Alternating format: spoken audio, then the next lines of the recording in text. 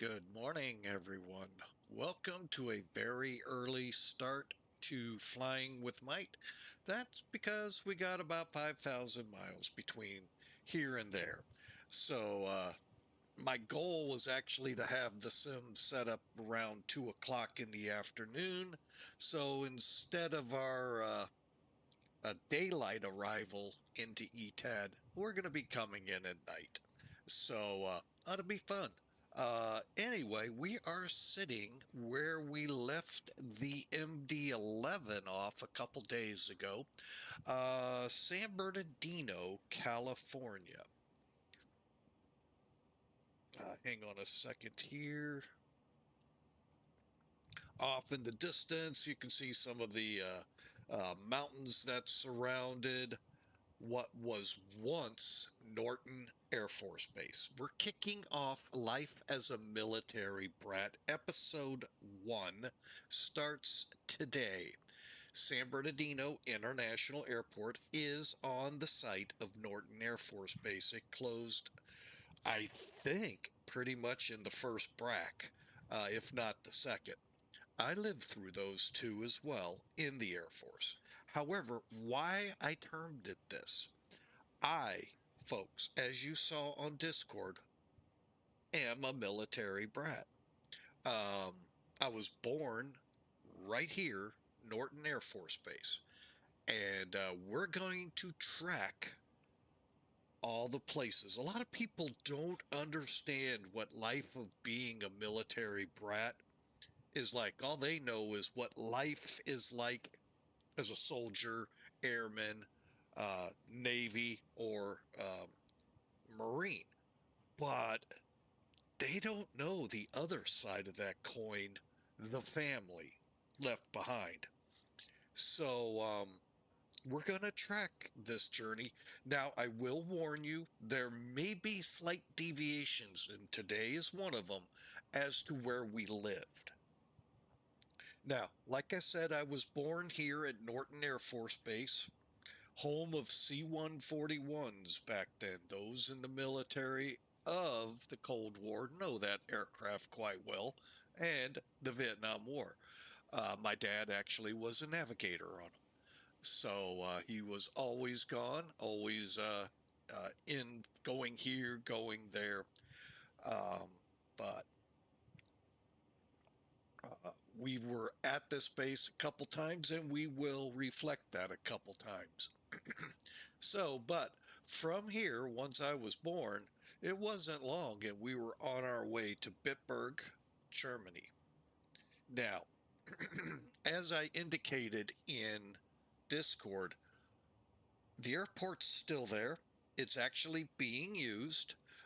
Well, I don't know if it's being used commercially, although it is set up. However, the runway, now it may just be X-plane, does not look long enough to handle this aircraft, the 747 from Felis. So I chose Spangdahlem, which is like 5, 10, 15 miles east, with well over a 10,000 foot runway, very capable of handling these aircraft. Now, the thing is, I'll be totally honest, I don't know if Spang was there back when I was born because of Bitburg being so close, but that's where we're going to go ahead and land at, and then we'll kick off episode 2 from there as well. So we'll kind of get the first episode, or you could call this a pilot. I kind of wanted to call the Cincinnati to here a pilot episode. Problem was, I wasn't born yet. I was in the belly, but they drove. They didn't fly. So I chose not to. So this will be episode 1/pilot of what I call Life of a Military Brat. All right. And like I said, Felis is going to be the animal to take us from here. Now, in Discord, I said we're not flying on VATSIM.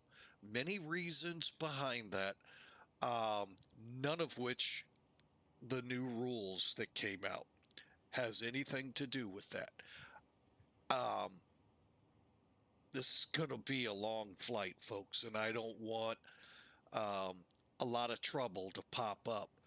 Um, there are already signs there could be. And so we're staying off FATSIM. Call it my cross the pond adventure without being in cross the pond in the next week or two. But again, um, let's get this thing going. As I indicated, we're ready to go on the flight deck. Um, speaking of which, here we are. Boy, that was a quick jump. 3 stories up in the air. So that's your first thing you got to realize in this plane. Secondly, better view. This is the cockpit, folks. Let me kind of back out a little more. 3-man crew minimum in the flight deck. Not to say there could be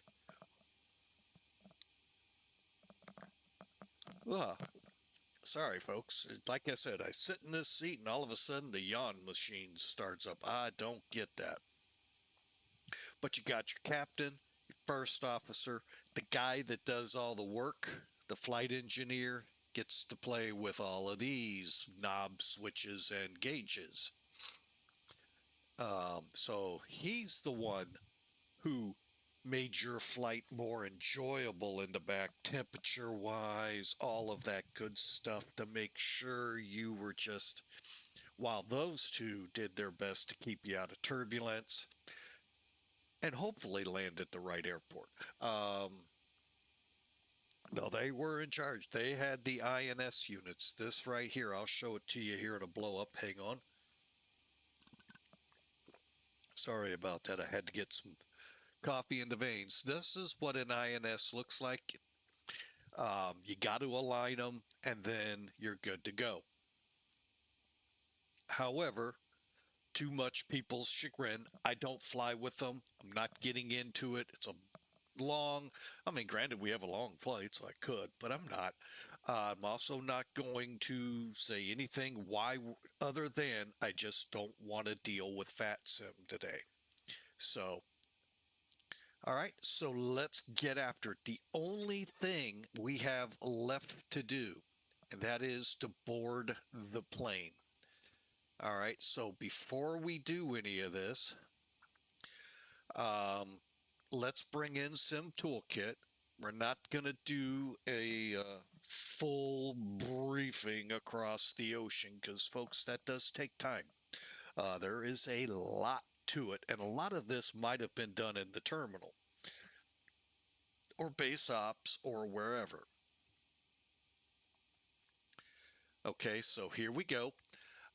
Today, dispatch says we have 190 people. This is a charter flight for TWA.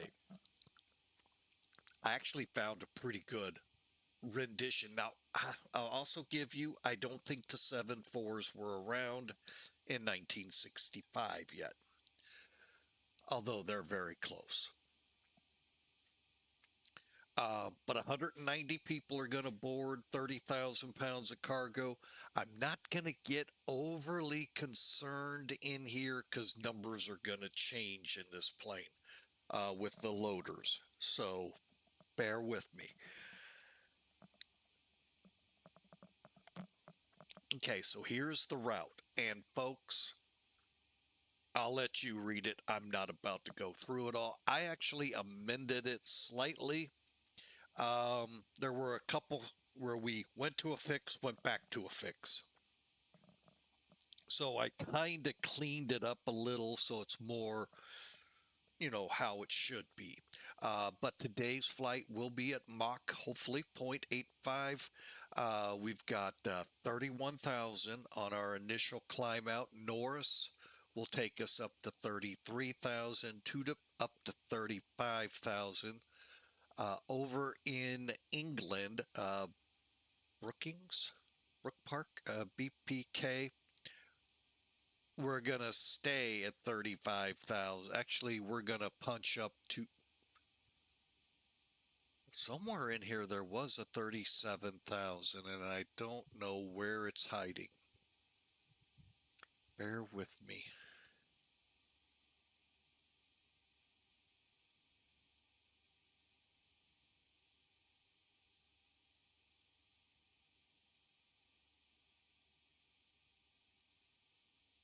Okay, well, I'm going to treat BPK as 37,000. I don't know if we'll take the next step to 39,000 or not because we're almost there. But we might. We'll see. We are not going down, though. Sorry. That's part of the reasoning.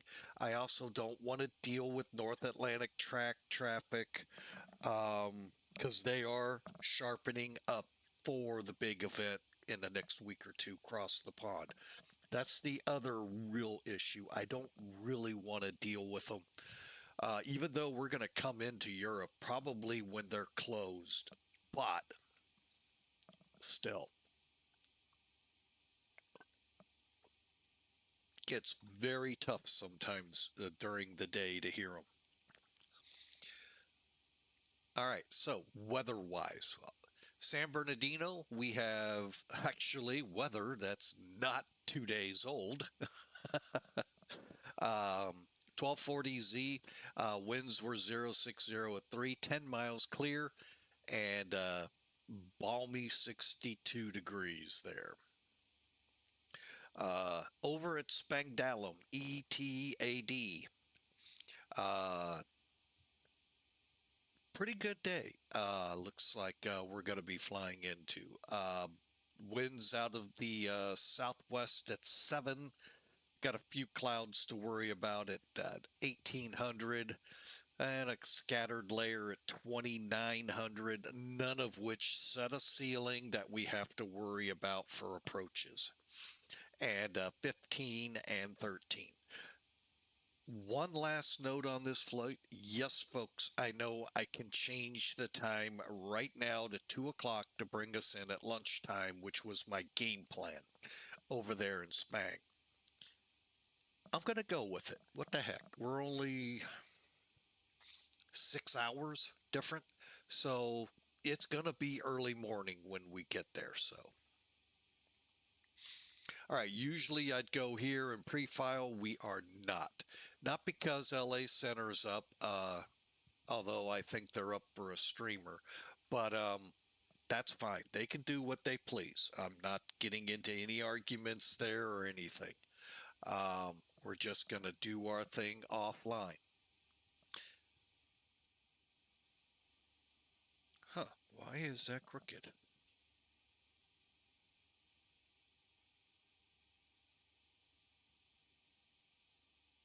I'm trying to figure out why that got crooked. Huh, hang on, let me fix that. There we go, it's a little better. All right, so what I do want to go through, folks, the pre-flight in this plane is lengthy because we are going to run the checklists.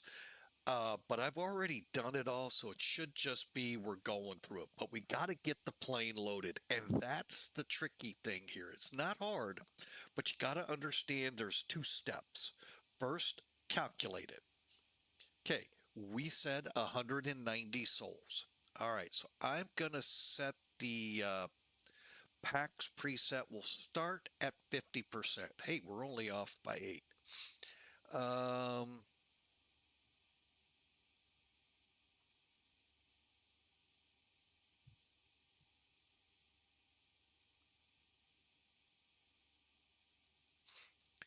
Okay, we said 190. Okay.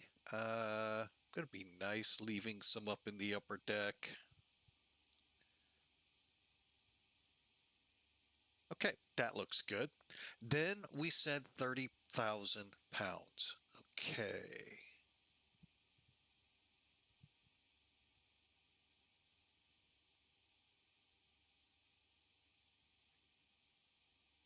Hang on, I gotta remember.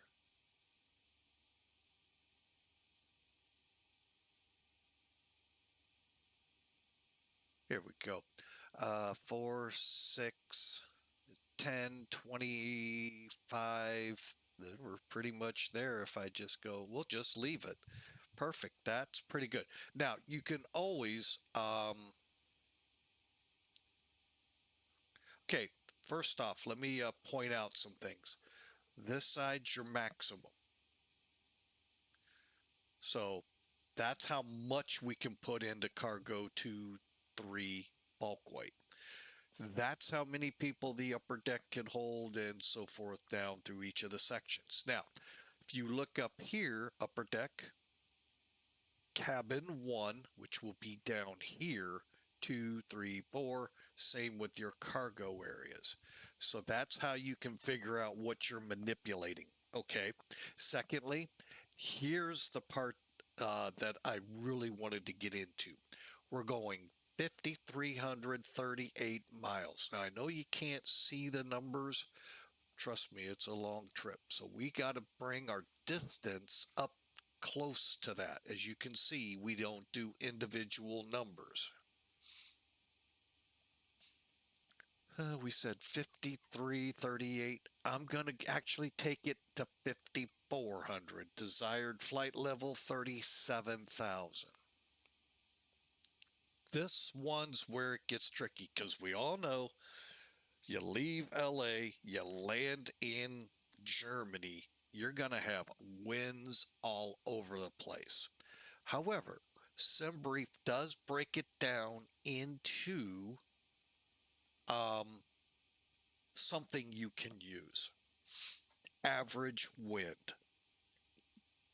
Key, folks, for across the pond coming up, because you're getting the benefit going from this hemisphere over to that one.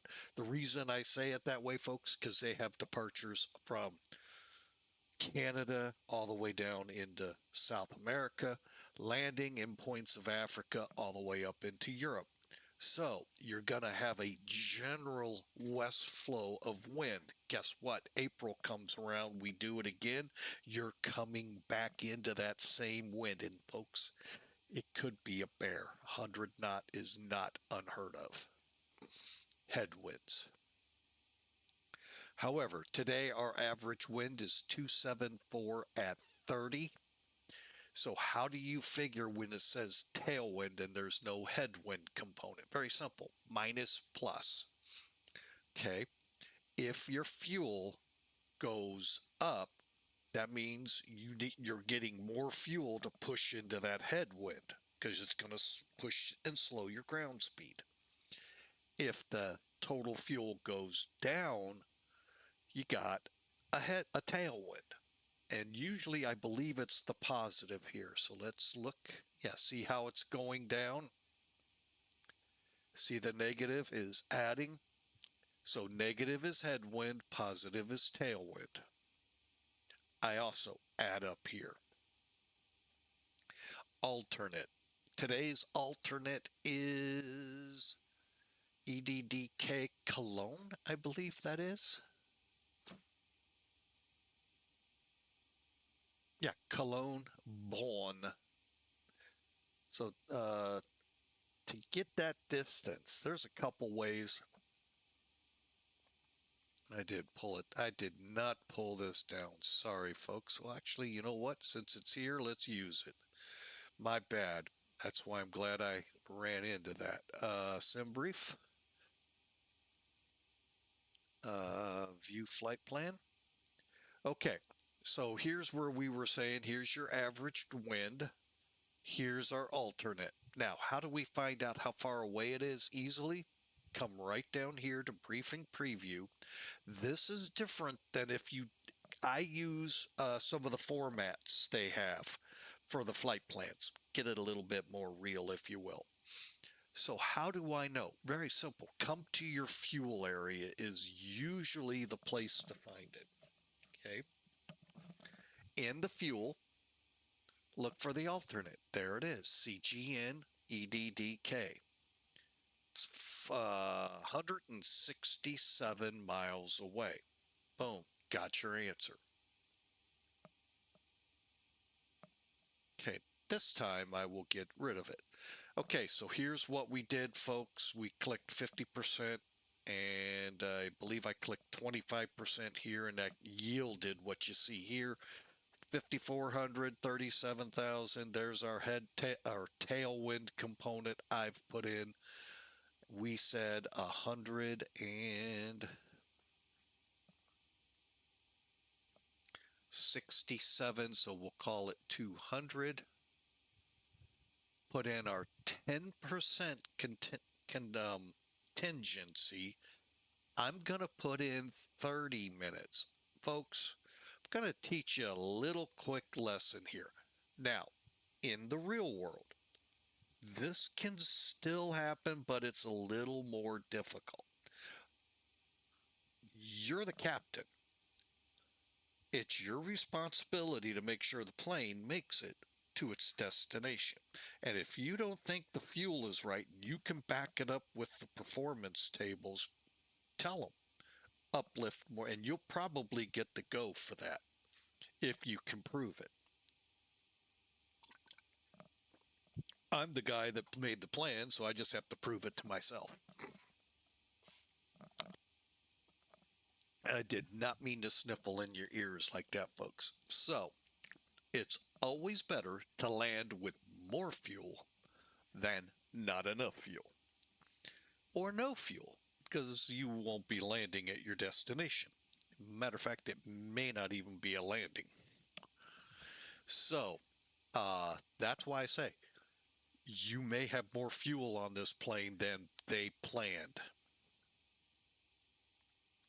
And for this flight, we were planning,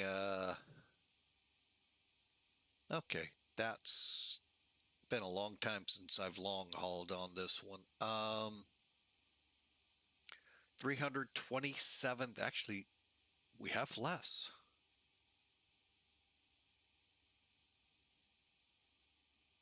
How did we come in less? Hang on. 53, 54, okay. I'm going to go ahead then and bump up our tailwind. Oh, wait, nope, I don't want to do that. I'm going to lower it.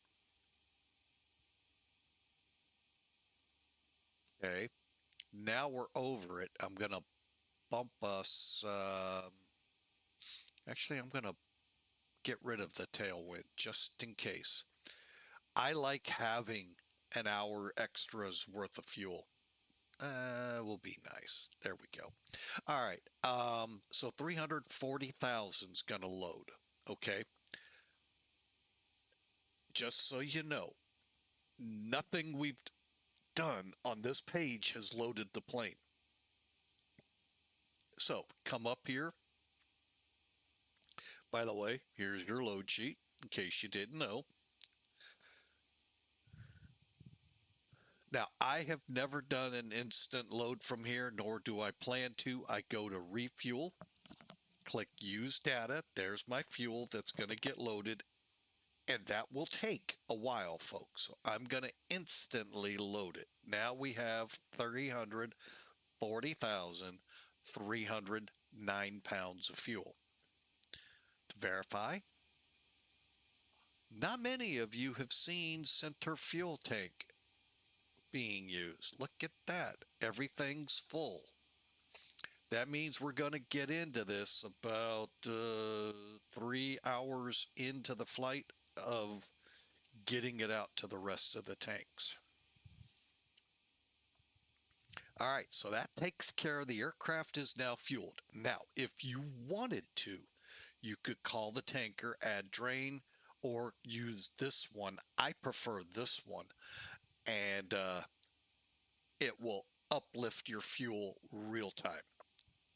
And folks, those of you that don't know, 300,000 pounds of fuel takes time. Next. Hold on, someone wants to say hello. Hang on. I'll be right back, folks.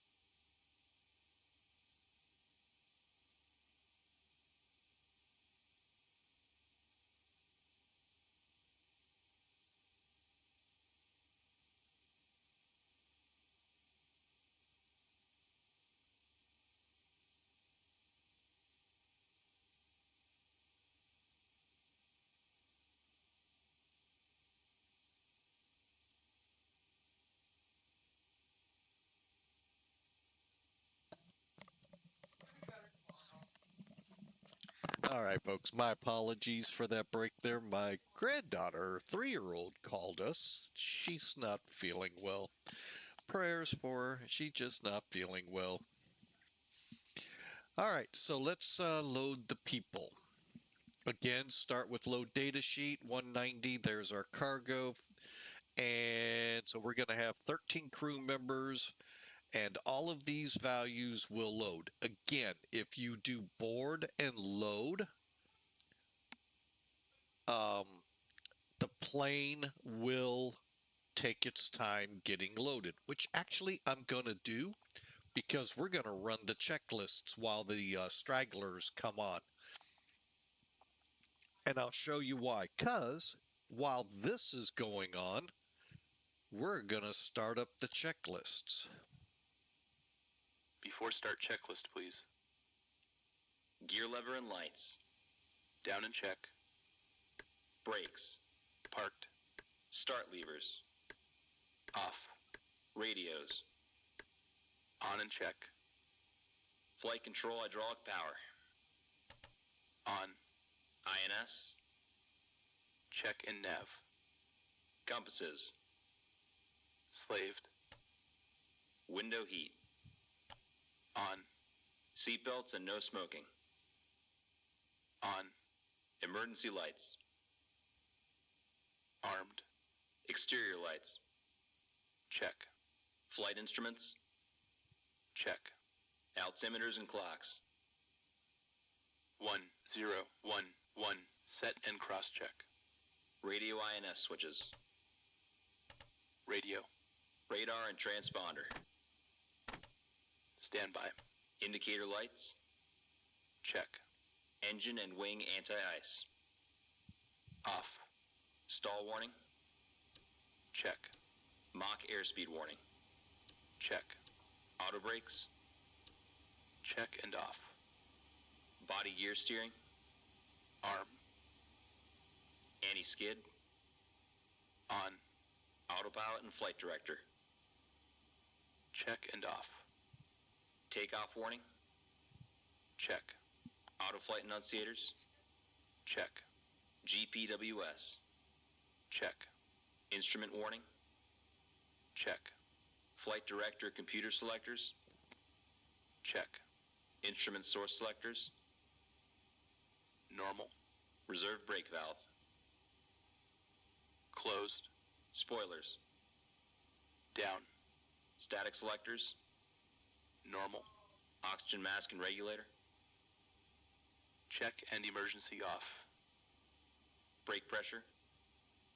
Check. Stabilizer trim. Check and on. Rudder and aileron trim.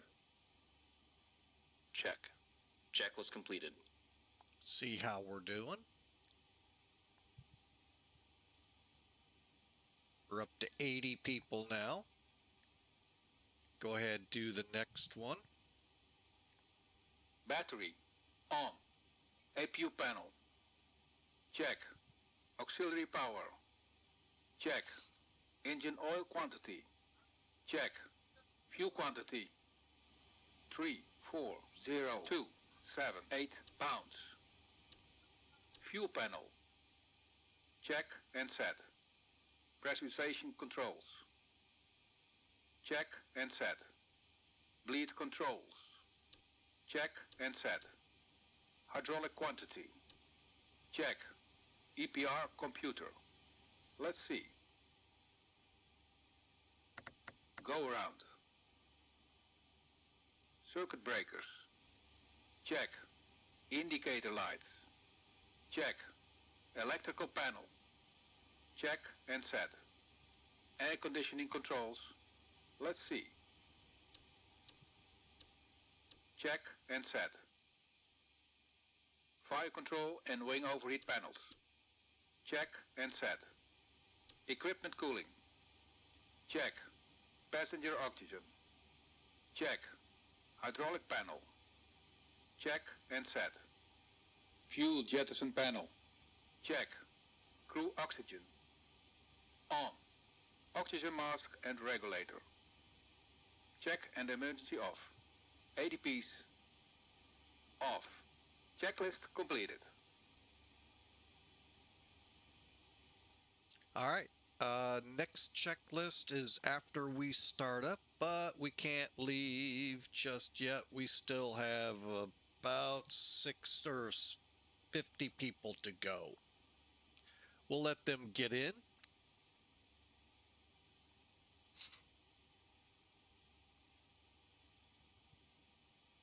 Now, when you use these features, now the board won't do this, but the load has closed up our cargo doors when they're done. And unfortunately, yeah, we don't have stairs. Okay, so we're on the internal power. So let's just go ahead, head over here, and disconnect air, Cockpit to disconnect. ground. Disconnect ground power.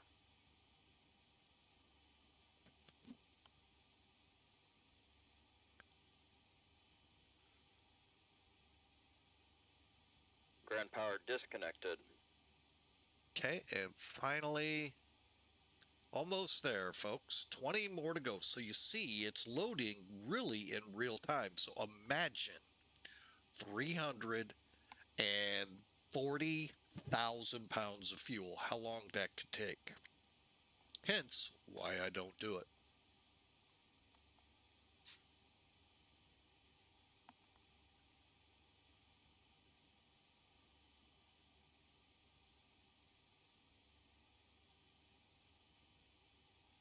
And the other reason I'm staying off VATSIM is right here.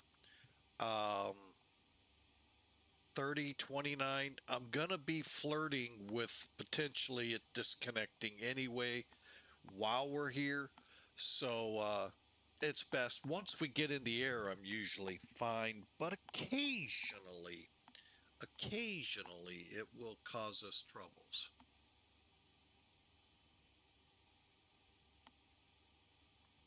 Okay, we're all loaded.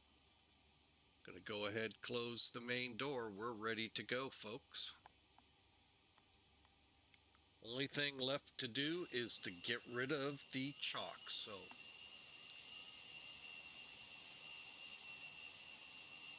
and again, we're just gonna pull straight out, make our turn, and then head for runway 6. Let me show that to you, what we have planned here, then we're gonna do it. All right, so here's charts. Hang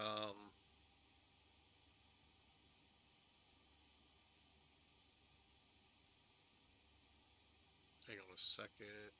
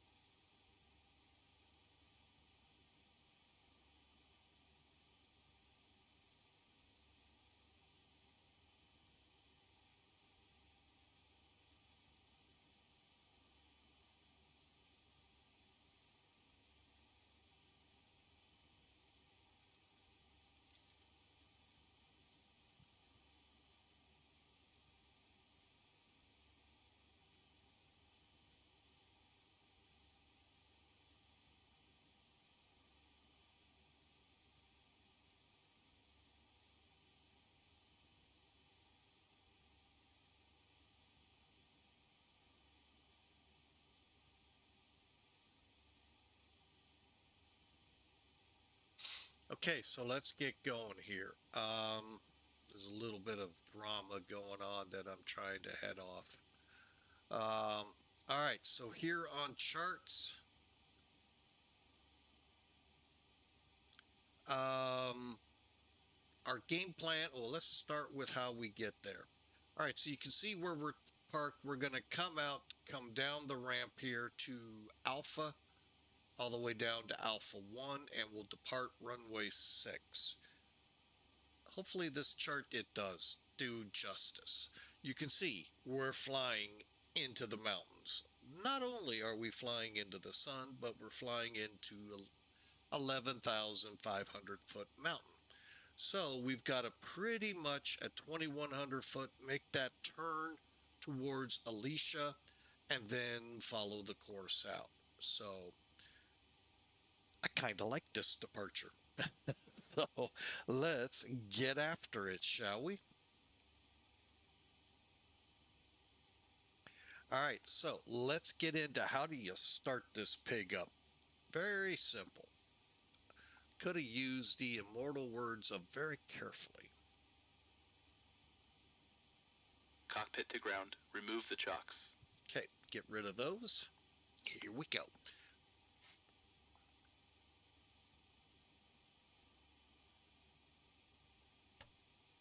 Chocks removed.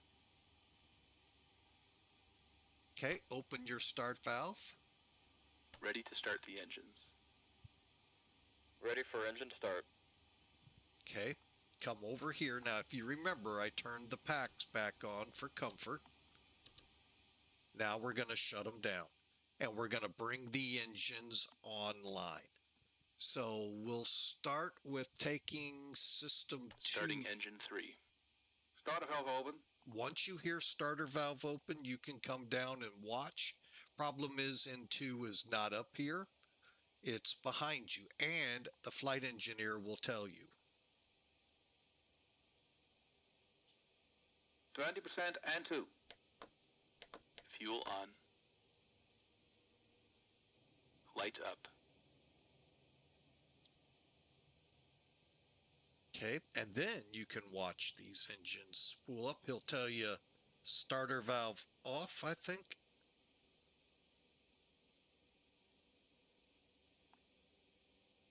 Starter off. And then you're listening for stabilized. Engine stabilized. Okay, so let's head up here and get number 4 going. Starting engine 4. Starter valve open. Okay. Again, you can watch it. It's right here. It's at 15%, or you can just wait and listen for it. 20% and 2. Fuel on. Light up. Okay. And then you can see the dials coming up.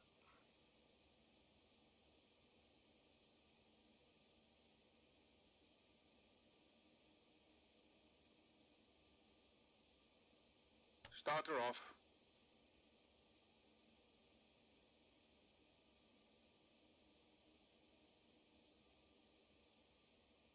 Engine stabilized. All right. Now, to get this going a little quicker, I'm going to show a little neat trick. We're going to start 2 engines at once. Starting engine 1. Starter valve open. Okay. Starting engine 2. Starter valve open.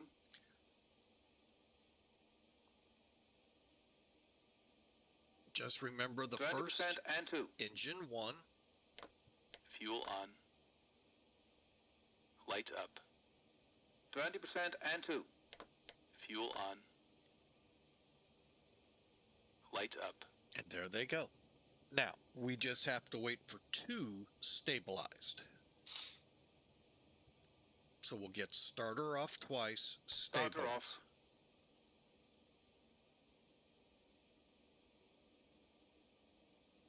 Starter off. Engine stabilized. There's engine 1. Engine stabilized. Engine 2. All right. So we'll come back here, close the gens, close the circuit. Now we can actually come off the bleed and shut the APU down.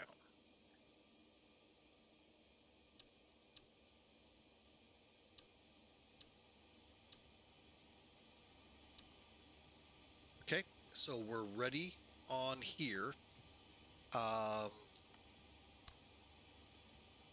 ADP's on auto. Aft cargo heat to normal. And then come over here real quick. I check my checklist. Packs are back on. Beacons. We should be good to run this. After start checklist. Flight recorder. On. Start switches. Off. Beacon lights. On. Brake pressure. Check. Start levers. Idle detent. Engine anti-ice. Off. Electrical panel. Check. Pack valves. Open. Dual warning lights. Out. Hydraulic panel. Check. Flight recorder. On. After start checklist completed. Oh, wait. Flaps up. One thing we forgot to do is our performance. All right, so for the runway out of here, we're 10,000 feet long. Airport elevation 1100, call it 1200. Runway heading 060. Dry temperature 33 minutes ago 16 degrees, and we are now 2988. So we'll have to adjust. And the wind on the runway calm.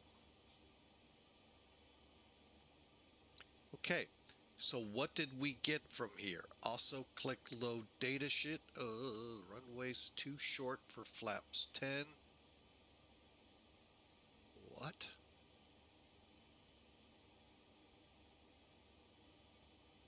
Actually never run into this.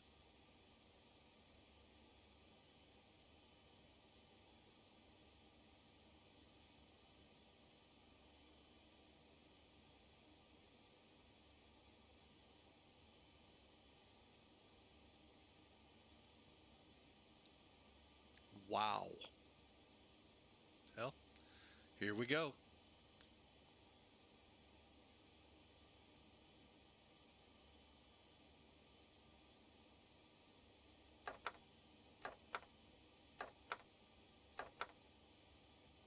Flaps 20.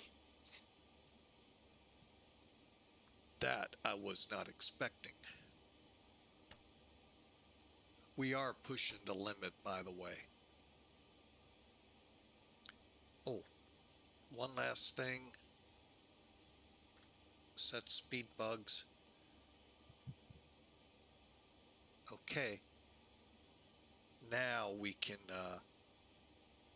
do the next one.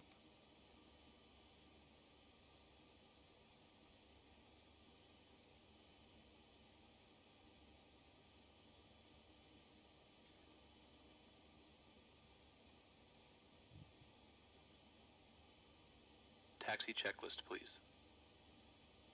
Flaps. Flaps 20. Flaps 20.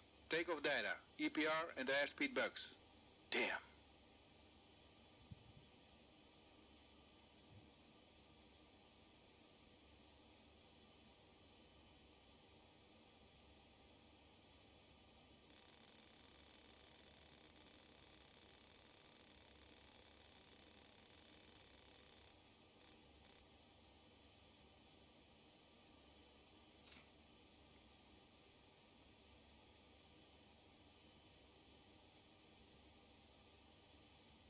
Stabilizer trim. Set in green band. Probe heat. On. Flight controls. Hold on. I did that. Dang it, it didn't record. Okay. Well, we'll do them again. Check. Yaw dampers. Check. Seatbelt and shoulder harness. Check. APU. Off. Fuel heat. Off. Totalizer and gross weight. Set. Flight engineer and pilot panels. Check. Aft cargo heat. Normal. Seatbelt and shoulder harness. Check. Taxi checklist completed. All right, here we go. Parking brake released.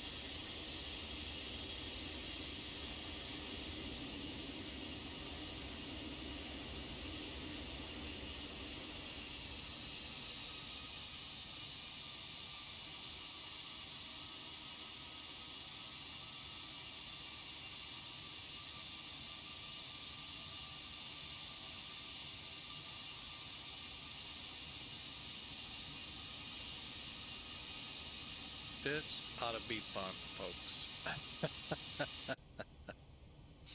Yeah, if y'all haven't figured out, I'm not sure we have enough runway.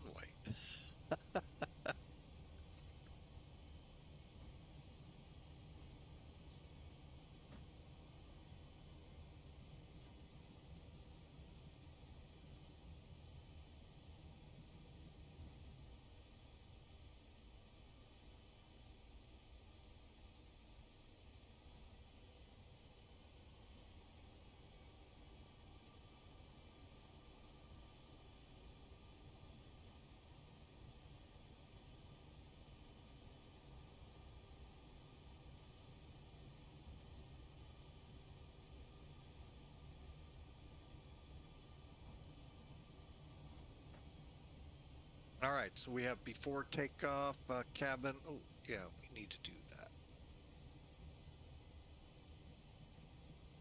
Ladies and gentlemen, this is your captain speaking. On behalf of the entire crew, welcome aboard the Boeing 747 Classic.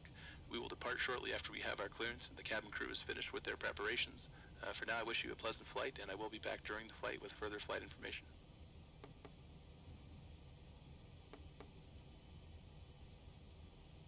Cabin crew, arm slides.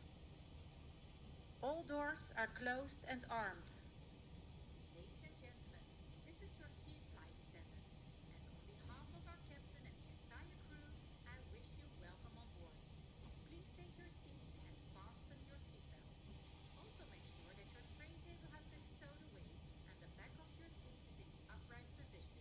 We request your full attention as our cabin crew will demonstrate the safety features of this aircraft. When the seatbelt sign illuminates, you must fasten your seatbelt. Insert the metal fittings one into the other and tighten by pulling the loose end of the strap. To release your seatbelt, lift the upper portion of the buckle. We recommend that you keep your seatbelt fastened while in your seat. If you are seated next to the emergency exit, please read the instructions on the safety aboard card. You will find it in the seat pocket in front of you. If you do not wish to perform the functions described in the event of an emergency, please ask the flight attendant to receive you. There are several emergency exits on this aircraft. Please take a moment to locate the nearest exit. The exit may be behind you. If we need to evacuate the aircraft, floor level lighting will guide you towards the exit. Doors can be opened by moving the handle in the direction of the arrow. Each door is equipped with an inflatable slide, which may also be detached and used as a round. In the event of a decompression, oxygen mask will appear automatically in front of you. To start the flow of oxygen, pull the mask towards you. Place the mask over nose and mouth, adjust the headband and breathe normally. Although the bag does not Okay, getting a couple things done. Here's a click spot to get all your ignitions on. Someone who requires assistance, please secure your own mask first before helping others. Keep your mask on until a Okay, crew we're member all can ready light to the go mask. here. In the event of an emergency, please assume the brace position. Lean forward with your hands on top of your head and your elbows against your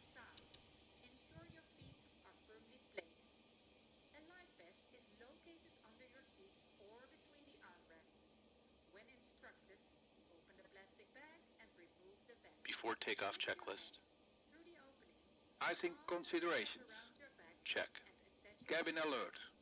We are at the Check. door opening. Transponder. Attach your life vest by pulling Check. the red tag. Ignition. More air can be added by Flight blowing start. into the tube. Body gear steering. And light to attract Damn. attention. Back valves. Electronic devices must be Closed. in airplane mode. Pressurization mode selector. Cancel Auto. further notice upon arrival. Fuel boost pumps. Please On. let me remind you Cross that feed for valves. non-smoking flights, Check. also the use Before of takeoff checklist completed. All right. Real quick while we wait on them to finish. The body gear steering, if you're not familiar with this plane, is right here. Those will pivot as you make turns to help make the turns simpler. If you have any questions, Okay. don't hesitate Kind of like that view. Hang on. That's kind of cool. That was a screenshot I needed to take. Oh yeah, that looks great.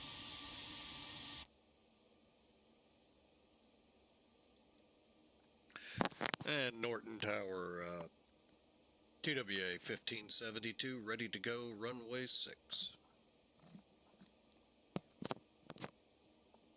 Roger, clear for takeoff, runway 6, TWA 1572 heavy.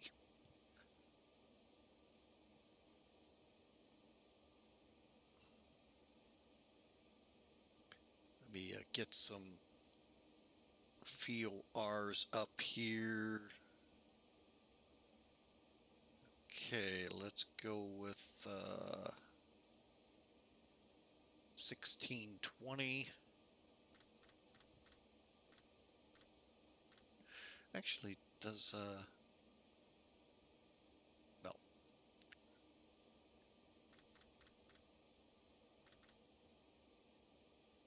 $15.5.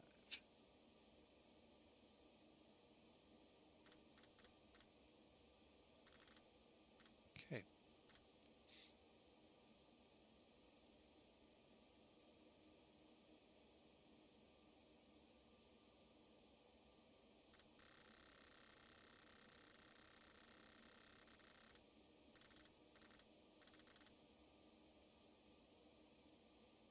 Okay, so 061, actually 057.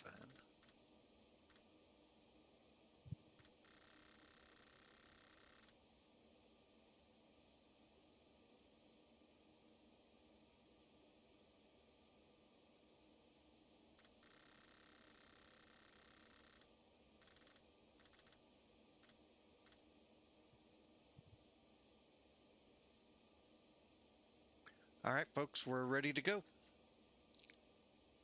Brakes off.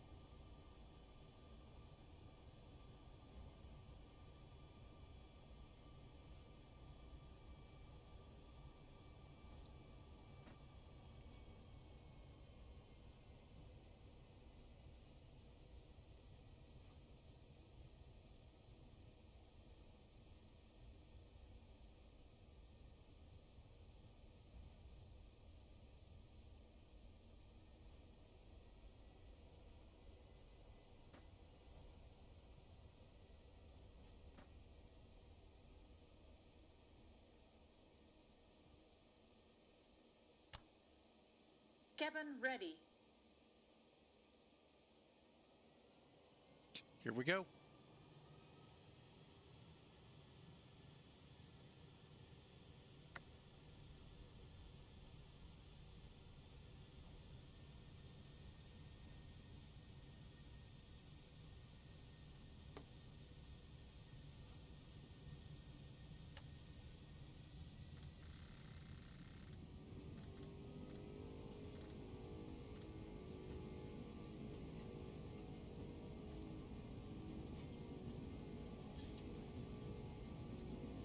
Thrust set.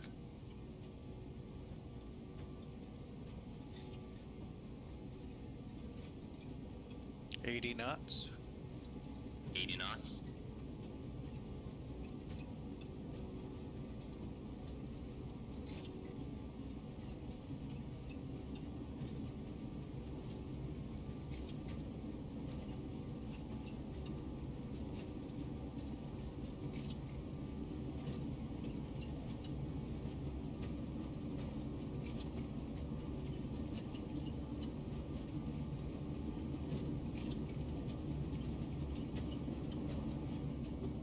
V1. Rotate. Positive rate. Gear up.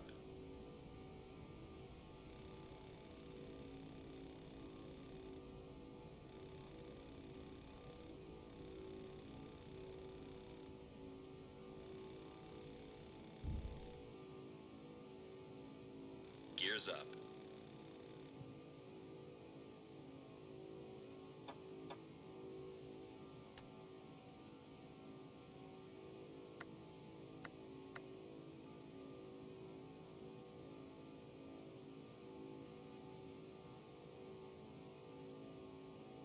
Caution terrain. Caution terrain.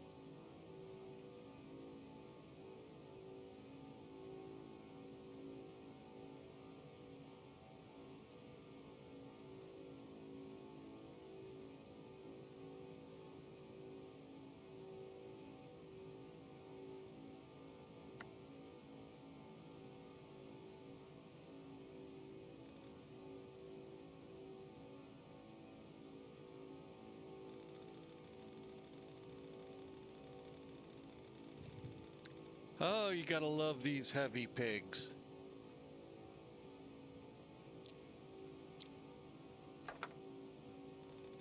Flaps 10.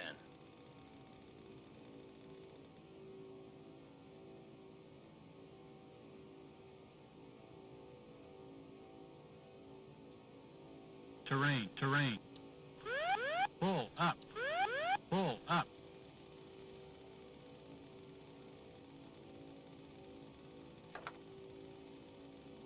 Flaps 5.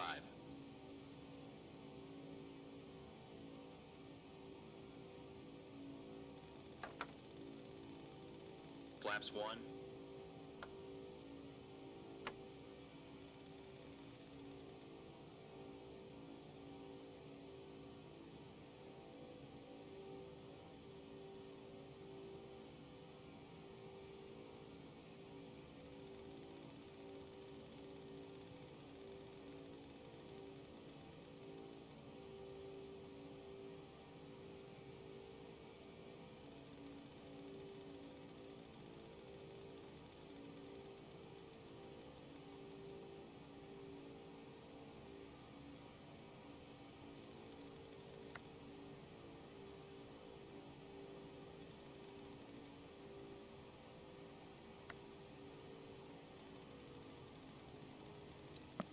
Wow, we ate up every inch of that runway. And now we are gonna make it, and I'm going to go ahead and bring flaps up so I don't accidentally. Flaps up. All right, but there you go, folks. See, even as heavy as this aircraft was, I brought flaps up way too early. This was flaps 20 to 10 to 5. Well, technically to 5 to 1 flaps up. So the 10, let me see. So 1, 5, 10, yeah, I did it right. So flaps 20 at that speed. Welcome to flying heavy, folks.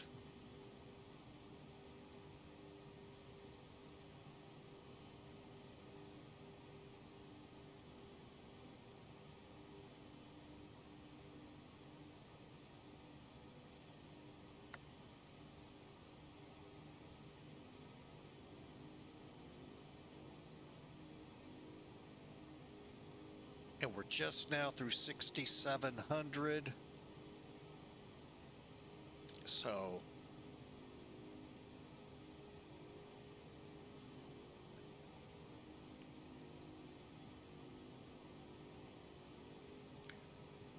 our biggest thing now is get above 13,000. Because we still got a crossover. And I don't know why they... Oh, I know why. Because this is the inbound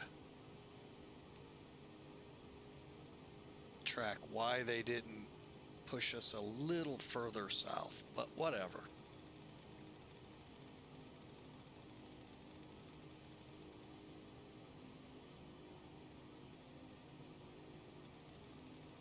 Oh, I didn't know there was a municipal airport right there by...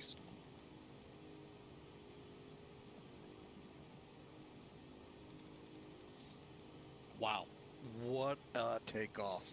Whoa. Well, for this plane and coming back, we actually may have to make a stop. That trash truck really sounds sick. Like somebody needs to work on the brakes.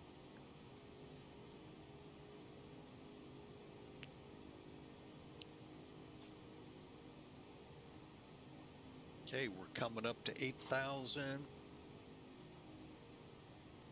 Gonna keep our best climb going here, folks. So we could try and it's 9,000. Again, we got to get above 13,000 in about 20 miles.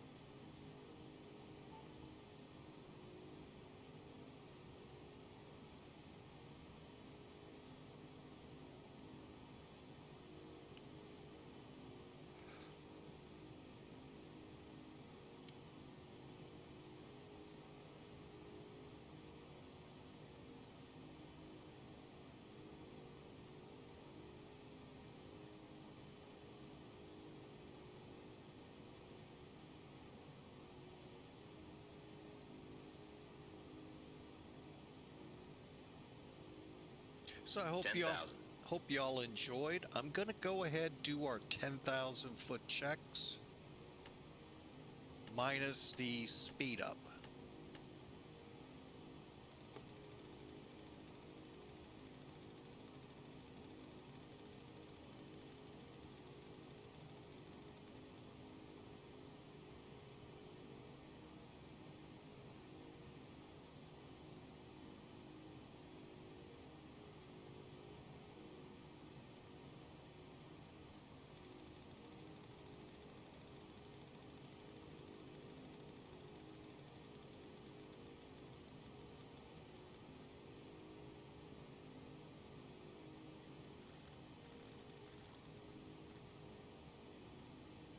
I think we got this made, even though it doesn't right now. We're climbing pretty good right now, folks.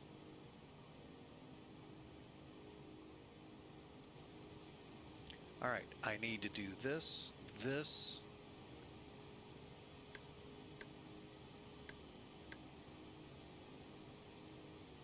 Now, what did I just do? I just set the aircraft up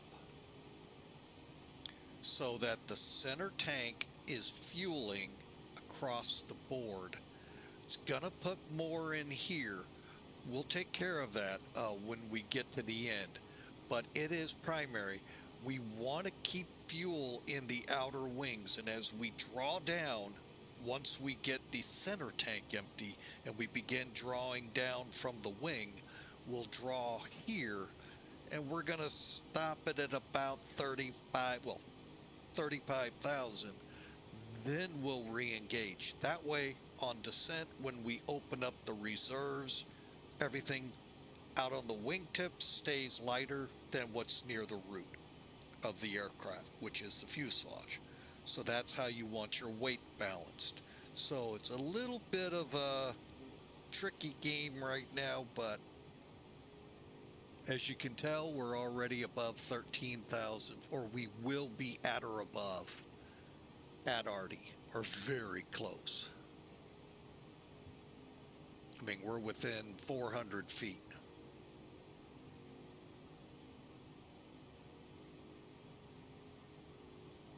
And at that point, then we'll start our speed up. And that speed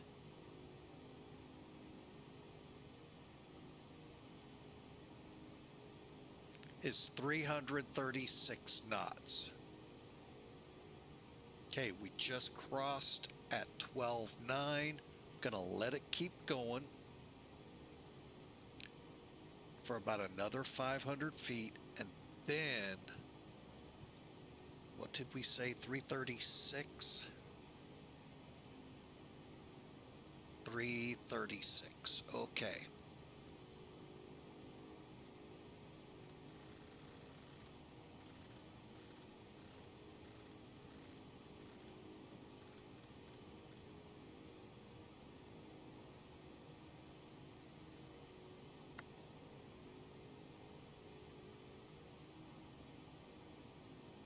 Okay, lower the nose down to about 500 feet a minute.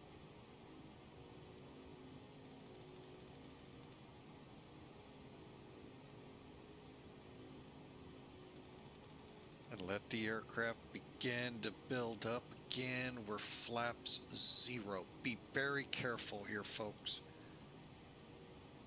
That 1 and that 0 are so close.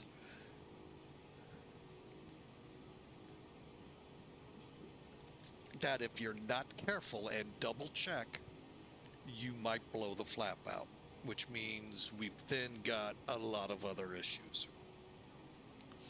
And they do blow out on this one, folks, so you could end up with a flap problem. So just beware. Done it too many times. That's why I know.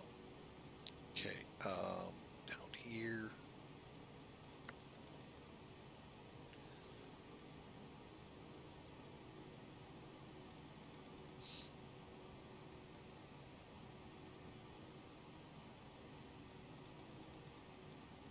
Okay, let me just make sure no other restraints. Nope, we're good. All right, folks, that gets us out of San Bernardino. Fun times at Ridgemont High.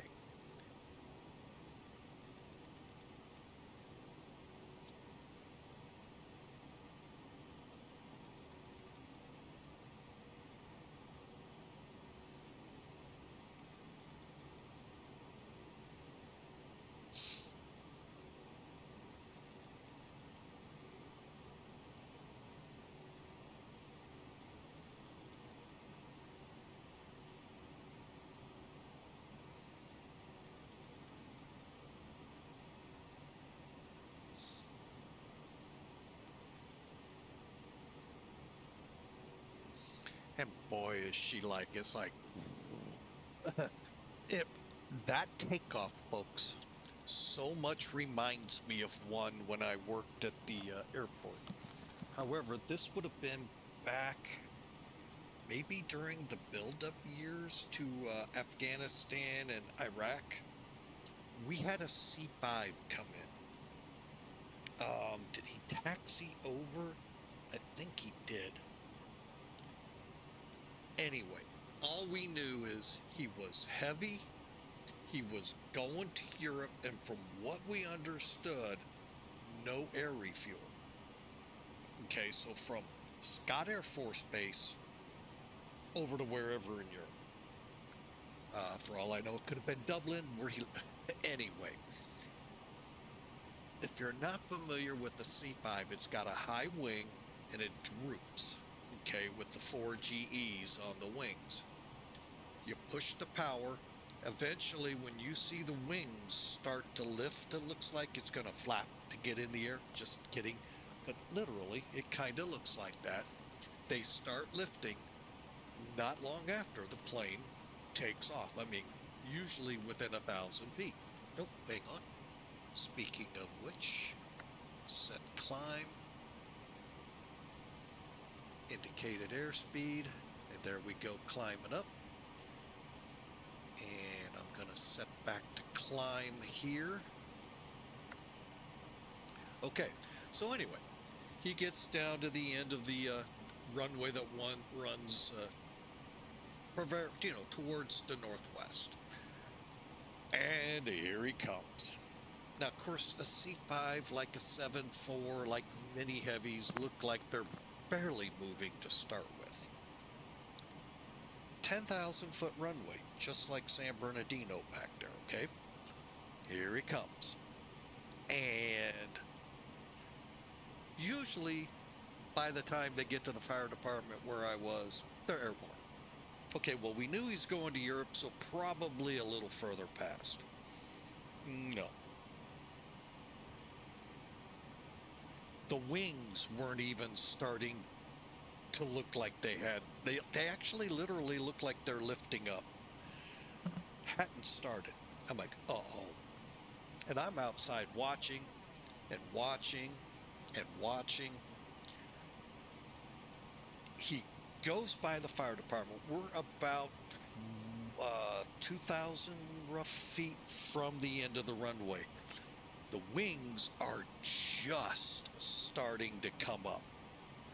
I'm like, okay. He passes the connector taxiway between Scott and us. Now you're at about 1,000 feet to the end of the runway, and the nose gear is still on the ground. I'm starting to back up to my crash truck. I'm thinking he's going off and into the... We have literally, it's a watershed, if you will, around the airport there. I'm thinking, I call it the swamp. He's going off in the swamp. He finally got the nose up probably about 500 feet to the end of the runway and left. He had very little room to the end of that runway. Matter of fact, we went out later and checked, did he actually go off the end of the runway? But it wasn't done yet, because even the chief was out there backing up. I mean, we were all ready to roll. We thought, oh my God, the big one's about to happen. He got airborne. And again, remember, heavy aircraft, if you've ever seen one in the air, they just kind of one foot in front of the other. They're so they're so slow, it looks like, in the air. So he's climbing, and I mean just like we were, barely. And then the proverbial turn happens. Now this is where the perspective thing got me big time. As you turn, it looks like the plane was starting to go down. Now granted, he's past the fence. He is no longer our worry. It's what we used to term O'Fallon's problem.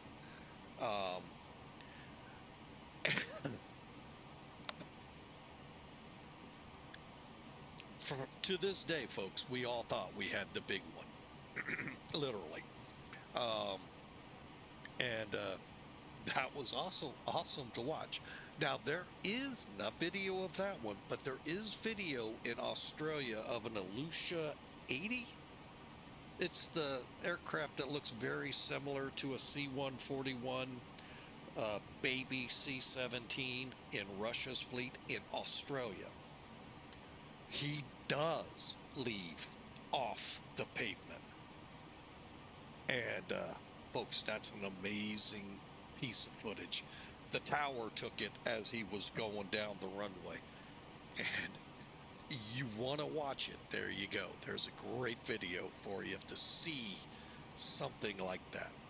But to witness it as a firefighter, I'm here to tell you, it scares the crap out of you. Now, did the pilots know that's where they were going to end up? I don't know. But, Digital Dag, welcome aboard. Thanks for the follow. Hope you're having a beautiful day. I hope you enjoyed that little nail bite takeoff. Yes, we may be looking at some highlights coming off this. That might be worth one of them. So, but thanks for the follow, sir. We appreciate you. Digital Dag. I guess DAC. I'm not sure how you pronounce D-A-Q. Dog? I don't know. DAG. So thanks for coming aboard. We got a long flight ahead, folks. Long way to go and a short time to get there. You know what? Let's see if our overlay is working. Ta-da! It's an overlay. Hey, we only have 10 hours to go, folks. Let's do some cleanup here, and then we'll run that after takeoff checklist. And you'll understand why you got, usually you can do it after 10,000 feet. We got to talking, so that's why. Now, I also go back here, folks. Bring this up, okay? And then I also bring this up while we're climbing and descending. So that our cabin rates remain, constant with our altimeters up front. All right, so we are climbing, barely, but we are, flaps are up. We're at 336 knots. Mach 0.85 will be our cruise.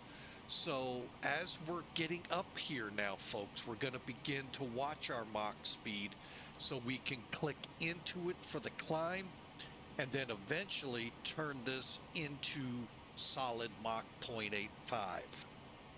So, fun time ahead. But yeah, I plan to go back and maybe do a couple highlight reels from this flight. At least we'll see how it turns out at Spangdahlem. Like I said, folks, more than likely it's a nighttime approach. May not get a lot of great stuff out of it, but we'll see. It's a long way away. We got 10 hours to go. So, glad you all are here. Hope you all enjoy. And, looks like Ludi Perry followed yesterday after the stream. Appreciate that.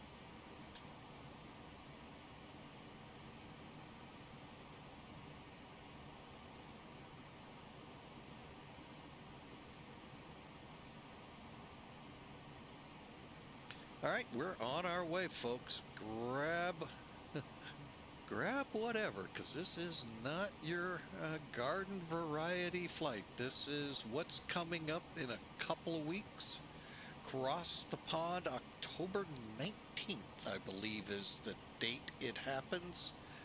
And wonder if you're up for it. I'm not. I'm not going to be flying in it. A lot of reasons. Frame rate wise, I haven't been doing well, and I don't want to constantly have to be reconnecting. Not to say that's going to be happening a lot during this.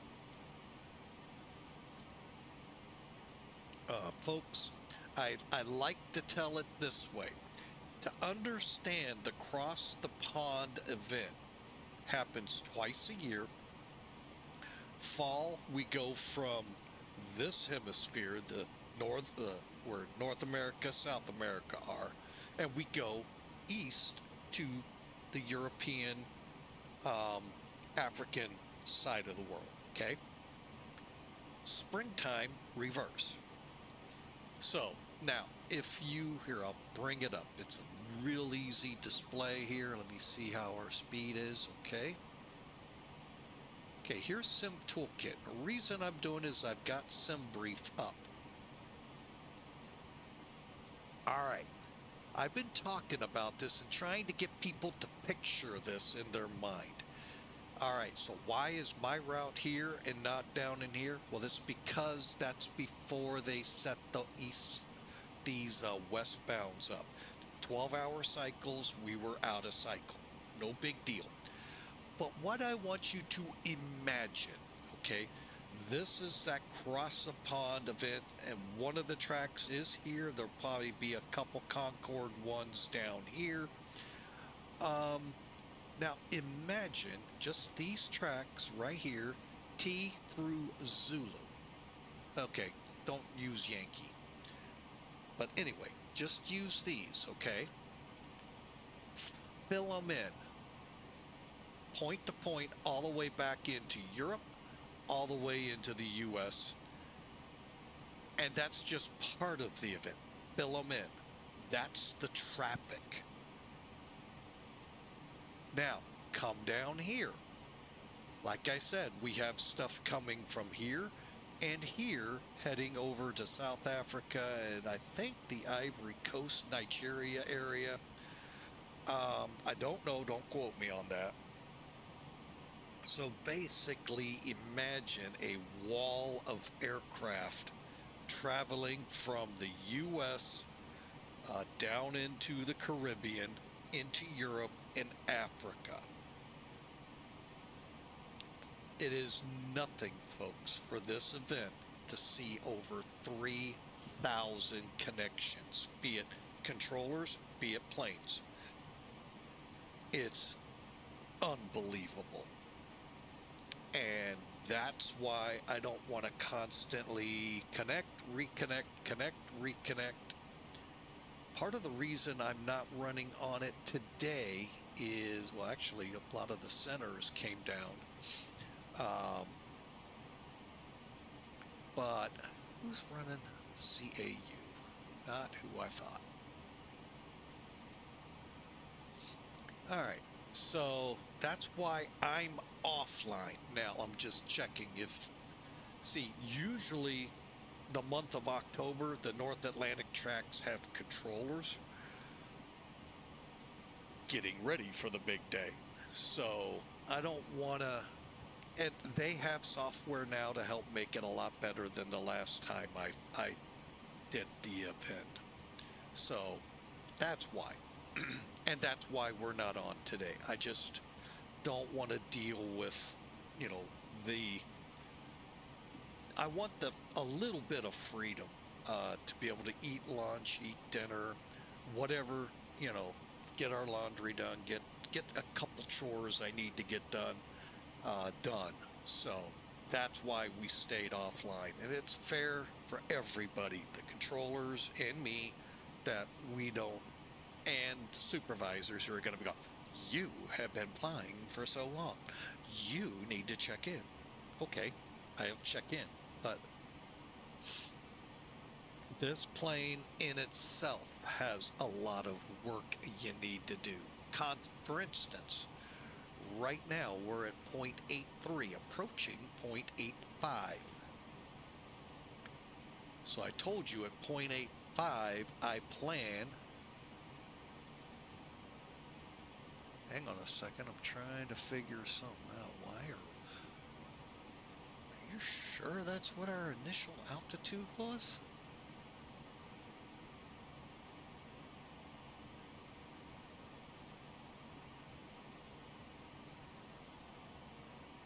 We are hardly climbing. It's showing it. Okay. Wow. Well, we're going to be kicking into Mach speed here. Yeah, right. Here momentarily, we're just under the what we want, which is 0.85. Not sure why we're limited on our climb, though. I'm half tempted to hold us up at 29. Think I am.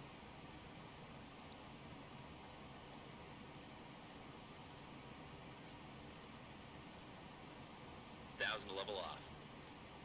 Yeah.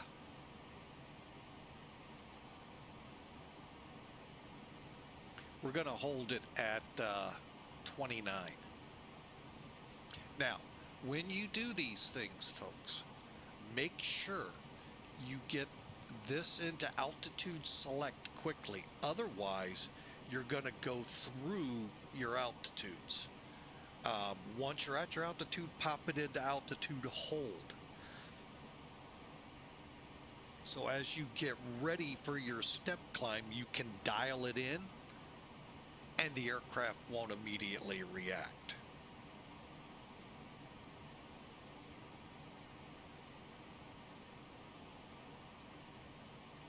And let's check our fuel just to make sure.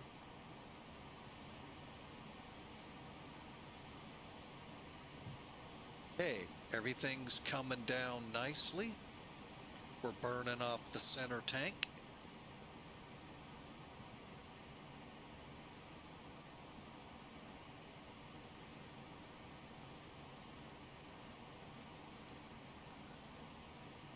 We're in climb power.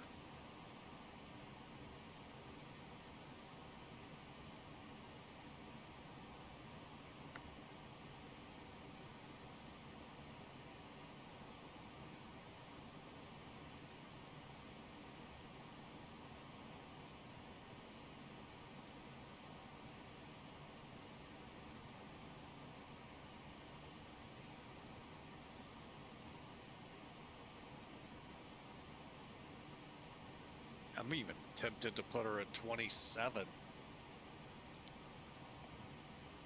And again, these are things you need to kind of practice, folks, before taking it across the pond, especially running it at maximum range like we are. LAX would have been a great airport to take off from. Plenty of runway, the whole 9 yards. However, we didn't.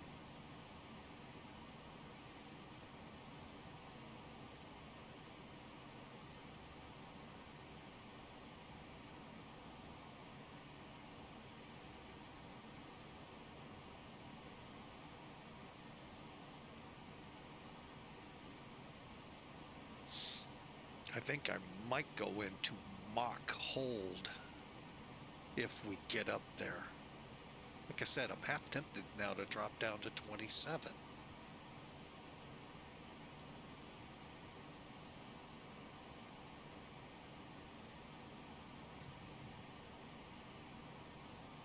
Okay, here comes, yeah, we're going to do that. That would be the most efficient.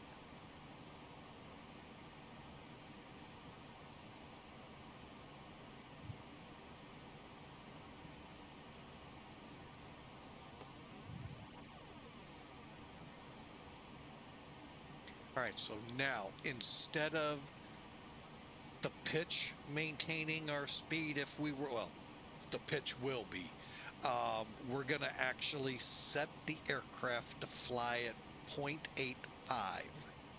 Okay, and it'll slow itself down. Matter of fact, now I could bump a couple feet up.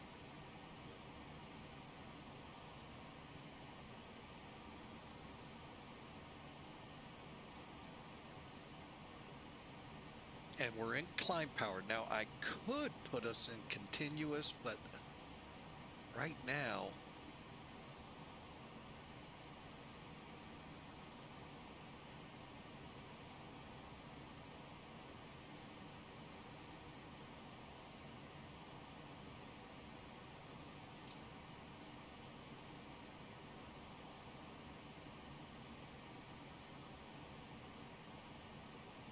okay, now we're getting back to maximum power and climb.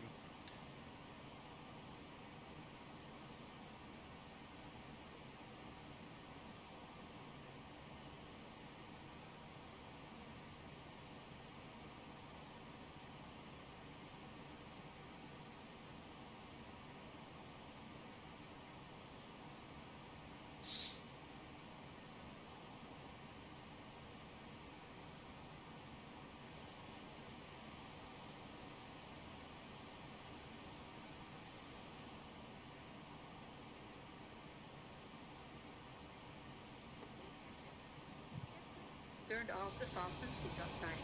However, we recommend to keep your seatbelt fastened while in your seat. In a few moments, the cabin crew will be passing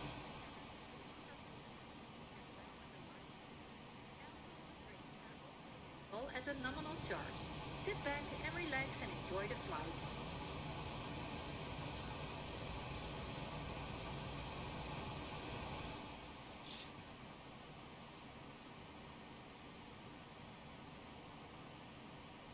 Now, ATC would not be happy with me right now. They like us to maintain about 800 feet a minute. 5 to 800.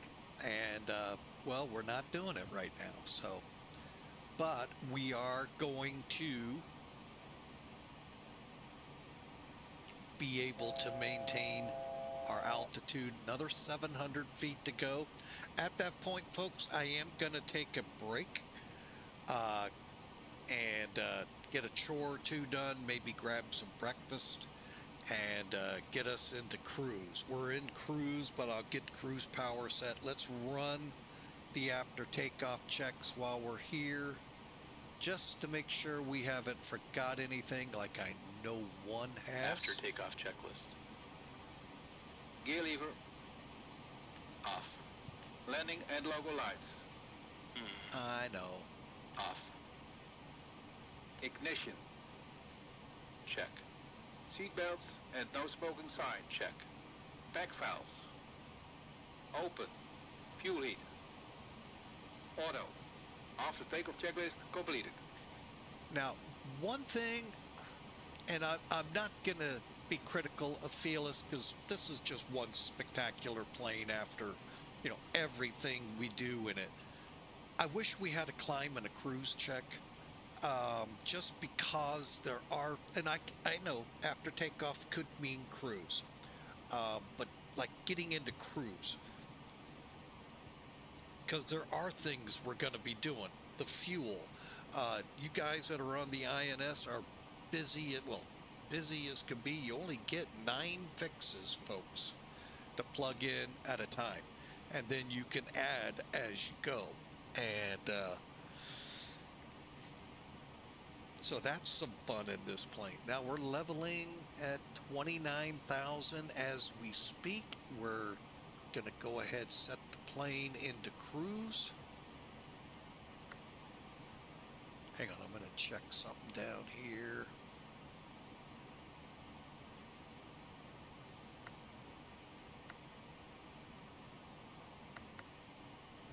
And then knock it down 1. So yeah, little things, not much that we have to do. A lot of monitoring this guy has to do, from fuel, from how the aircraft itself is.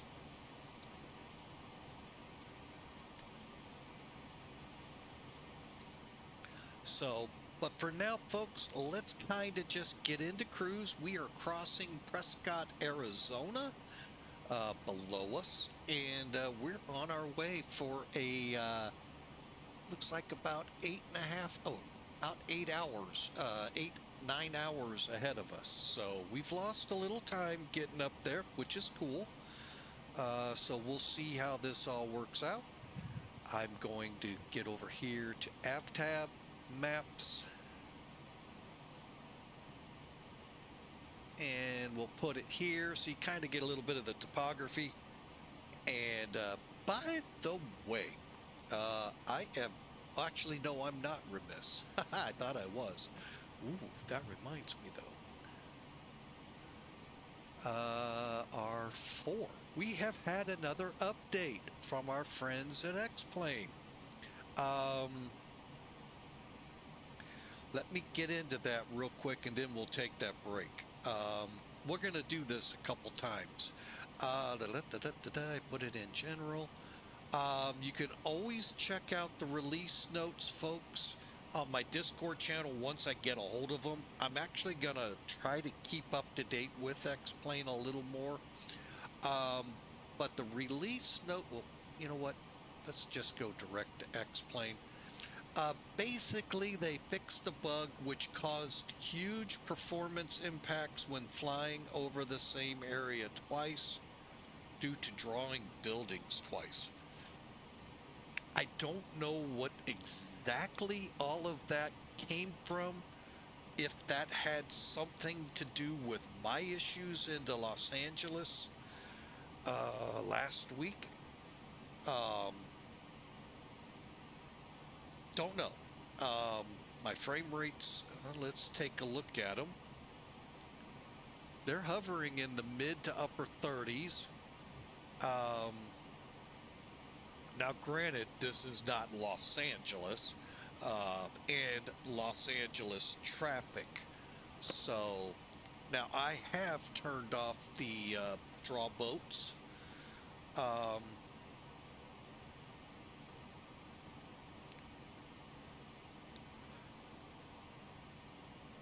Beyond that, that's all I've done, folks. So we'll see how this does as we come in.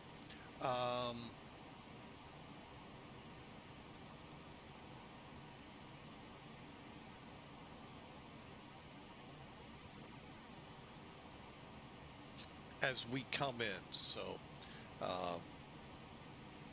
again, my Discord channel, just checking something.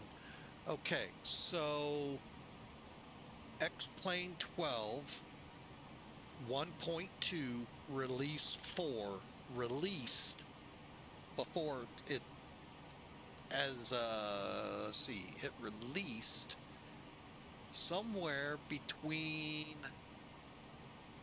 8 and 8:15 Central Time in the U.S. And then we finally got some notes out at 8:15. So that gives you an idea. We started up just as that came in. Everything seems to be running great. Haven't run into any bugs of any kind that Orkin can't take care of. And I know, bad joke for those that don't know what an Orkin is. It's an exterminating company here in the U.S. Might be worldwide for all I know. I'm bringing panel lighting up because we're daylight.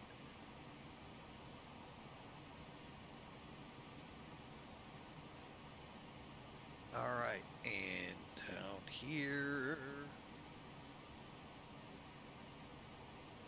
Okay.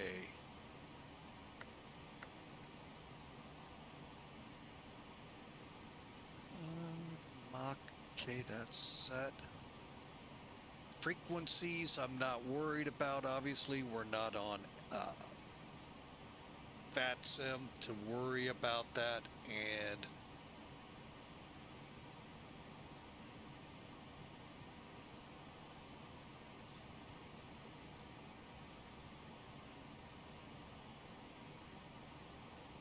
so on we go with 8 hours, 54 minutes to go. Right now, pushing. And if you don't flip these to INS, folks, guess what? It doesn't matter with the FMCs.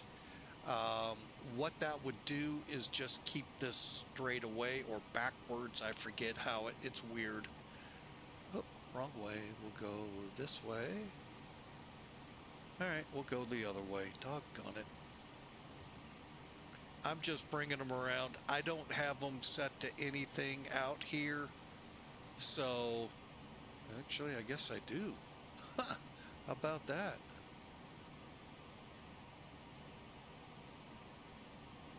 So, we're going to take a break, and I'll be back shortly. I'll let some music roll on here.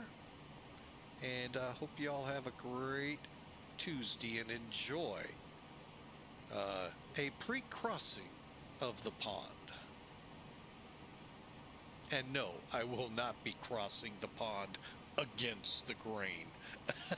So don't expect the return flight anytime soon. And we will also begin talking about why this is called Life of a Military Brat. So stay tuned, folks. We got a long way to go.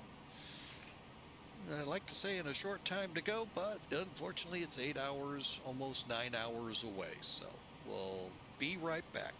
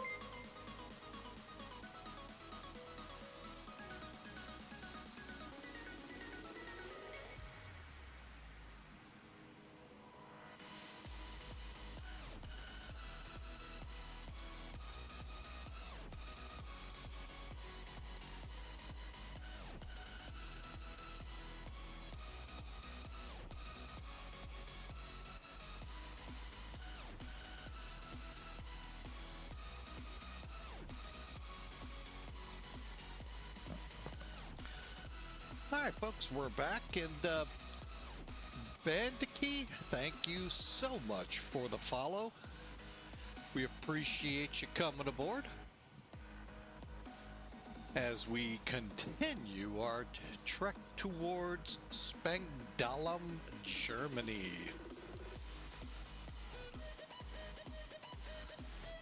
Alright, let's try. Let me first find out where we are.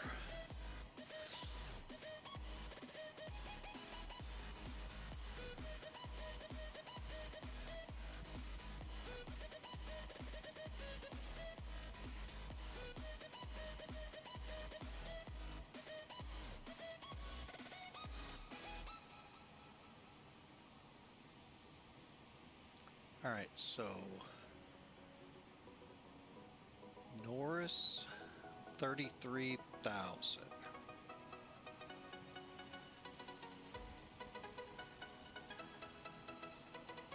So that'll be before Joliet. Okay.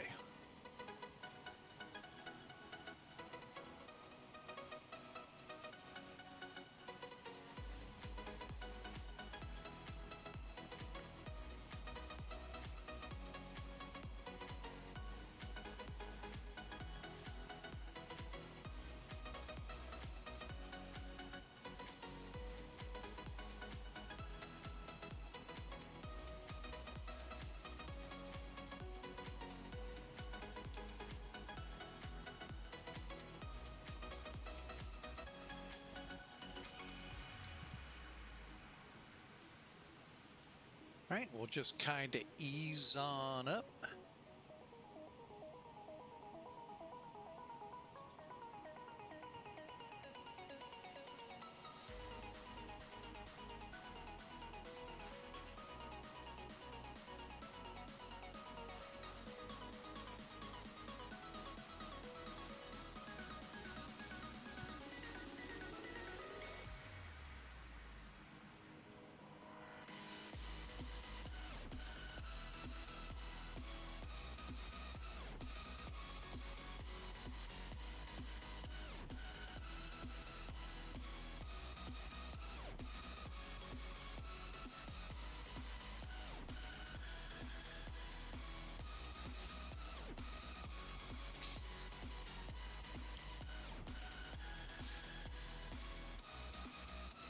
All right, looks like we're doing a little better to get up to 31,000 now.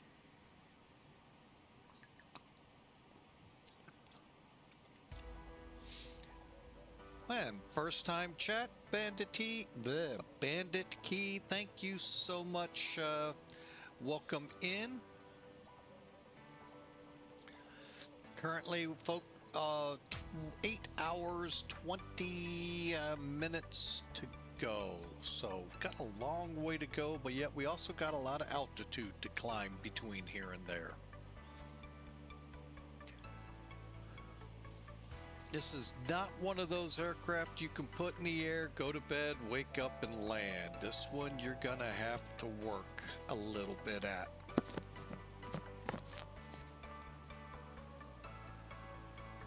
And I know Bat Savage loves hearing me say that.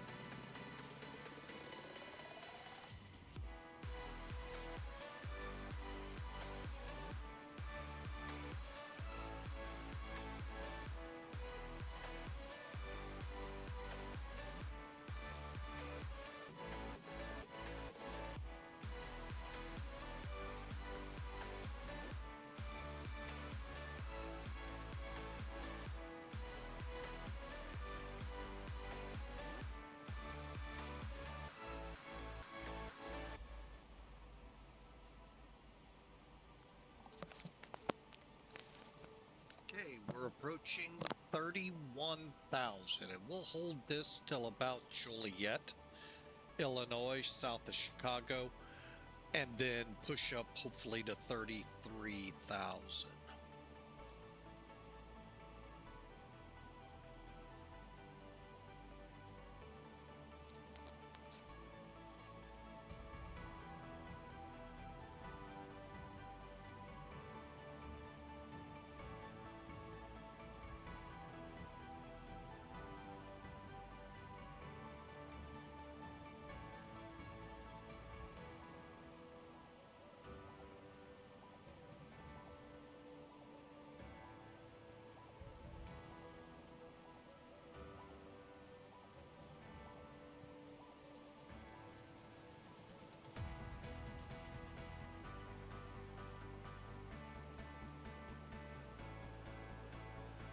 Okay, there we go into 31,000. Once we level, we'll put the aircraft back in cruise.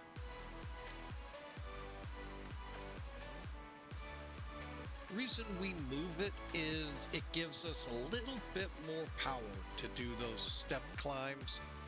And we're even, so now we'll go to hold and hold this for another hour or so, and then step up. Now let's look over here at our fuel.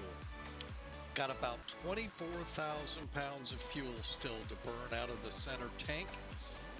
Then we'll begin the scavenging and pushing it into these tanks. However, now the reason these tanks are turned off, the boost pumps, and why we're not falling from the sky is we have all the cross feeds open. So this has fuel in it, it hits the pipe, it goes to all of the engines. I could technically turn off these two as well. Not gonna. When I switch at 2,000, when it gets down to 2,000 pounds, I'm gonna switch on the scavenge pump and then scavenge the rest, and I think it goes this way or it goes this way, and then we'll have to balance out once it's emptied. So there you have it, folks. And again, this is life of a military brat, this flight. Like I've said in the beginning, I was a military brat from the very beginning, born in Norton Air Force Base, California, where we departed to my parents, and from there we would within a year be in Bitburg, Germany. Now the reason we're not actually gonna touch down in Bitburg, the runway is showing way too short. I mean, way too. We're talking like 5,000-6,000 feet, maybe 7 or 8. We're not going to be able to fly out of there or into there with this bird. So I looked around. Spangdahlem is only like 5, 10, 15 miles away to the east.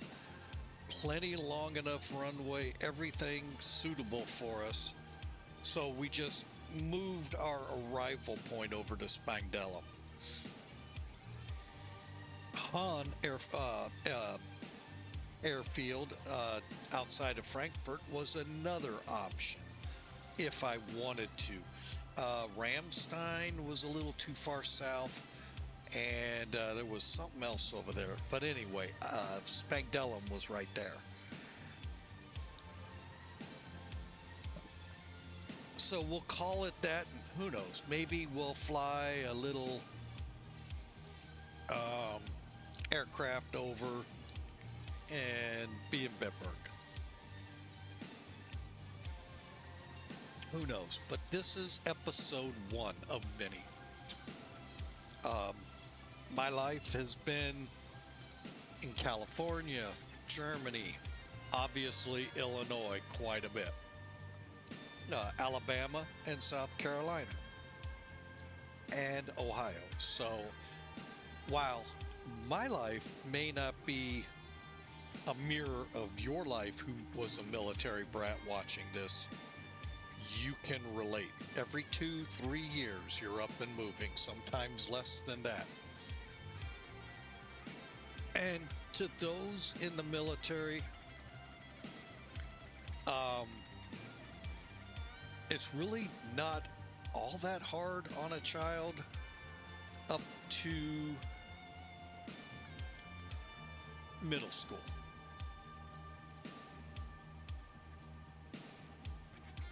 I didn't really have much trouble. I had a little trouble in Charleston only because, yeah, it was 5th, 6th, 7th there. I think I got it right. And you know what begins happening at that point. And that's when things start getting difficult for a child. And boy, if you move them in high school, oh, I'm going to just leave it there. That just, and I know you don't have a choice in the military. Believe me, I served 4 years in it. I get it. There had to have been another way.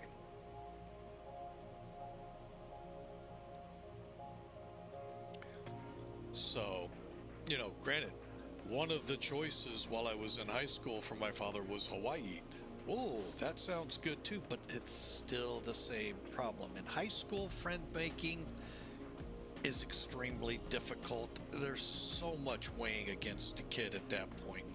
Even back in the late 70s, early 80s, strikes against you, but I don't want to get off on those kinds of tangents because I know it's rough all around, but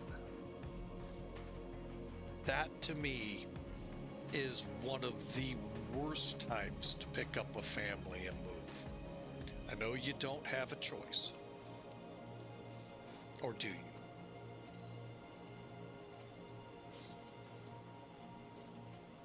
So, I've also had the misfortune of when I was in the Air Force and coming back to the airport, which now is on the other side of the tree line that wasn't there in the Air Force. People who were still there, never left. And I always would ask, how did they get that?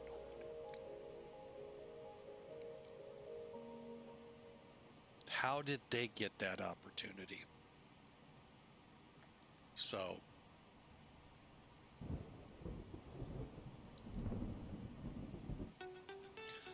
anyway, so that is what we're flying, and we're going to try to stay out of those little, what I'll call dark areas.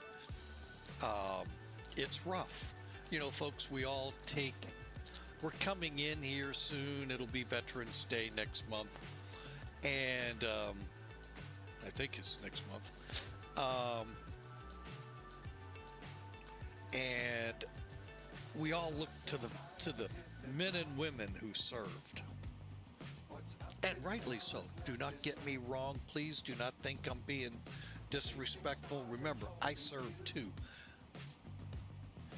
But the one entity that gets forgotten is for those men and women sometimes to be able to do that are the families that are left behind. And they get missed quite a bit. They sacrifice quite a bit too. So I just put that out there, folks, for y'all to, you know, put that in the back of your mind when that day comes around.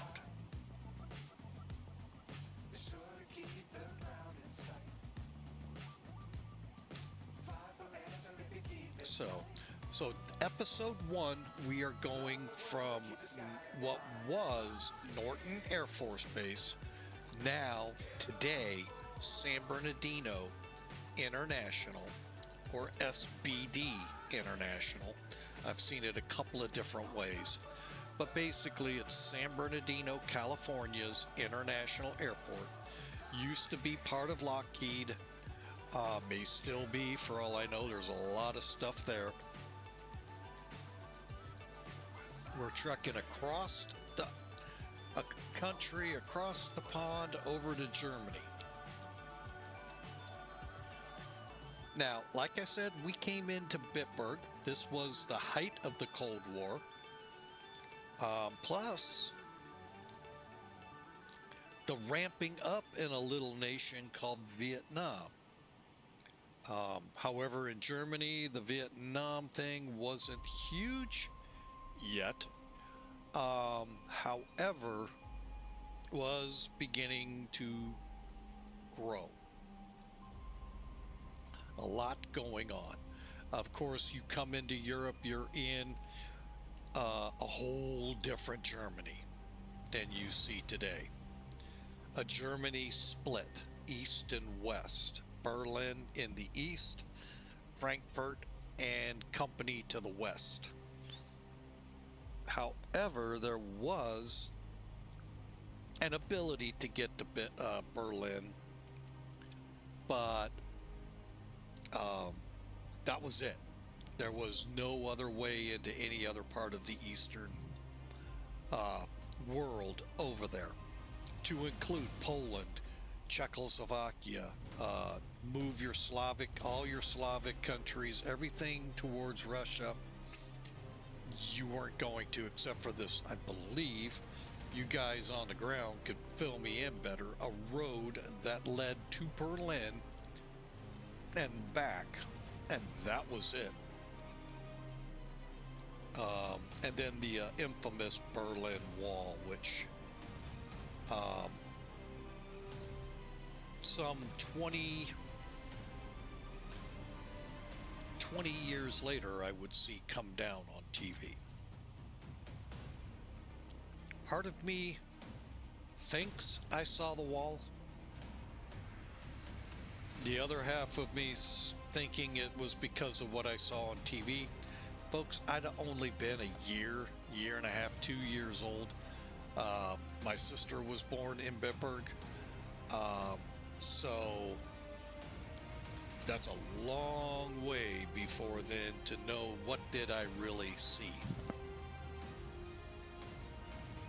So other than a bunch of pictures, slides my dad had of us, of our travels. So we're going to take it into Spangdahlem because, like I said, Bitburg is there still. The airfield is still there in Bitburg. Just don't think conducive for us to operate out of. Spangdahlem's just a stone's throw away, so why not? Episode 2 will be the next duty station we ended up at. So we'll have more when that one goes. So for now, we're just going to kind of cruise along. Don't be surprised if I go through this story one more time, or 2 more times, or 3 more times. We got a long way to go. 8 hours and 15 minutes. So long way to go, folks. I'd like to say our ETA is in the 7 o'clock hour tonight here centrally. Can't say that yet till we hit the pond. So we still got a ways to go there. So I hope you enjoy this. This is long haul flying, folks. 747-200 style. Now, if we were in the 400, that's a more automated aircraft. Okay, you can not have to worry about your fuel tanks. For the most part. A couple switches and that's about it, but I don't think anything catastrophic happens if you don't get to them in time.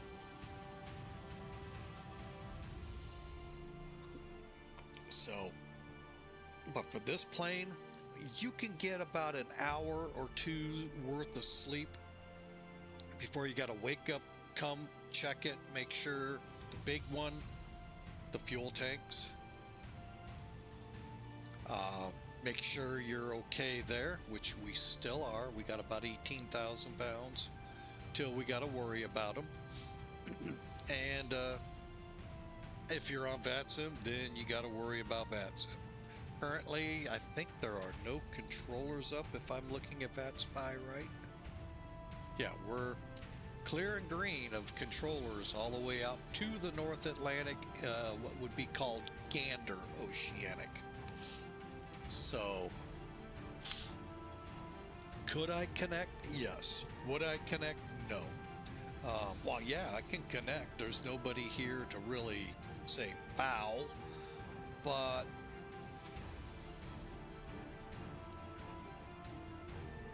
my guess is by the time I get over to the other side, they'll be going to bed, and You know, so there's really not gonna be any controlling today. The only fun that could come of it is some camaraderie. Wow, I actually got that word right. With us being up there, but beyond that, folks, we're just flying like we are right now. Other than worrying, will a controller catch us when we've got to do something? So, and that's something you can do. Just got to remember, about every hour or two, you got to check this aircraft where 777s, A350s, 787s, 747, 400s, and above, you don't. So, with that, I am going to kind of go quiet again. We're still here, folks. We were still here before. We were just getting breakfast in the house here, getting a chore done, checking in with the first officer downstairs, making sure she's okay. And if our first officer in St. Charles, I'd like to shout out and say, I hope you feel better. And looking forward to the next time we see you. So she's home today, not feeling well. Daycare flus. But that's gonna be starting up too. The youngins, we're trying to get her, her mom is trying to get her into a daycare. So that too will be coming. Unfortunately, all part of growing up. But I do wish you there feel better. Be nice to your mom. You don't want Papa to have to come out there, do you? Oh, wait, I better not say that. She just might. I could get in trouble with that daughter in a heartbeat. So, all right, folks, enjoy the music. We're going to keep going. And 8 hours away, folks, we should be in Germany. Sorry for the probability of a nighttime landing there, but I just didn't think about it when I started it. Granted, I could have changed it, but I'm like, hey, you know what? You did it. Let's just fly it. So enjoy. Like I said, we're hanging out here in the chat room. We're not going to turn on Discord's voice today. Just going to leave it at that. So I hope y'all are having a great Tuesday, and we'll chat with you here in a little bit. Enjoy. And again, we're hanging out here watching the stream. Might even turn the TV on behind me and watch a little something on there. What do they say? Something. So we'll hope you all have a great day.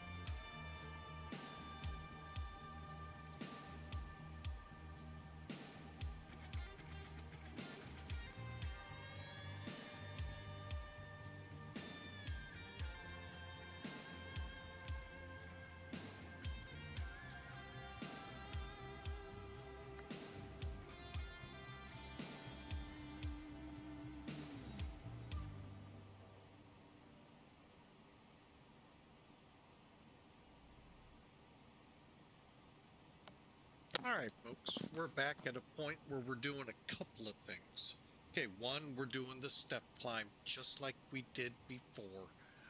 We put the aircraft in climb mode, set the, oh, we haven't raised, oh, wait, yeah, we did. We're climbing to 33,000. We've already leveled off, right? Well, that was quick. Okay. On top of that, we have reached that point where we got to now do some more fuel functions. Okay, the big one being it's time to turn the scavenge pump on. I don't understand the whole intricacies of the whys and therefores of why we do this thing called a scavenge pump, why you can't just drain it. So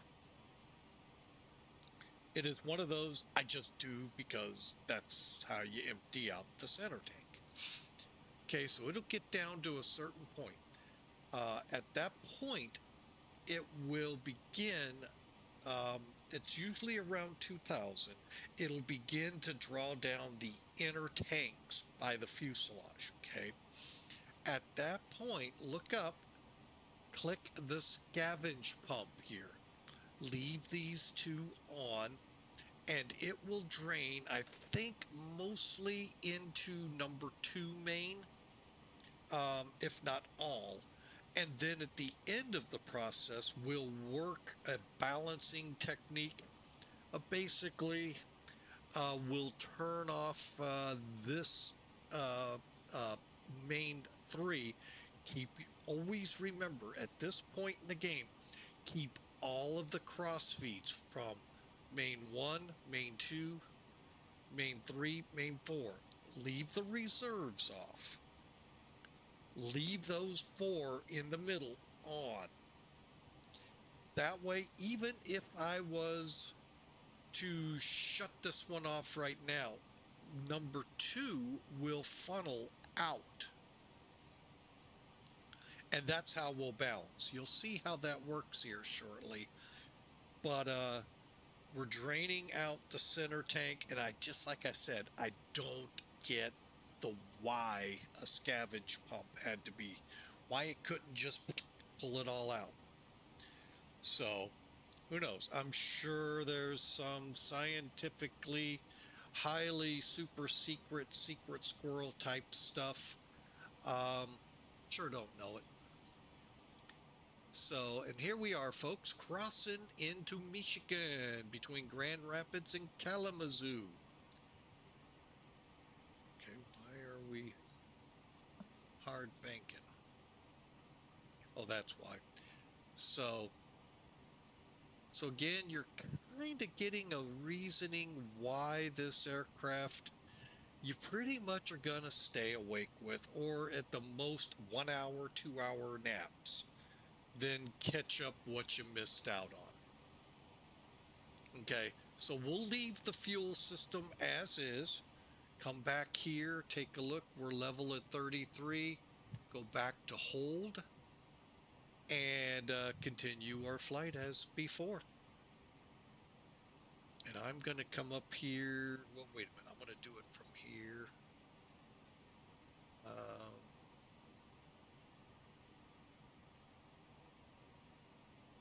Keep that as is for now. The rest as is, and as the day wears on, we'll transfer into night ops. So I wanted to come on and say that. Also, one more time, Loyalty Perry, Digital DAG, and Bandit Key, thank you all for your follows within the last day or so.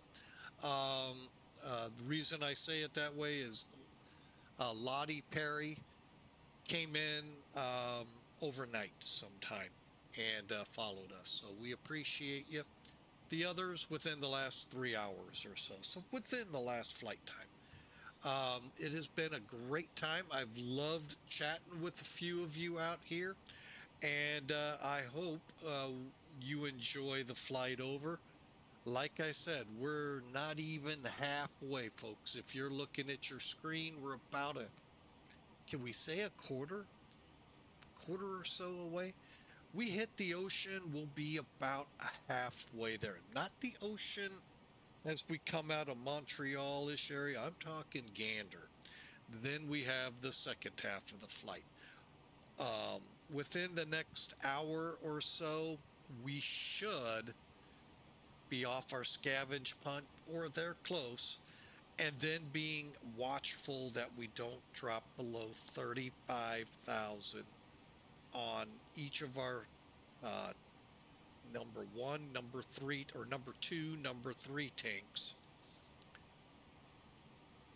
So when we start that descent, then we'll switch into more of a tank to engine kind of deal where they're all burning into their respective engines.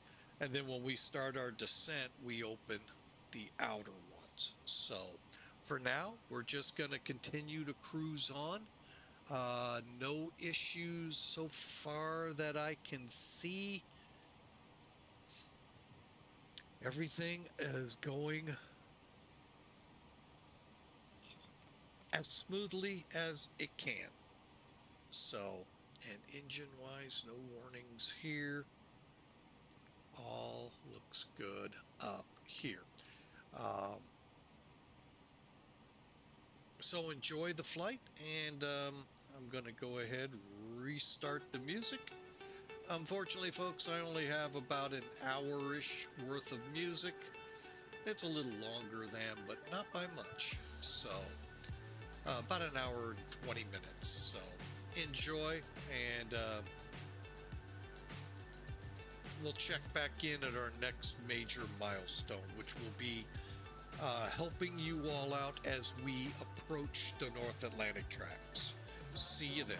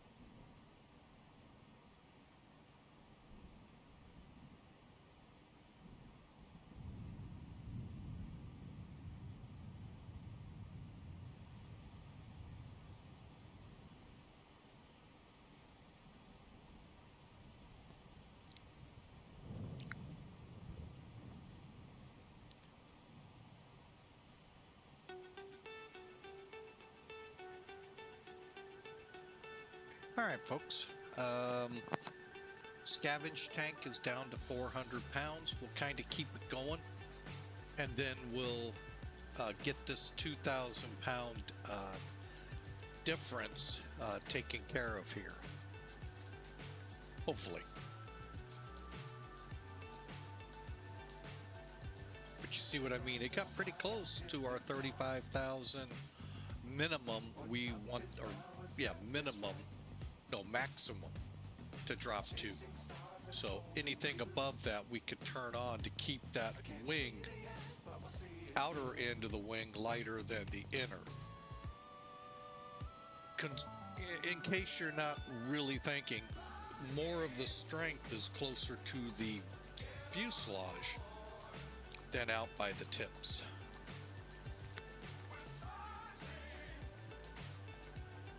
All right, so we're getting there, folks. We'll let it go a little longer. Let's see how much further.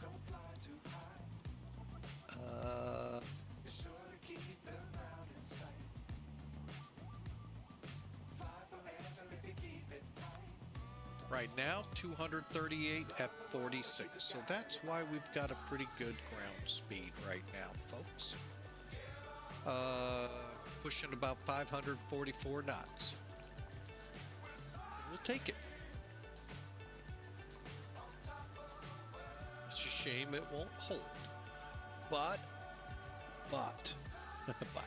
when you guys fly this across the pond in a couple weeks, this big event, oh, it's a great event because, man, you got the wind at your back.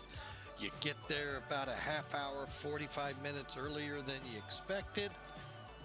Just remember, if you plan to fly it 6 months later in April, that's now a headwind, and it can get up to about 100 knots in the winter, so, or higher. And whoa, does it become a battle to sometimes to get back.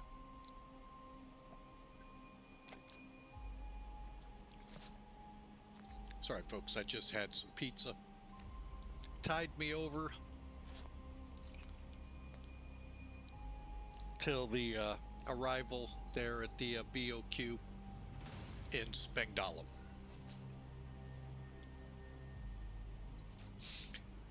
Let's talk hurricane, folks, shall we? Seems pretty appropriate considering we have history in the Gulf.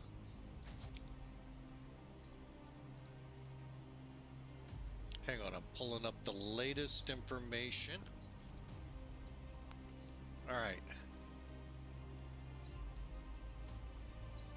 Currently, Milton is a Category 3. Am I right? I got it wrong. Hang on.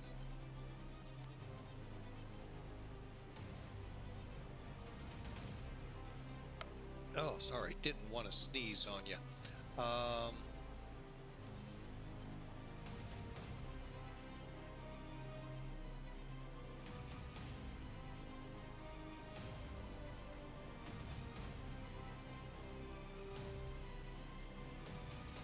Ever happened to keeping this so simple?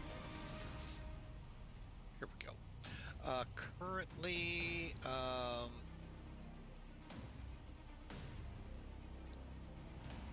maximum sustained winds as of 1 p.m. 155. So I don't know where that 135 came in.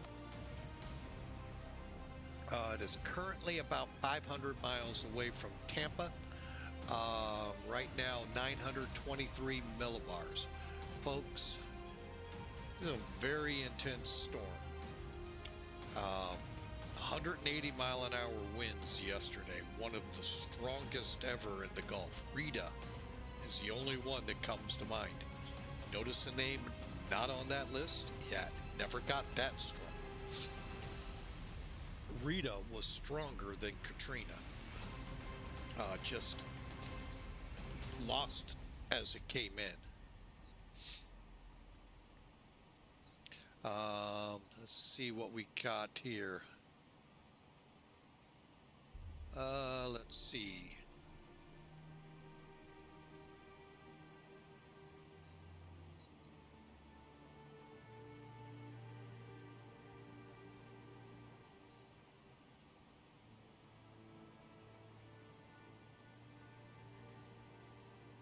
yeah, it is a Category 4 hurricane right now, and more fluctuations probable. Every time that eye wall, as they say, re-intensifies, folks, the winds expand out. So instead of, I'm going to be very general here, so please don't take this to heart. So instead of just Tampa, where the 100 and, you know, the meanest of core winds will come in, every time that eye wall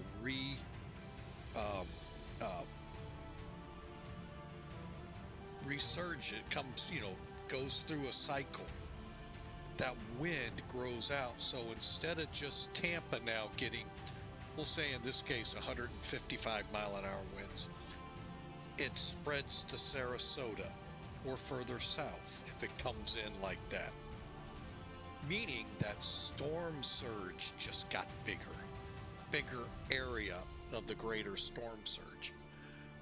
So folks, very much, if they're telling you get out now.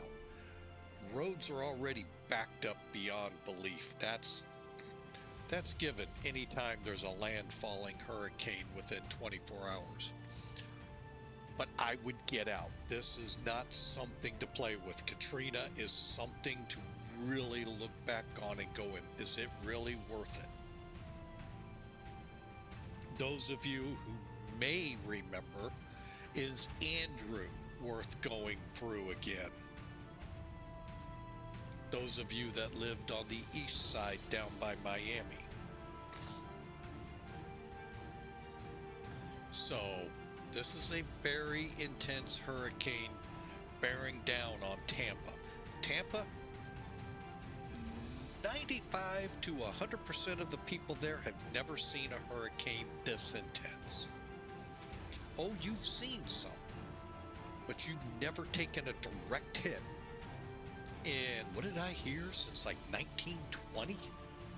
So there's going to only be a handful of you, if you stayed in Tampa that whole time, would know what that was like.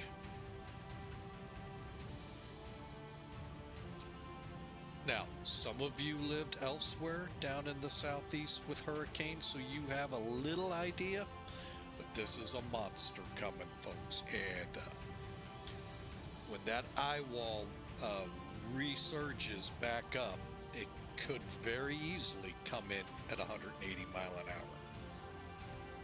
So take heed now. I get it, you got to secure your possessions, I get it, but is it more important for your possessions than your life or your family's life? Think of it that way too. You can rebuild. Memories can be kept in the mind, and you know, new memories can fill. But you can't fill the void of a life.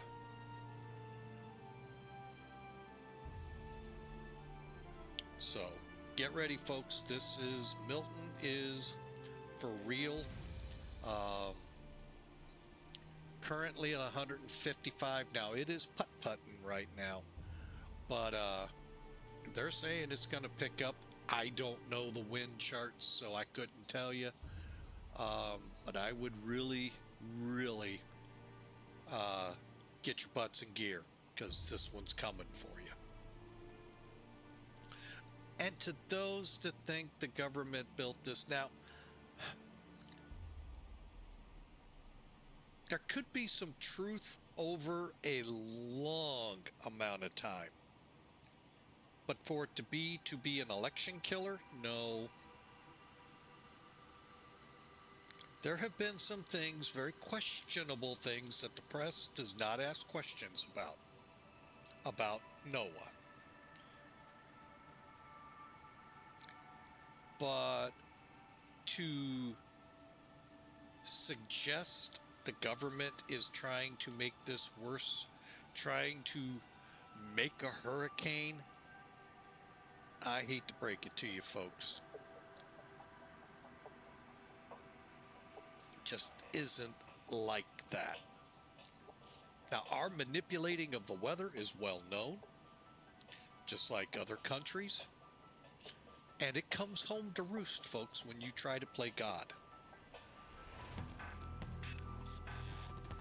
I think we've seen that since the days of Andrew. This isn't the first storm to explode into the Gulf. The first one being Katrina. But no, the government is not behind this. This is all what happens in the tropics this time of the year, folks.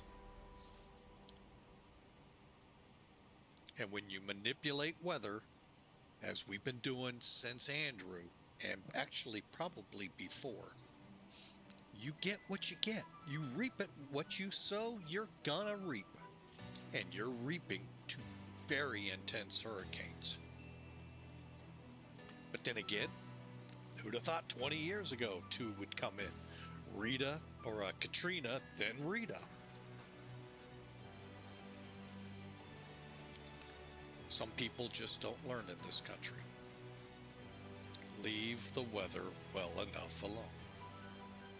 You can't control it.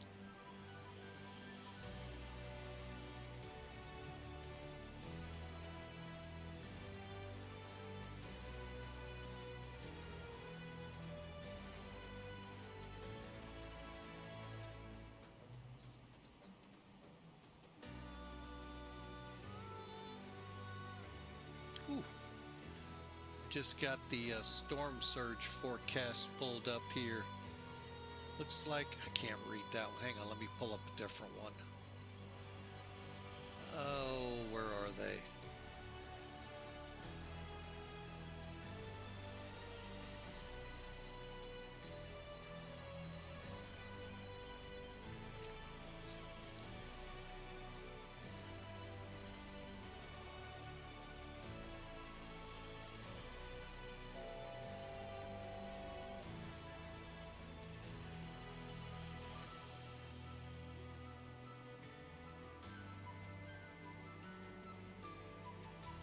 All right, let me go back to National Hurricane Site.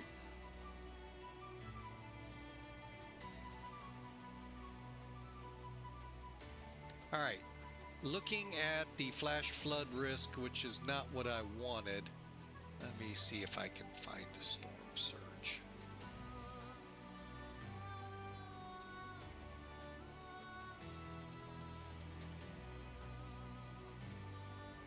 Because basically it looked like from Fort Myers to Tampa is the highest storm surge possibilities. So, you know, folks, take heed, take cover, get out of town if you can.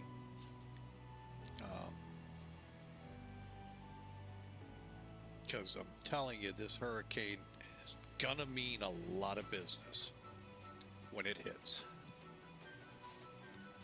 And right now, it still looks like tomorrow evening. Tomorrow afternoon, evening, it's in.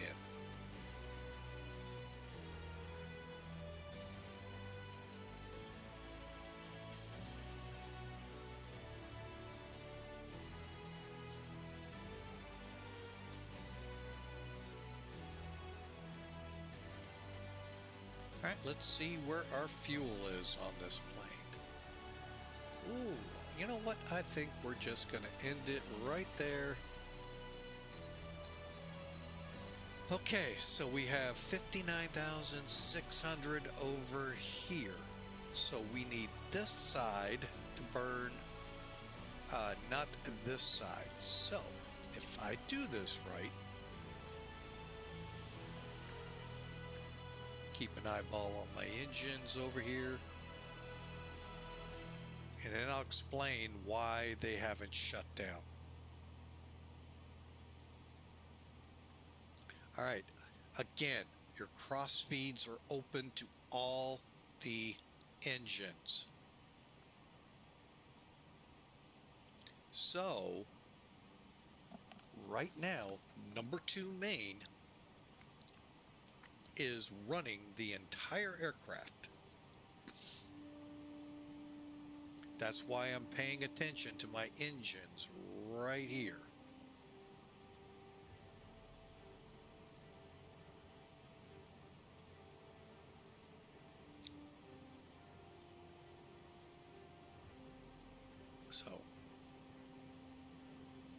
right, folks, I hope you all do have a wonderful day. Elsewise than what Florida is going through, I think right now we need to say some prayers for those in Florida. Those folks are, oh, I really hope they don't try to write it out.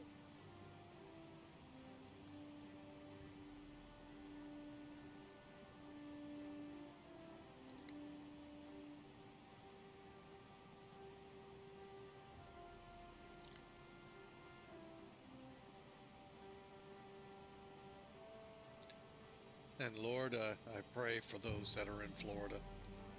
I pray for those who are contemplating the move. Help them to understand they need to move to higher ground. They need to get out of Dodge. A lot of bad is coming at them in the name of Milton. Protect them, guide them. Even after the storms, there's going to be so much to clean up. So many questions, so many things. Come in, comfort them, and help them through this catastrophe coming in. In your holy name, amen.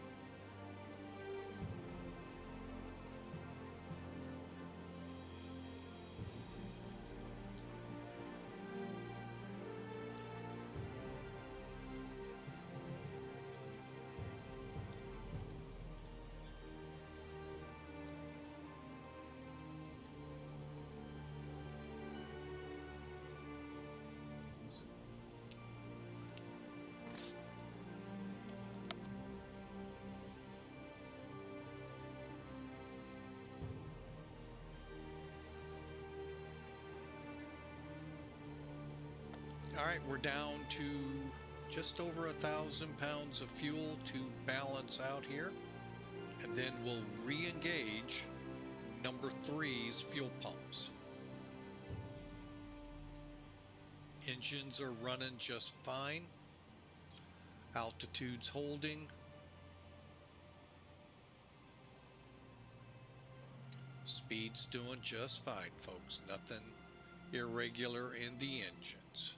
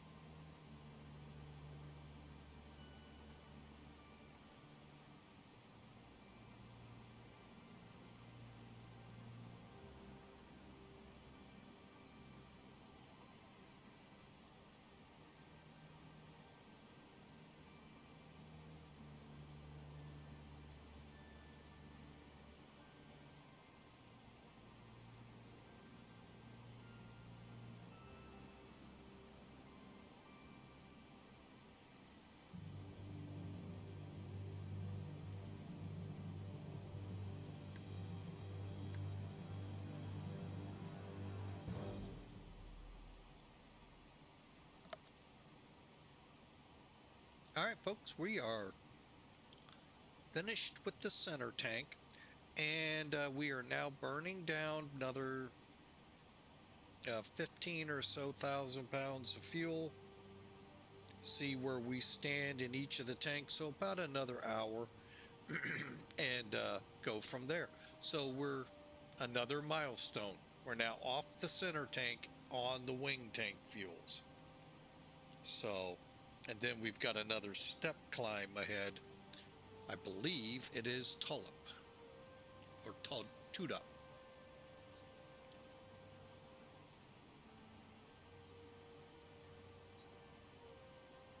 Yeah, TUDEP, we go up to, are we already at 35?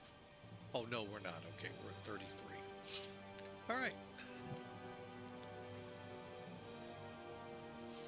So there you have it, folks. And how's the, okay, we just passed Caribou, Maine. So we have now left the continental United States.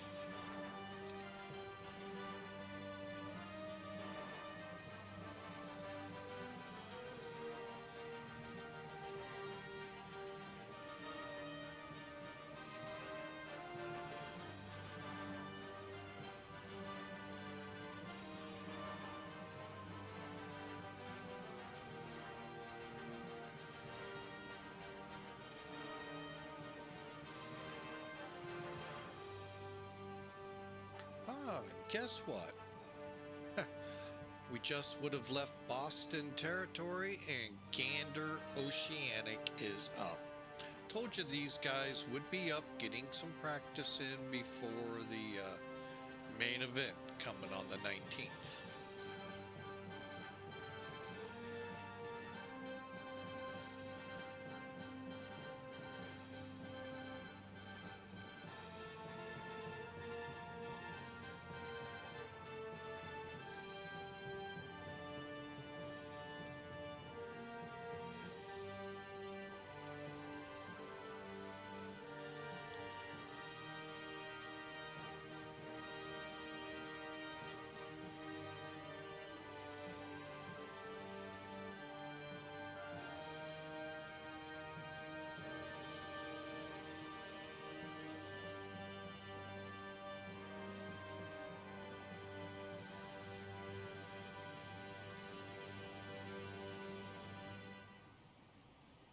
And currently, as you could see, we're 5 hours, 30 minutes out.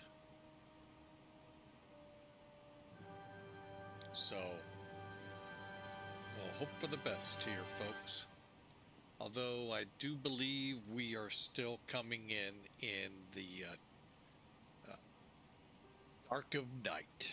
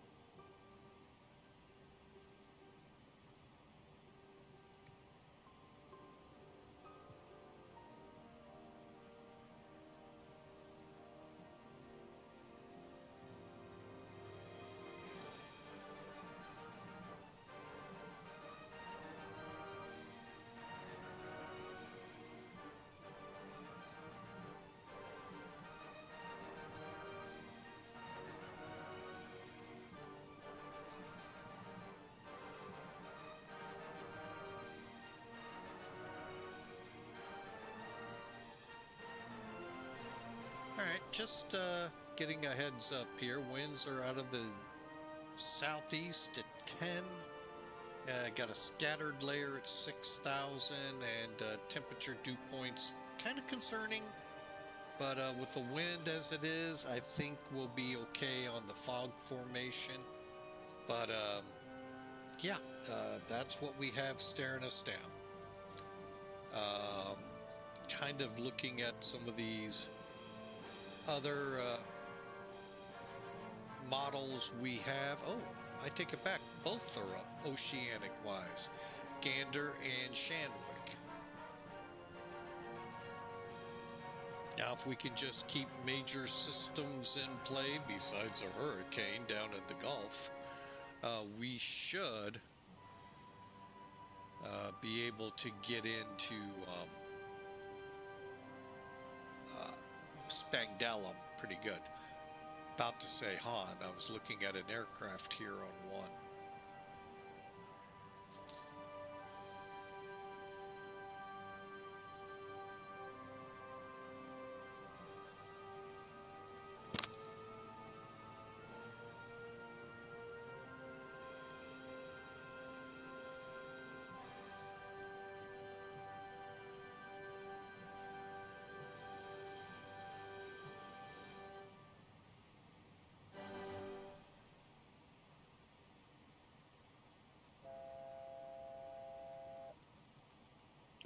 far to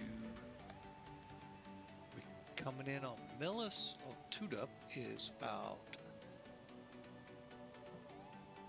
500 miles away. Okay, so we got a little ways for our next step climb. Then it's across the pond, folks. And hope y'all brought your refreshments and all, because it's a long haul. We're just now getting close to the halfway mark.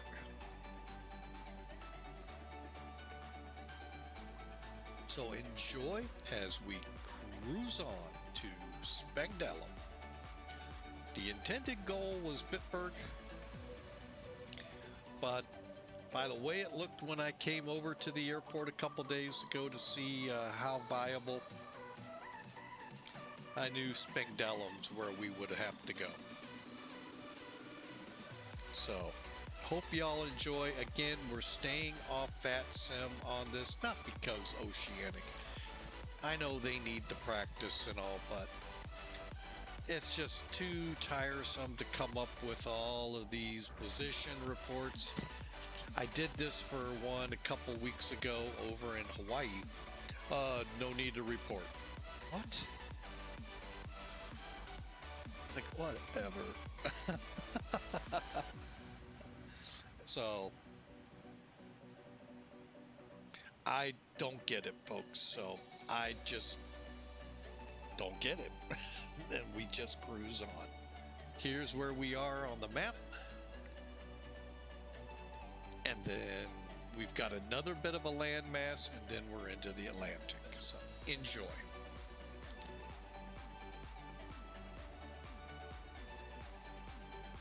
At this time in my life, we were looking at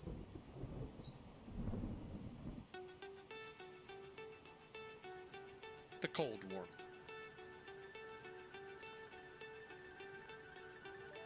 Many would say we're stirring one up again. I don't know. I really don't know.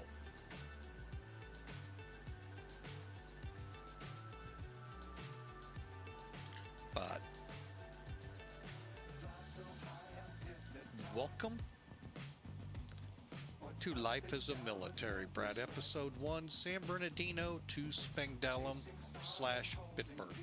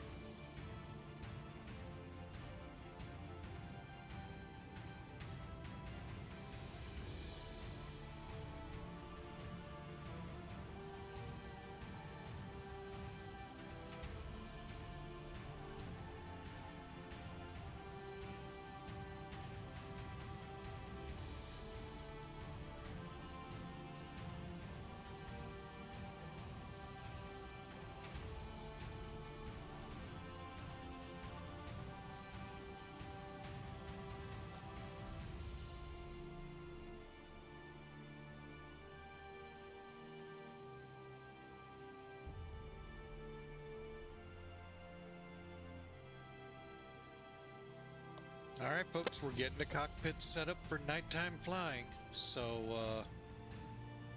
probably in the next hour or so, flying time-wise, we will be much darker than now. And then, turning in on Spang in the dark.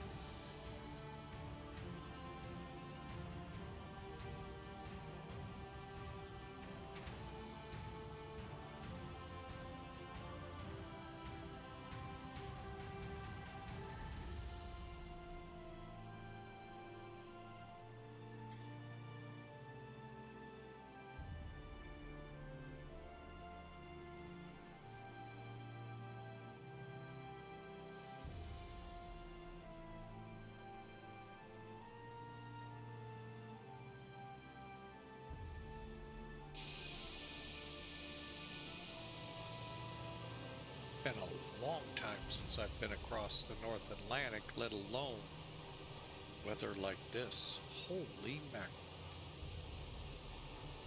Usually it's cloudy the whole way.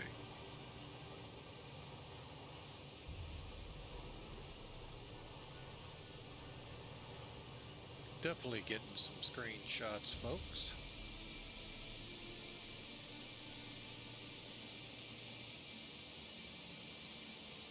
Sorry, no eclipses.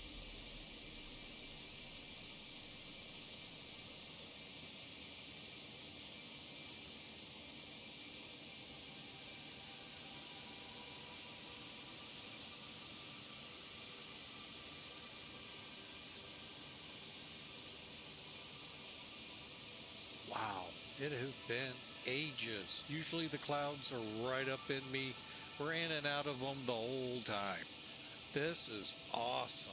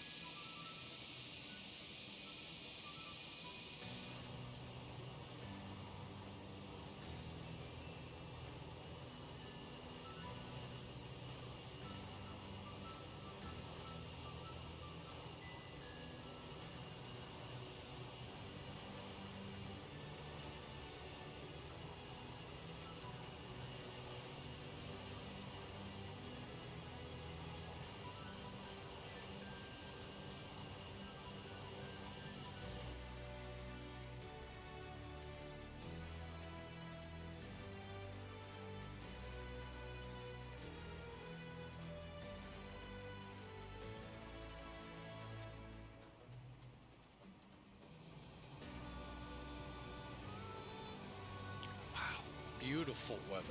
Been a while. Not seen this in quite some time, weather like this. Awesome.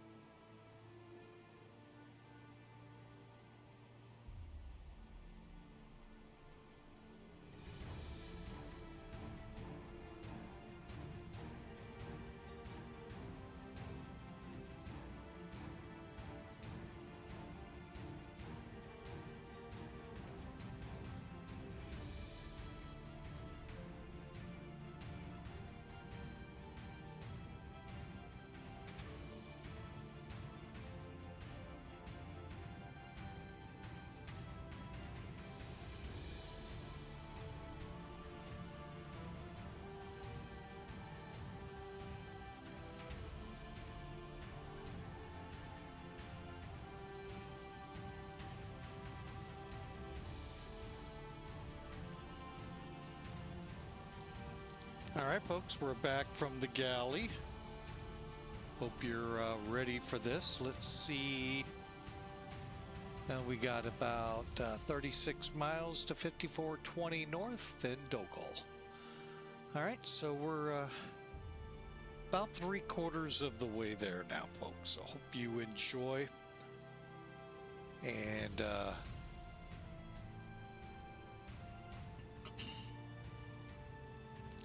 by the way, have there been any big problems with the new release? I have not seen any so far on this run. The thing that it fixed was a bug which caused a huge performance impact when flying over the same area twice, which would have been what we encountered at Los Angeles. We came over the airport, straight over the airport, looped back around, came back.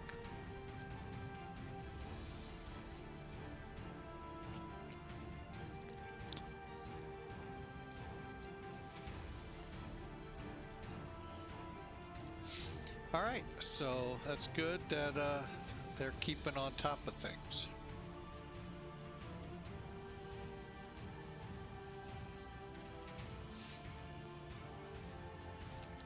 All right, one last time here. Well, no, I shouldn't say that because we have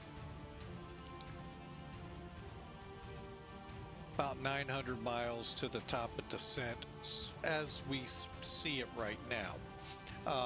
So we could do this another time. All right, this flight is termed Life as a Military Brat. It is the first episode, could be considered a pilot. What we're doing here, chronicling the places. I'm going to try and do it in order of where, as a military brat kid, I lived. I was born in Norton, which is San Bernardino International today. And not long after, we traveled to Bitburg. And as I've explained throughout the day, Bitburg, while the airport still remains, the runway appears too short to handle this aircraft. So instead of Bitburg, we're going to Spangdahlem, and when we brief up the approach, you'll see just how close these two really are. So that's why the switch off from Bitburg, and of course you all would have never known that, but just a little transparency there. That's why my actual first move was to actually Bitburg, not Spangdahlem. Then we'll do episodes 2, 3, and on. Norton Air Force Base we came into a couple of times, and again we will chronicle that, just like Scott Air Force Base. We came in quite a bit. So all right, so that's what's going on here, folks. And like I've also said, hey, we're getting into Veterans Day here soon. You know, yes, it's great to celebrate the veterans out there. I'm one of them. However, I kind of downplay it because while I was Cold War, I was stateside away from any of the turbulence that the Cold War had during then.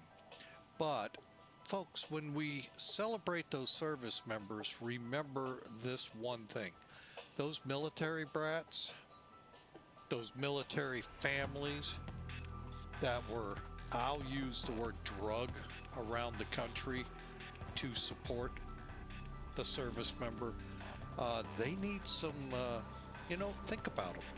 It's a rough thing, folks. Now, for a child up to about upper elementary school, it's not really all that hard to make friends. I mean, some it was. But when you start hitting middle school, things begin to change, not only within the child, but the need for friends. And the problem is, you pick up and move so much, making friends is harder and harder the further into life you go. By the time you hit high school, you're looking at someone speaking from experience, especially sophomore to junior year, and I'm sure junior to senior's worse. It's downright almost impossible. It's very hard to make friends. And really the only friends, if you can find them, would be military brats like yourself, going through the same thing.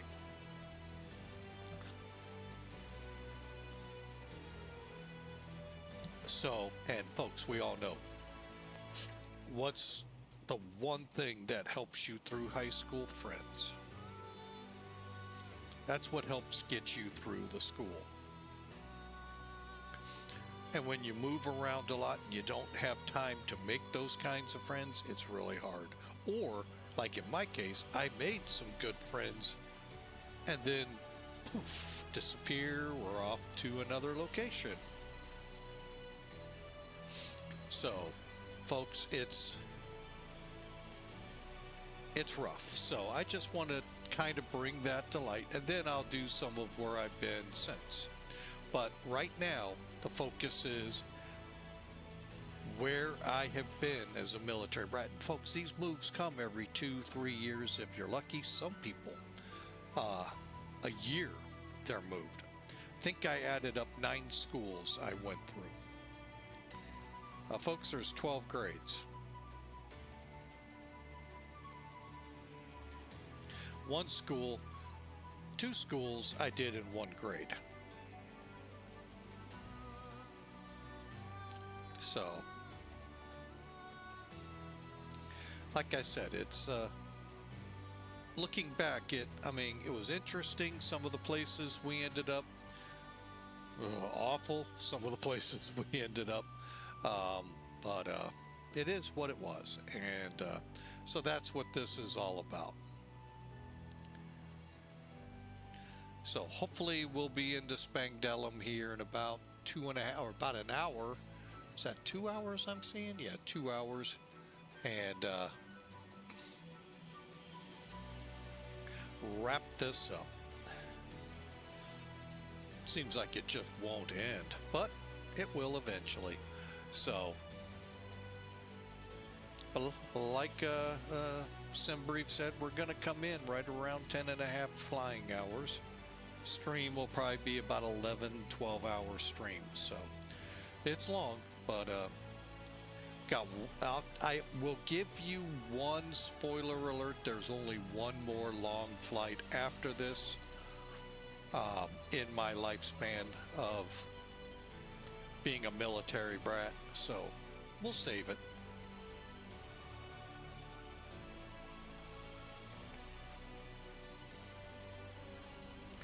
So I hope your Tuesdays are going well, and getting ready for the hump day coming. That's right, middle of the week. We're on the downslide into the weekend again. So I hope you all have a great weekend lined up. Thursday's schedule, I will warn ahead of time, may have to be altered. All depends how things come together. Some things came up after the schedule was made that I don't have control over. So we'll keep you up to date as we continue on. But also hope my 3-year-old granddaughter's feeling better. She was home today, daycare flu, and of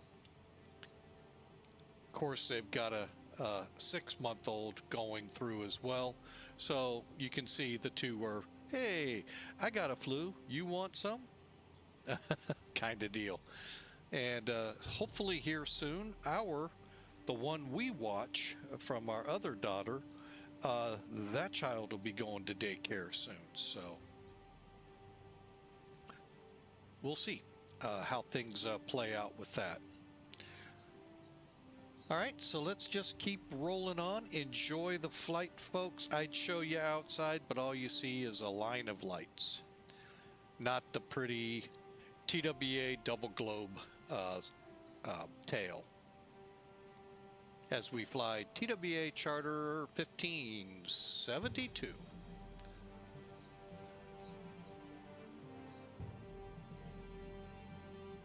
And as I've been saying all day long, we're keeping Discord closed as well, voice-wise, and we're staying off VATSIM, even though right now we're coming into a very quiet Europe.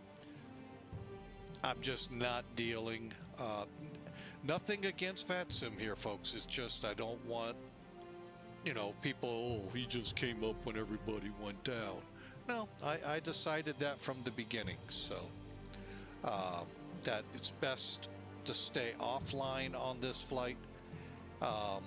Who knows, maybe when we do a flight back to the US, maybe we'll be able to come online.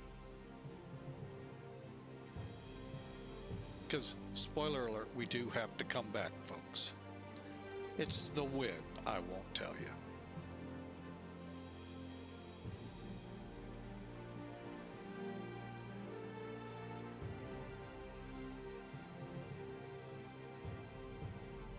And if you're interested in the 747 we're flying, folks, it is the Felis 747. In the title, you see exclamation mark 742. Here's what happens when you type it. Boom. Access to it at the X-Plane store. So that way you can buy it. So really good aircraft, very easy to keep up to date. And Felis, like SIKBO, does a phenomenal job with these aircraft.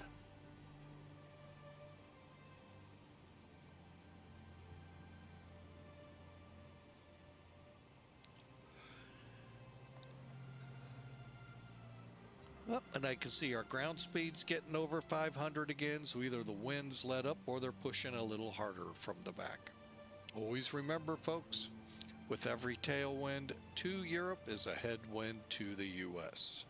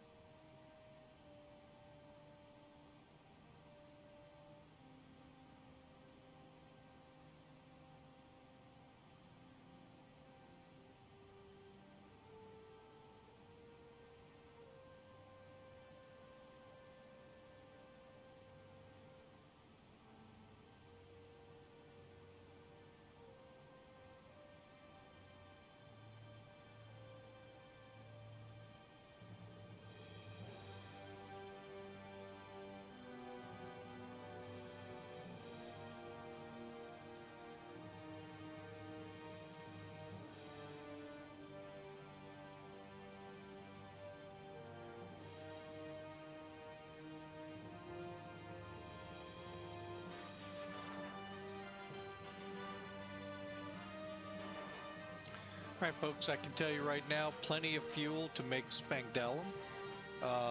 Also to make our alternate, which is Cologne, Germany. So plenty of fuel. We got plenty just in the main tanks, let alone when we flow the reserves in. So that's showing you a little bit. Now, going back, if we were to go with the same fuel load, we would potentially be low. So we would have to maybe put some more in. All right, so here we go, rock and roll. About an hour and 45 minutes to our destination. And DOGAL is about between DOGAL and DEXEN. I want to start, well, first off will be a step climb. And after the step climb completes, let me see, are we still in climb? We sure are. Let's save a little bit of that go-go juice.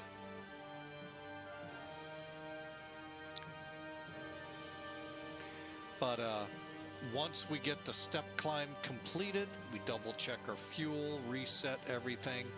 We'll then input our ILS, make sure we'll be close enough to pretty well figure out what we're shooting. And now, granted, a lot of times, folks, you don't get that runway until you talk to approach.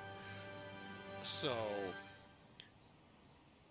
you never know sometimes. But here I am approach, and I can give it to us out here in the middle of nowhere.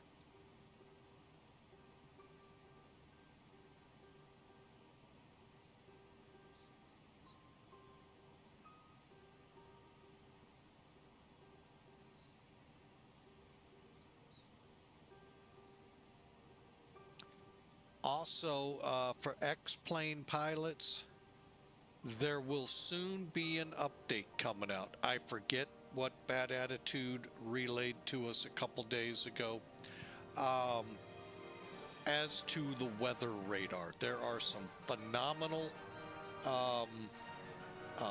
videos and screenshots at the Discord channel, as well as you can YouTube them, as to what's coming.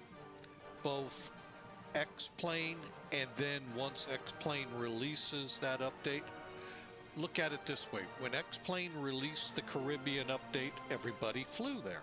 Everybody enjoyed, and then there was the tweaking and a couple of little more things added here and there. Well, when this comes out, first off, the aircraft that come with X-plane, you'll be able to manipulate the radar. All the little stuff that you guys might know how to do on the radar, I don't, will be available to you. Airbus, 737, every aircraft in there. Secondly, SIKBO has already released what he plans to do, or plans how that update will have come out and what it will look like for us. So some really good things around the corner here, folks. Plus there's some more scenery tweaking and this and that coming, hopefully to help my frame rates. Little too late for me to be confident to fly across the pond, but who knows, maybe we'll be in a better place come April, the return.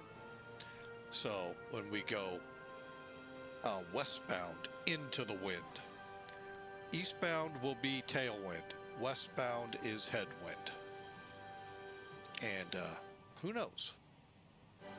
By the way, I do think I made or saw mention, stand by, I'm looking right now, where are you? Oh, wherever, you know, you can find it whenever you're never looking for it.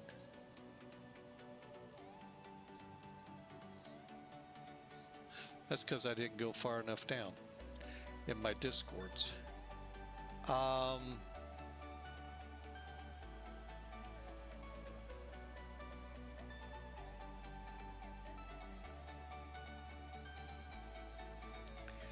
I believe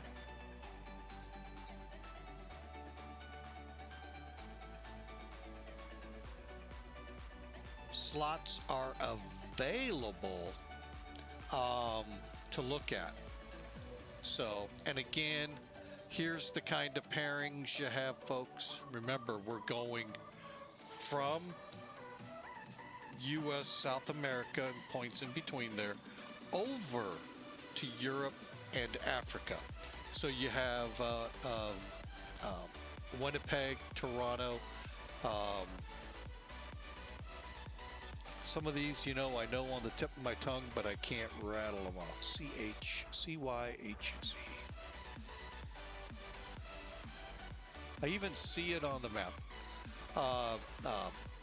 Wow, we're coming out of Connecticut, Bradley, Boston, Newark, Kansas. Oh, Orlando. I'm not sure how Orlando will be here in a day or two. St. Martin, Aruba, one of my favorites, Barbados, and Bogota. Heading to Copenhagen, to Vienna, to Amsterdam, Munich, London, Paris, Barcelona, Lisbon, Casablanca, and GOBD. I don't know that one. Oh, man.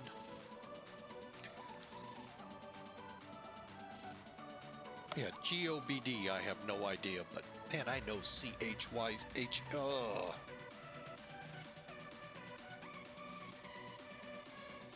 Halifax. That's what I was thinking. And I didn't have to look at my chat if someone was cheating for me. I knew it was like on the tip of my tongue. So, but anyway, they're out. Enjoy it. And it'll be released here shortly. Like I said, I believe October 19 is the Saturday of the flight. And folks, what time you book, you better be ready to roll. Otherwise, they are not going to be happy and you may get left in the wind.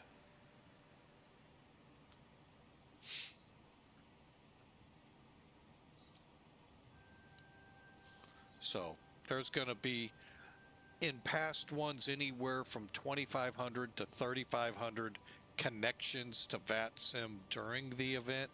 So folks, in the event, you could actually get disconnected to have to reconnect because of so many connections.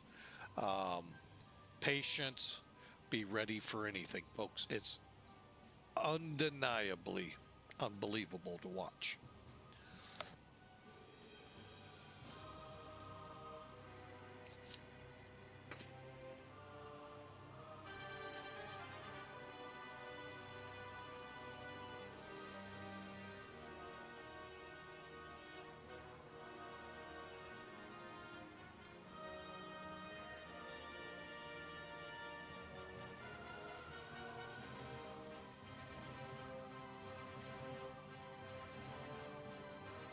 So if you plan on it, folks, get your bid in early so you can get your choice in early. So hopefully you get what you want and enjoy. And like I said, pack more patience than food and water to take with you on this. Because folks, you're late. It's gonna be a while before you get going.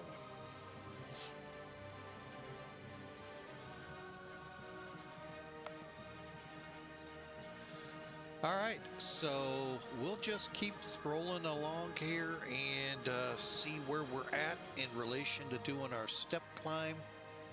All right, step climb time. All right, real quick so you can see, DEXEN is 300 miles out, and then we're over the mainland of UK, and that means we're not far away from Germany. So currently they're saying 729 miles away. I have not put anything in.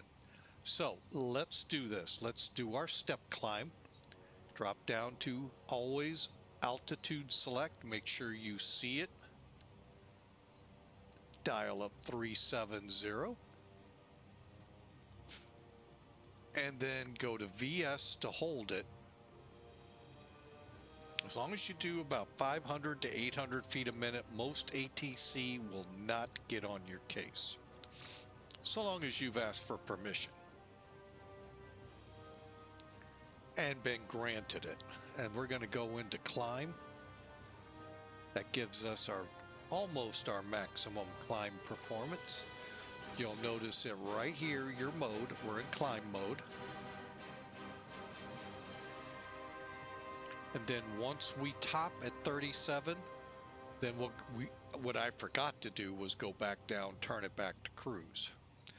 Then we'll put altitude hold on, and then check our fuel, set our speed to where we're pretty close to where we should be, and then begin setting up the FMC for the arrival. It's a very simple one, but we'll go over it. It is a nighttime approach, so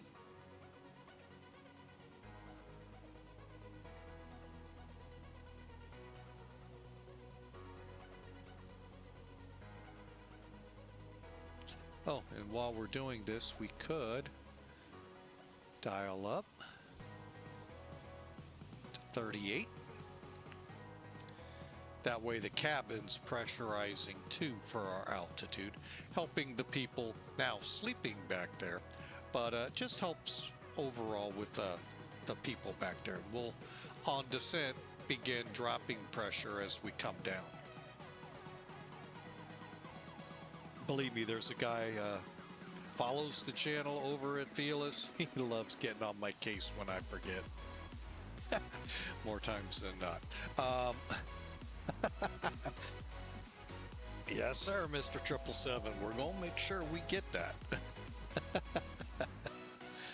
But I'll tell you, between him, Felis, and a bunch of others there, they have been a great help in helping me understand different things about this plane. And there's still a lot that I don't. But it is a joy to fly, folks. You just got to be ready for a good about an hour, hour and a half setup, going through, making sure if you want to do it right. That includes with the INS, folks. You got about an hour with the plane, and you can do both the INS and the plane together. It just gets sometimes feels a little overwhelming. That's part of why I stick with just the FMCs. But there are bigger issues that occurred to me, not with Felis, with INS systems that I stay away. So, unfortunately, that's why I don't fly the Concorde. From what I've read, and I'm going to reread now, we have a new update. There is no other source for it. Which is fine. I get it. That's realism.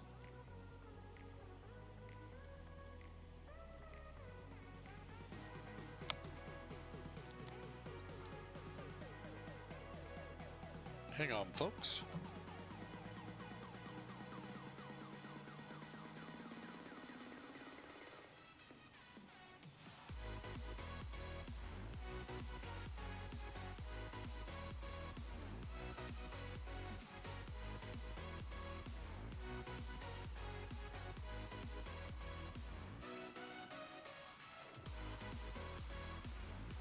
All right, folks.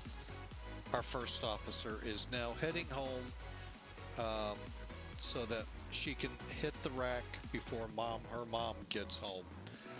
And sounds like tomorrow's a 6-month checkup day. Oh, poor kid. Poke and prod, and I think the wife said shots. Yuck. So yeah. All right, so we've leveled off, so let's do this. Altitude hold. The reason you do this, folks, is even if I was to hit this and say 39,000, it's not climbing. Also, if I sat top of descent, it's not descending. You saw when I put it down there first, it moved immediately. So that's why. Now, let's get back down here, back into cruise. Okay. Check everything out to include the radar. I don't see anything over here.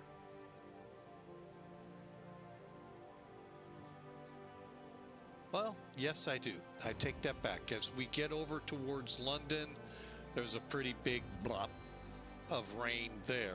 And then maybe... No, it's not over the Germany area where Spangdahlem is yet, but hopefully we'll get in front of it. Okay, now let's turn our attention to fuel. Everything looks good here. We're good on fuel. Pressure is set to 38,000. You go 1,000 over, folks, to help with the subtlety changes in altitude as you cruise through. There's usually some variance, not usually more than 1,000. So that helps keep the pressure balanced in the plane.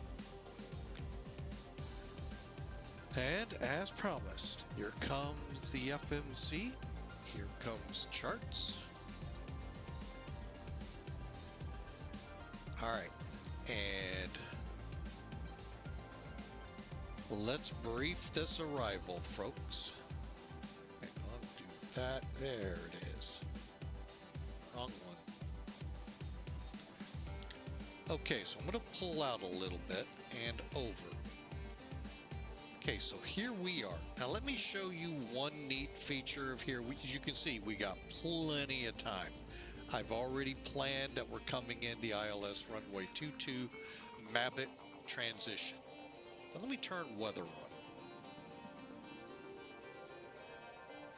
Yep, now you see we've got some weather here in the London area crossing the channel, and a little bit over here by our arrival. So we'll kind of keep an eyeball on this. Let's see how the reports are going as of 13 minutes ago. Light rain. However, clouds are few 4,400, scattered 6,000. No ceilings, we're good. South wind still, so we're good for the runway choice. ILS for sure. Okay. And there's a whole lot of things you can select, folks, besides the radar. Okay, so let's zoom in on our area.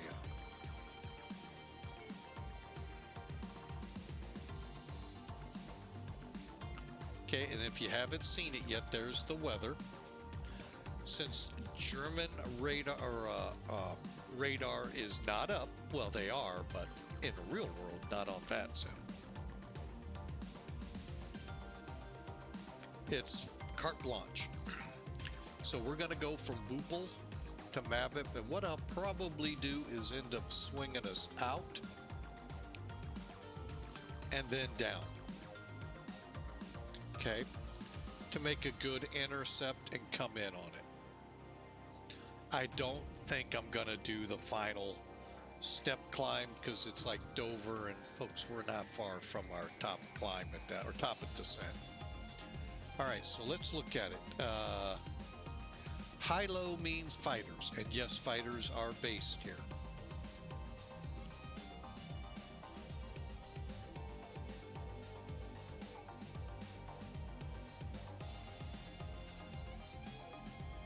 Oh wait, let's do this. There we go. Is that gotten it? What the heck?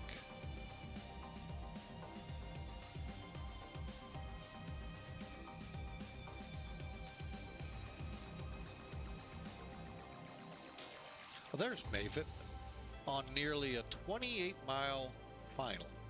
So if we come in here at 7,000, sorry folks, I'm like, where is it on my chart here? Here it is, right here. 28 miles from Spangdahlem Takan. Now, if you want, you're not going to get the DME, I don't think. off Spangdahlem 109.5. Otherwise, you would dial 32X in your track comp. TAC in. Okay, so like I said, we're going to come in to Mavit, intercept, and fly in to Nice, Ulman, Bijos, Sukik, and then in. Nice is at 7,000 feet.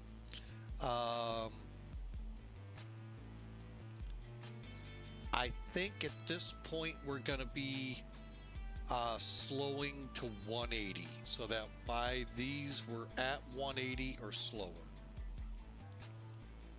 Okay, now that you've seen what we're doing, and we could always cut into Nice and be at 7. So the game plan is 7,000. Okay, now let's departure arrival, ILS 22 Mavit, execute. Go out here. Everything looks good on the autopilot. There's Han. Okay, BUPAL to Mavit, execute. And one more time.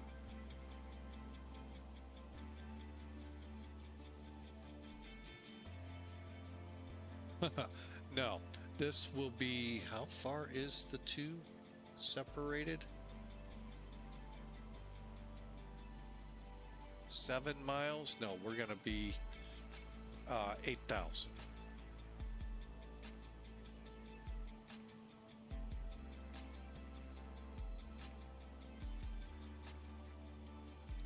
Reason being, I want us to be slowing, getting fully set up for this approach, especially if we're in clouds all the way down.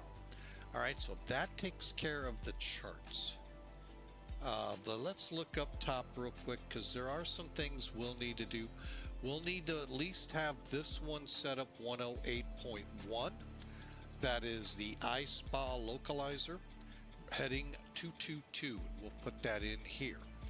Now we could set that up for the other one as well, and then lock in autoland. Problem is, it is Cat 2 capable. We could do that. The other thing we could do is put in 109.5 and get a beacon at least to track for the, unfortunately, not the DME.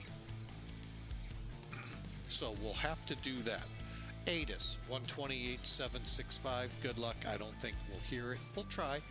Lock in radar, Spangdahlem Tower, and ground. There's our localizer and final approach course. Sukek 3,000 feet. Plus, I want to be ready for the glide slope if already. Airport's 11, almost 1,200 feet. Both ramp and runway. Missed approach below it.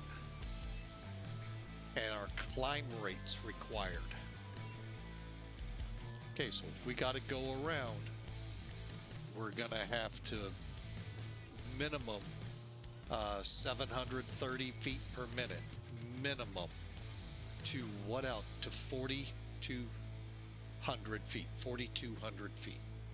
Okay, and then we follow this out to Odrove, hold till we're told to come back. We're going to go in. Okay, and working our way down, we've worked this part. We'll have a full lineup of lights, or ASUF 2 arrival lights, reels on the runway, pappies both sides. Here's our missed approach one more time. Minimums. We're actually allowed to come down to 100 feet here. Visibility to 350 feet. Why? Cat 2 arrival. Radar altimeter will fluctuate rapidly on short final due to a valley right before the approach lights. Okay, so we'll be ready for that. I'm going to go ahead set 200 for my minimums, knowing we can go as low as 100. Right now, I don't see an issue. Okay. And that takes care of that. Now, once we're on the ground, we're going to be coming in. If I got to go all the way to the end to Alpha, we will. But Bravo could be our out. All right, so it's a 10,000 foot runway. Now, we know the kind of fun we had getting out of San Bernardino. Let's see what it translates to here.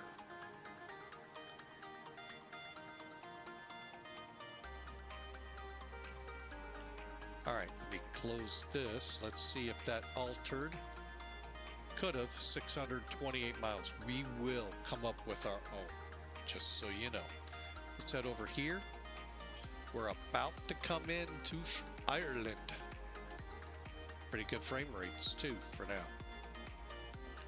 Performance calculations. Landing. We said 10,000, 7-foot runway. We'll go with 10,000. Airport elevation was 1,200 feet. 220. We're gonna go damp, and we're talking 13 degrees and 1,000 or 2953.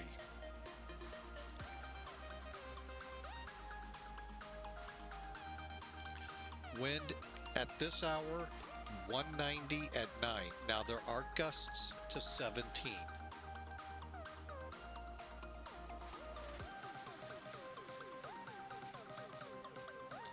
All right, so now here's our speeds. Clean, minimum flap extension 247. VREF, we'll call it 140. Well, it's 147 at this point. Oh wait, click load sheet. This all changes. My bad. Always click load sheet first. My bad.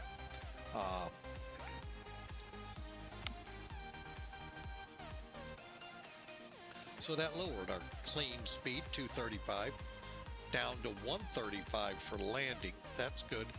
Minimum brake 7,900 feet. Still have 3,000 left. Medium 6,000. That'll be about Charlie if we hit the numbers right, and if we hit max 5,500 feet. So pretty good. We'll set the speed bugs. Why did that look weird? Don't know. And the speed bugs are now set. We will double check, double back here as we get closer to top of descent, make sure our numbers are still up to date. But that is what we're looking at right now, folks.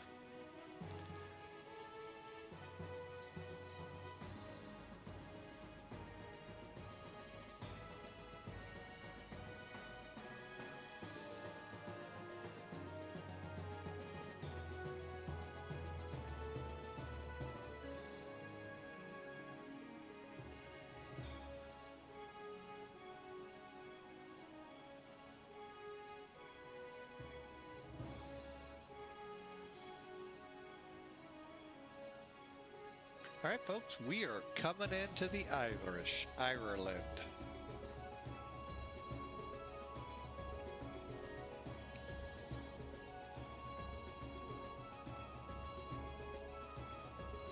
About halfway to DEXEN. Let's go ahead and figure us up. We're going to stay at 37,000. 30, so 90, let's call it 100 miles out.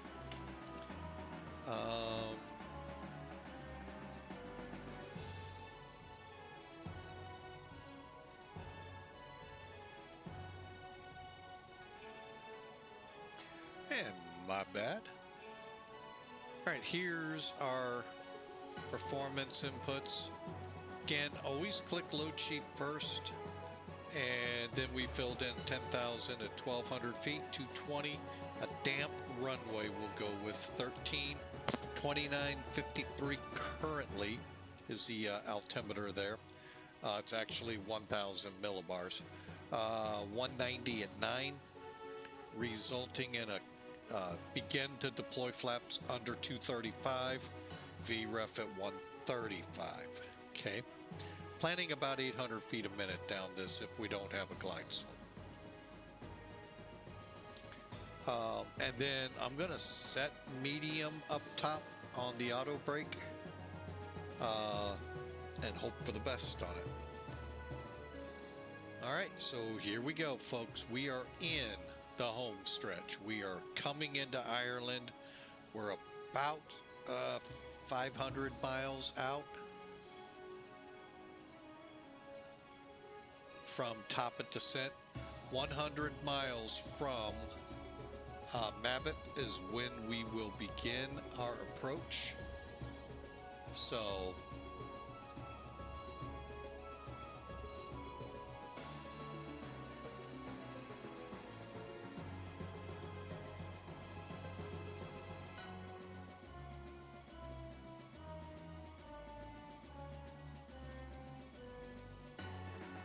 I'm glad to have you all aboard. Thank you so much for your support. Thank you for the follows today from Bandit Kai Digital Deck and Lottie Perry. Now Lottie Perry came in the early morning hours before the stream started.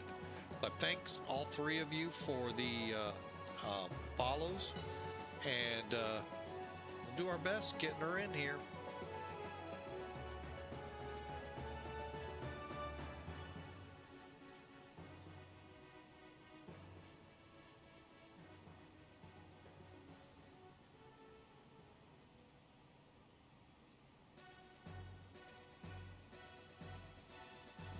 Okay, fuel is still perfect.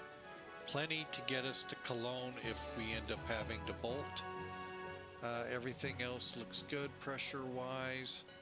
38,000, we're looking good. We'll set our altimeters as we begin our descent, and yeah, everything looks good.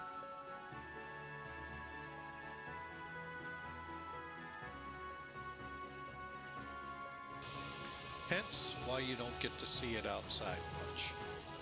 My goal, and I probably should have stuck to it, up the time, change it to a 2:30 departure, and we'd have been in daytime. But or so we would have thought. We took off about 5-hour difference. I'm thinking we would still be dark, so I don't know.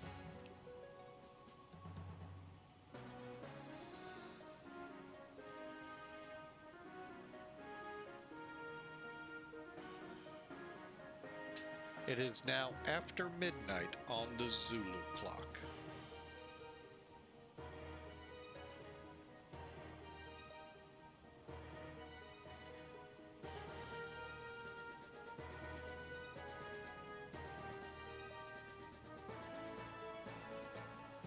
All right, so enjoy, folks. We got about 500 miles to top of descent, give or take, and we'll be talking at you as we get closer. So enjoy the music, and again, thank you for being a part of this. This episode is called, it's a new series I'm kicking off. I haven't done a series of flights in a while.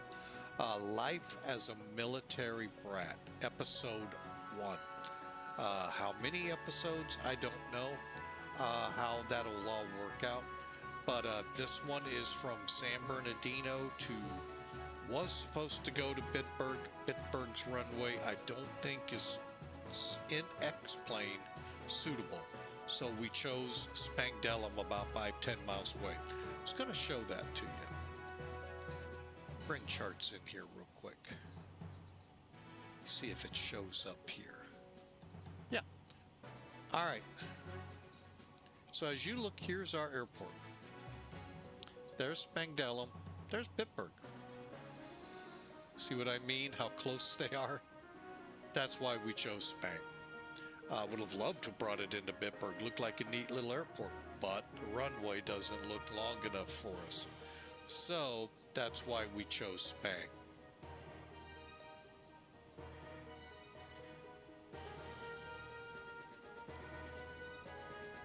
And by the way, for those naysayers out there in that reasoning, it's not because it's no longer an air base. If that was the case, we wouldn't have departed San Bernardino International. Norton Air Force Base was there. By the way, that's where I was born, hence the name of the series, Life of a Military Brat.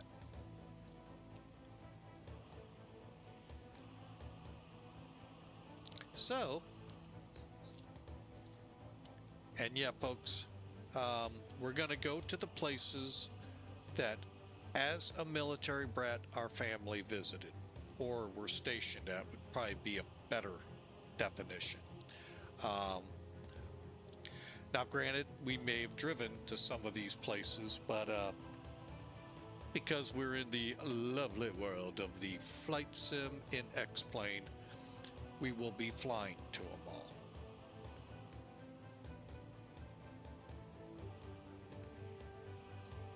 But yeah, so just born in Norton. Is I don't know exactly when we made the move. Hang on. But shortly after, we were on our way to Bitburg. My sister would be born there, and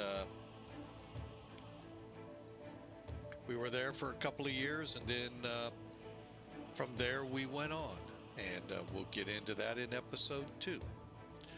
So when we celebrate veteran days, always remember that for every veteran out there to celebrate, to shake hands with, or to thank men or women, thank the family too, because they give up a lot that they don't have a choice in giving up. So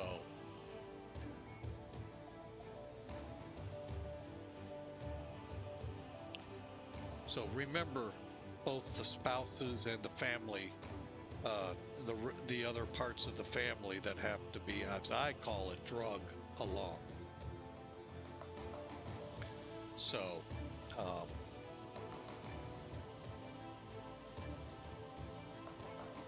it gets more correct definition when you do it in high school. You move them in the middle of high school.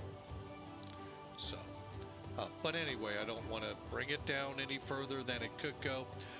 Folks, that is the premise of this series of flights, Life of a Military, as a military brat. What places our family moved to while I was a kid. Well, where we went. And like I said, first one is San Bernardino to Bitburg. We're substituting Spangdahlem, and as you saw, it's just literally across the street if you want to get to.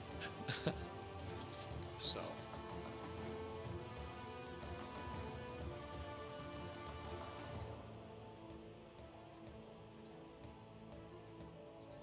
a whole different time when Bitburg was around. Germany was 2 Germanys, an east and a west. Berlin, east and a west Berlin, separated by the infamous wall that Ronald Reagan instigated and saw the collapse thereof. So that was it, my time of being in the military.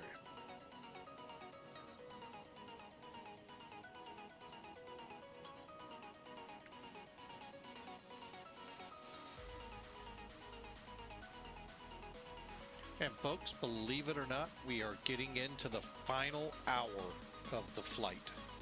So take your breaks, come back, get ready to put your predictions in, as we will prepare the plane for arrival. Woohoo! We'll see you in a few seconds.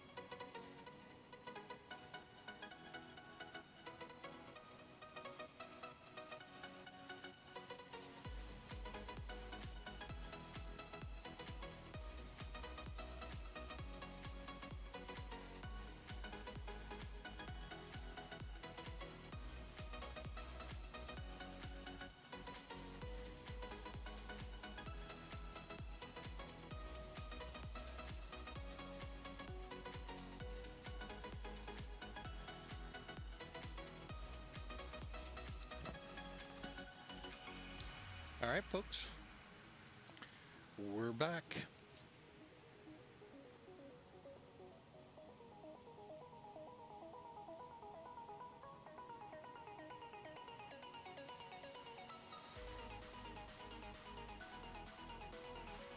We're gonna have 2 nice parallel runways for us. That Heathrow? It's gotta be Dublin. Dublin. Okay. I was gonna say, we gotta cross the channel quick in most of Great Britain.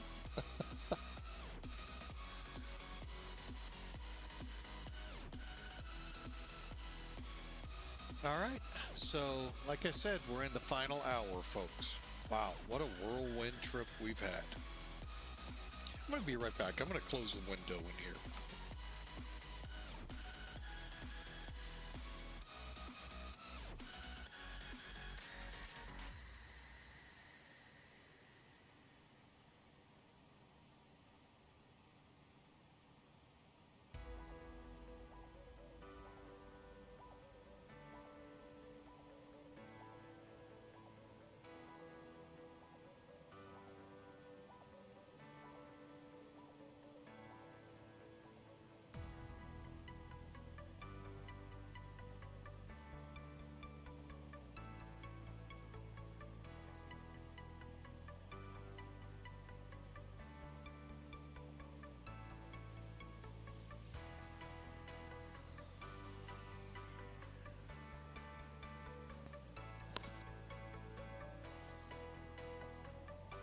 All right, and one last plea to those still in the Tampa Bay area.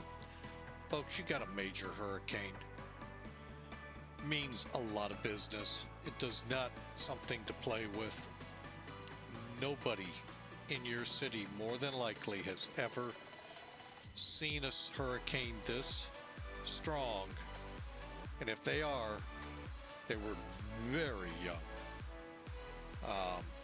The only ones that may have would have transplanted in from places like Beaumont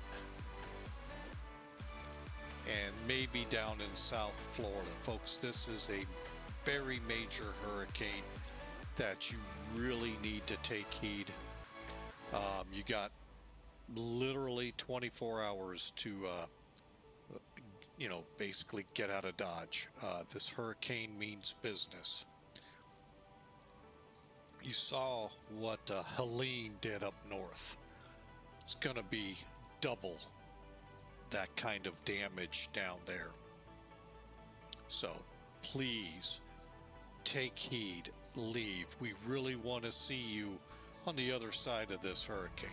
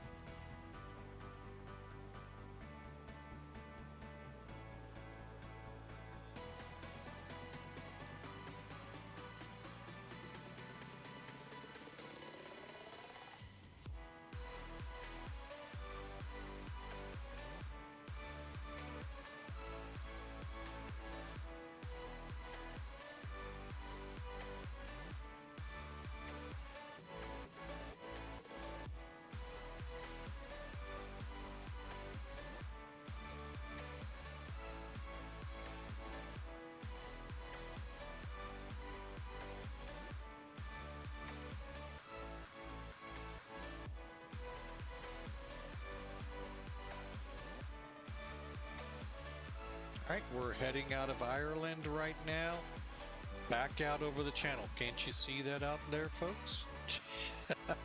I'm actually looking at the map, and we'll be re-entering over in the UK to drop down by London and out over towards Germany.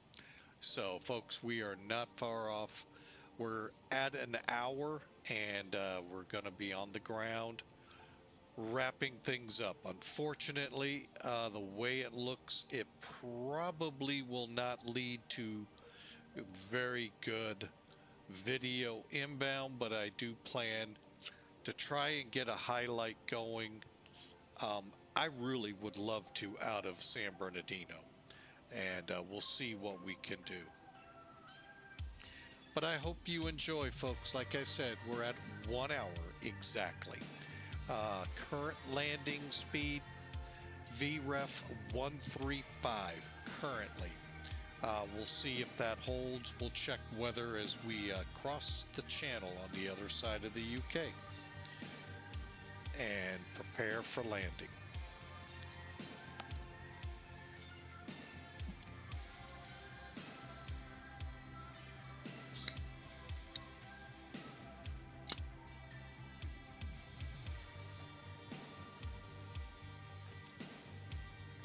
Now, to give you some more fun facts here of life as a military brat.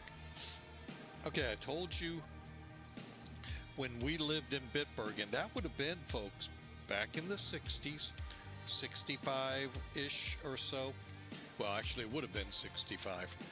My sister was born the following year, and so we're at the height of the Cold War. We're also at really nearing some of the heights of the Vietnam War, and so as a navigator for C-141s, my dad was going a lot of places in Germany, I would suspect, as well as when he was at Norton towards Vietnam. So with the 141s. Now this would have been the A model before they stretched them.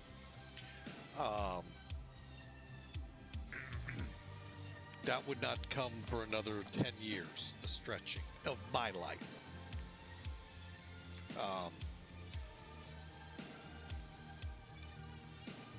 Again, Germany was two Germanys back then. East and a West. There was a East Berlin and a West Berlin. And I believe, and again, I'm going off movies, and I can't even substantiate the history, a road that would connect Berlin back to the country. All of that negotiated. Here's another fun fact. Ramstein was not the base that you know today. The primary base over there at that time was Rhine, Maine, located on Frankfurt International Airport, southern half. Much of that was an air base. As Ramstein was built up, the people of Frankfurt, the people of Germany, were wanting more, were getting so much traffic into Frankfurt. They requested, I guess, this is my take, requested that side, and we moved to Ramstein. Took a while, but we moved, and Ramstein began becoming its own, I want to say, towards the latter end of my tour, which would have been 1990. Now, it was still not what we see today, but it was well on its way. Rhine, Maine wouldn't close until the 90s, I think. And then the airport took over, and you now know what's going on over there. So, a whole big change when that wall came down. So,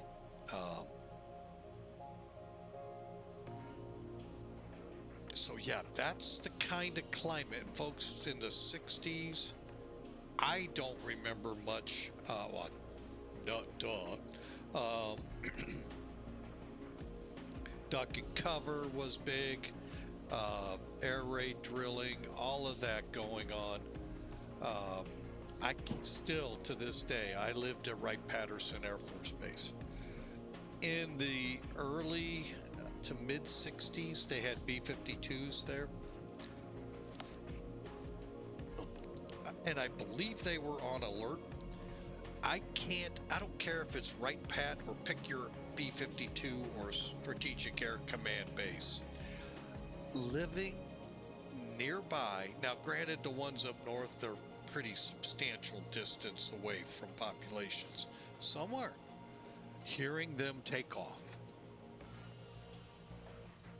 in the middle of the night, what that had to do to someone.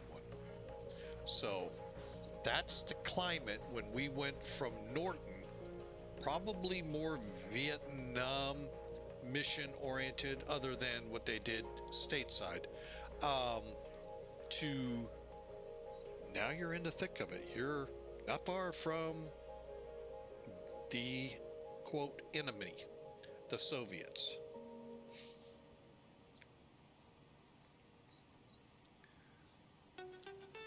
So, interesting time in history. A lot of things you see in Europe today were not there back in the 60s, 70s. Started to come into play in the 80s. But I'm here to tell you, folks, it was still two countries until that wall came down. Two nations, how would you call it? East and West Germany. I mean, I don't know how you call it. So, and I don't remember what, how it was termed. So, very interesting times back then. And that's kind of what we're chronicling. We're going to be able to tell you a little bit of what happened. Now, granted, these first few moves won't be much because, quite frankly, I was way too young to remember much. Just going off slides my dad had of things we did there in places. But as we got further along in further moves, again, things came together. So that's really what life as a military brat I hope to bring out. That what you see today here in Europe wasn't this way 30, is that about right? 30, 35 years ago? It was a whole different climate then. That would have been interesting if you think about it, to see how these flight sims, had they been able to run, I mean, the computer capacities back then wouldn't do it, but if they had it, what it would be like to fly, it'd just be, I mean, I can't imagine.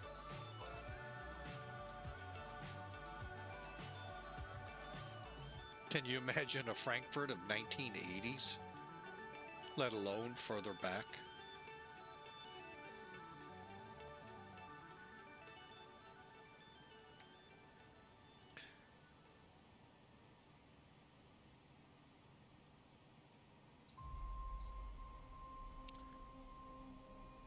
Interesting to ponder, isn't it, folks, what we would have seen on these flight sims. I mean, we can do it. We can redraw airports and all, but to actually remember and see it. I mean, like I said, I was in the military. I was Air Force active duty, 86 to 90. And, folks, that's when all of these changes happened. I watched BRAC. Two forms of BRAC happened between military drawdown of personnel and the military drawdown of air bases and posts and so forth.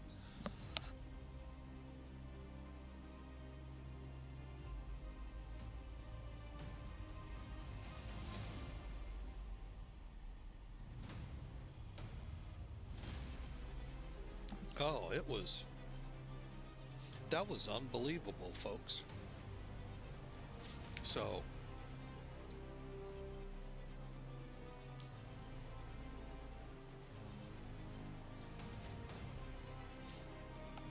hang on, I've got to blow up. My nose and throat is killing me. Hang on.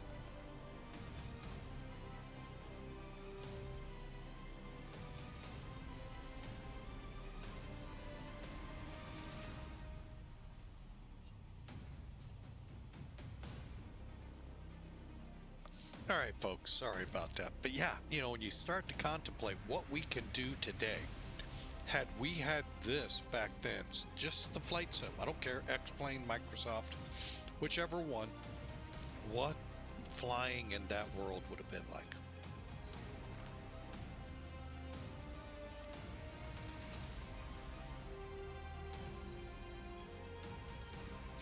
JFK with the world terminal still in place. And then we've already mentioned Frankfurt with Rhine-Main in place.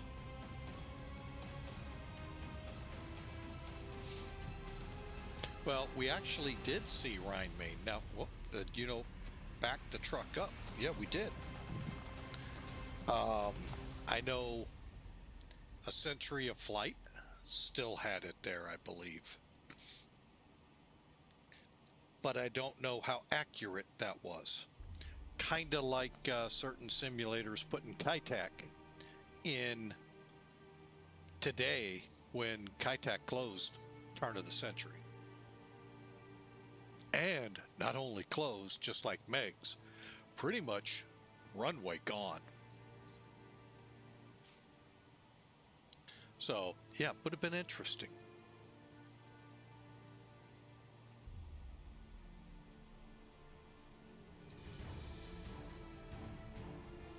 So, and like I said, we can set our sims. We got to build the sceneries and all, but you could turn the clocks back to those times. Ending of the prop eras, the jet age fully in place. I mean, it's, you know, think about that. And then in the 60s, we would have been dealing not with a 747 coming in, most likely a 707 DC-8 Convair. I mean, potentially still a Connie. Look it up if you don't know what a Connie is. Yeah, I know. That's homework. That's not what's supposed to be here. What in the world is that? Hang on. Oh, that's a city. Okay. All right, we're making the turn towards London. All right, let me get that back into the plane. Time to start thinking. 346 miles as of right now. My mark is 100 to oh,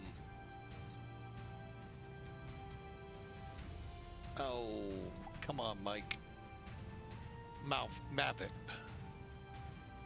So we're now headed down to Honley, which will be north side of London, and then we'll start cutting towards the channel over towards Stansted, and then out over the channel and into Belgium, where we should start an immediate descent.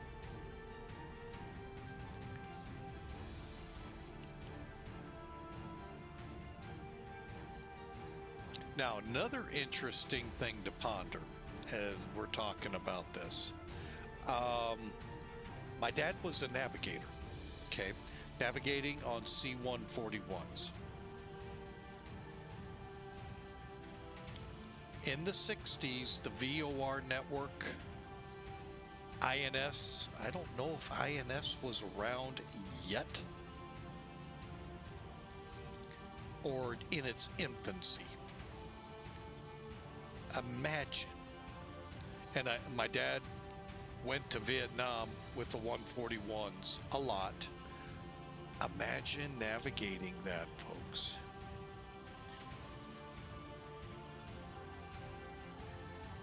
Without an INS, without LORAN-C, that's what I had in the 80s, or was one of the high-tech gizmos of the time, besides INS.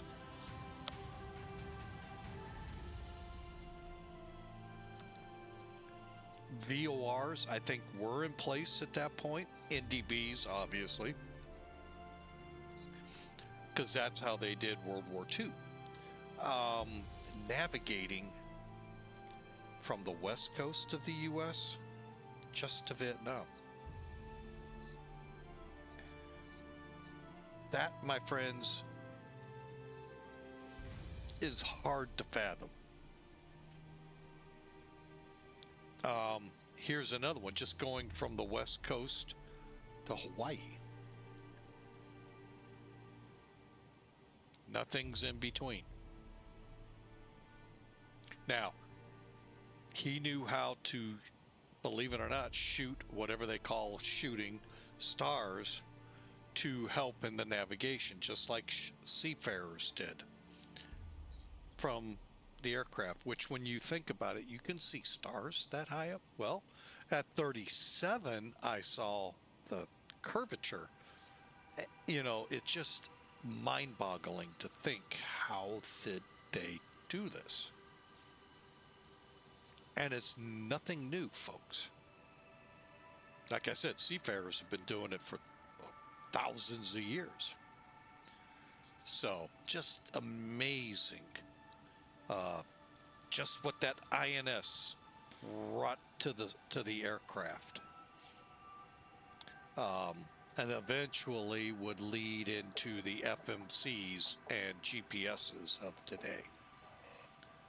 Fascinating. You know, right there is a fascinating walk in itself. So I know I'm boring y'all. Let's get ready for descent. But that's, you know, some things we can chit chat about on this life as a military brat. Especially since it started for me in '65. A lot going on in the world then, folks, let alone the U.S. So, but it's time to start looking to descent. So, like I said, we're about 300 miles out. I don't think we've had new weather. It's, oh, wait, we're 14 minutes old. Oh, boy. See, I told you this is what I was beginning to worry about. Now it's broken at 1700. So we're definitely coming in on the ILS. Broken at 7500. I guess Hawker's flying around there breaking the sky again. Sorry, I always love picking on him for that. 200 at 10. Let's put that in for now. 200, 10. And 2953. Good. And SIG. Broken. 1700 variable scattered. So we're going to have fun, it looks like. Landing speed remained. Set the bugs. 235 for the first set of flaps, and then you can see how it gets down to flaps full. All right, now at approximately 100 miles out of Mavip,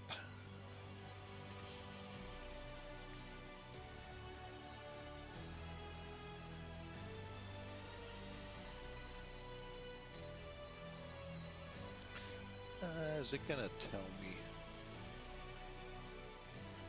Yes, 100. Oh, cool. BUPAL. We'll call it about 10-20 miles out of BUPAL. We'll begin our descent, and that should put us in at 7,000 by Mavip, Nessie, and begin our run in there. Temperature again, 13. Let me make sure that's what I've got over here. Yep. Okay, we're gonna stay off the anti-ice for now, but we're gonna keep an eyeball on it.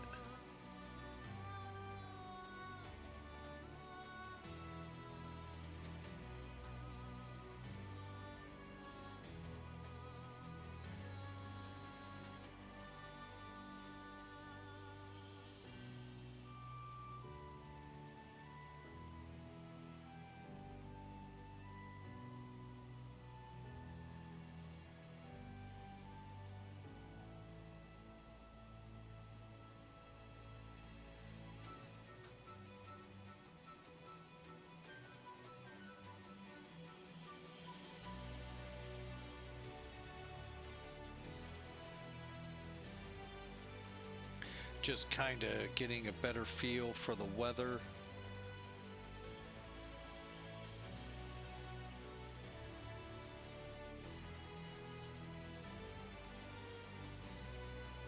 Okay, so we're about to start going over some weather. Headed for the channel. BUPAL. Another bigger blob towards ETAD. Yeah, we're going to be landing in the rain. All right. Good luck to us.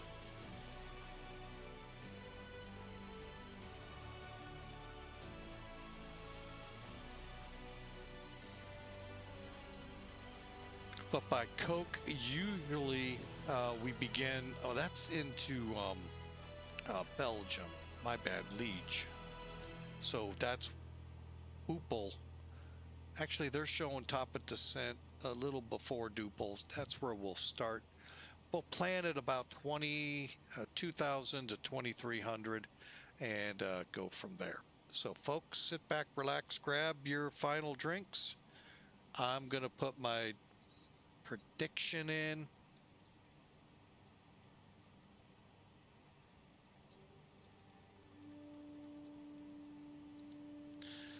Hope for the best.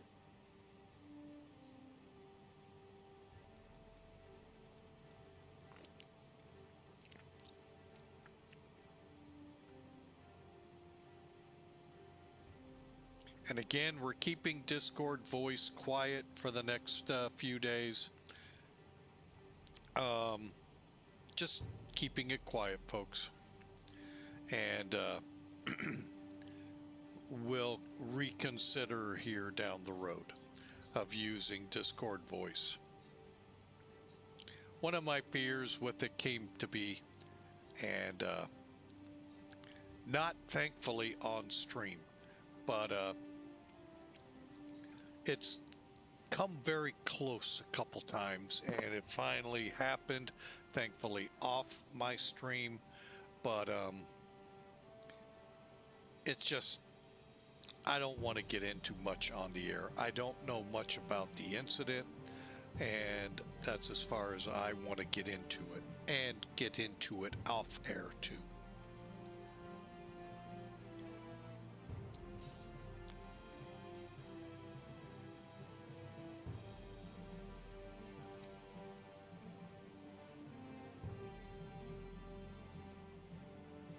Oh, yeah, we need to get our heading squared away.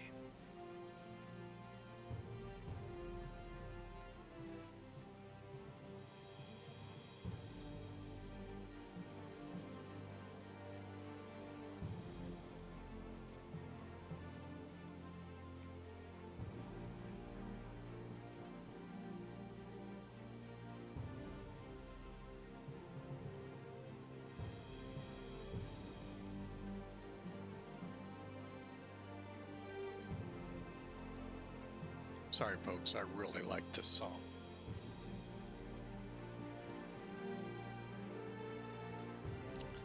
As I mentioned earlier, it was marching band that really helped me in the transition from my sophomore to junior year. I was a tuba player, so this bass line I just love.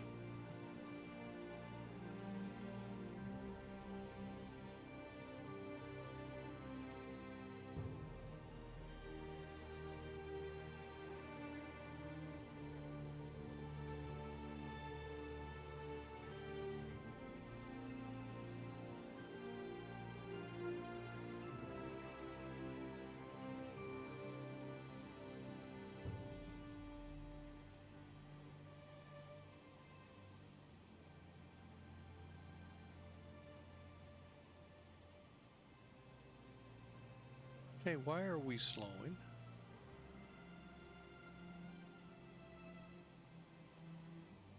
There we go.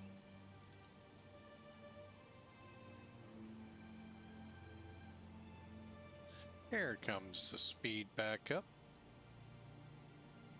Trying to figure out why is my throttle lit up.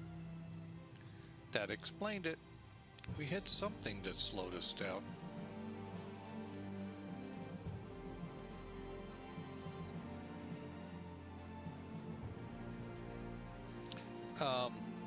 Again, folks, if you're interested in the 747-200 here in X-Plane, it is probably one of the best I've ever seen. There's only one that could possibly compare. I don't even think it's even on the market anymore. It was in a Century of Flight. 2002 and a Century of Flight aircraft. I believe the maker ready for pushback. The only problem I ever had with that plane, I could get, you know, I mean, inside that cockpit was like this, just unbelievable. But where Felis out and trumps it immensely is the exterior of that ready for pushback was toyish. That's my opinion. Felis, oh my gosh, what a fantastic exterior model, interior model, interior as well behind the cockpit door.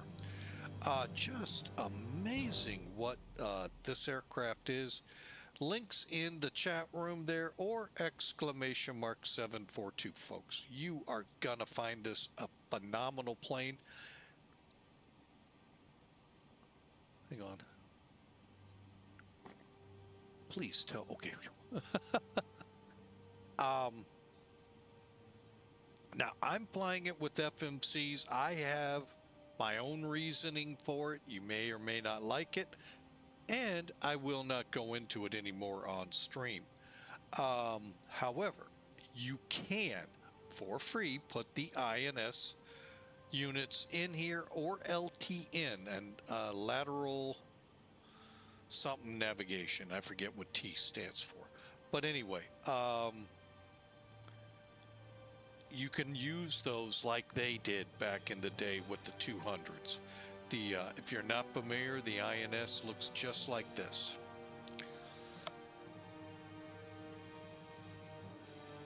So, phenomenal. Like I said, it was just an amazing piece of technology. You know, I'm not gonna put it up next to the Norton bomb site, but they really helped out the INS systems, civil aviation, where the Norton bomb site really helped the bombers in World War II.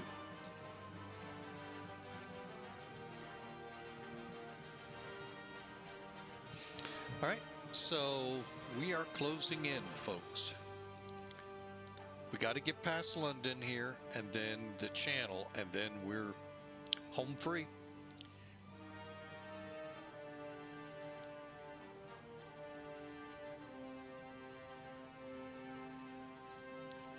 Where are we? Okay, so here you can see we're coming around London. We'll hit the Channel, go right across, come into Belgium, and headed for Spangdahlem.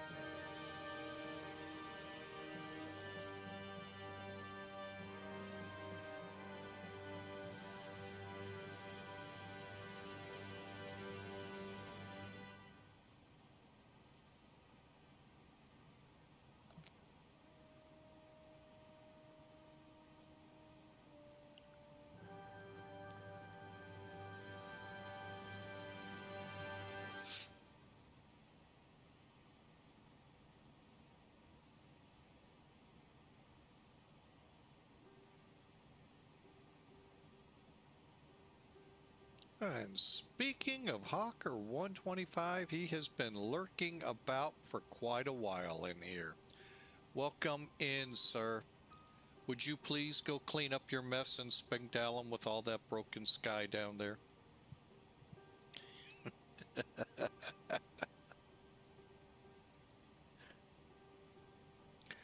I figured he'd be along eventually. I know he might have been here for a while. We appreciate you, sir. We really do.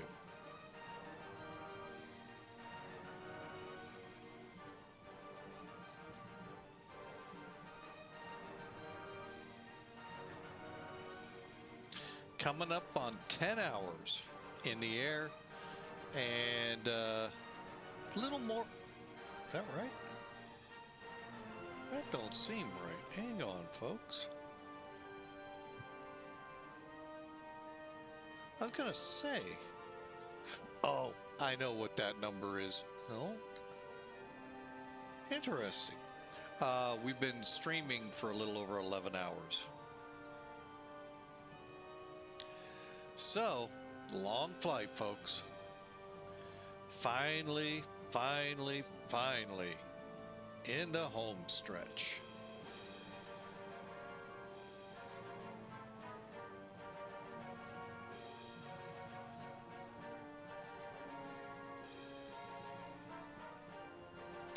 So if we'd have departed at 2:30 as planned in the afternoon,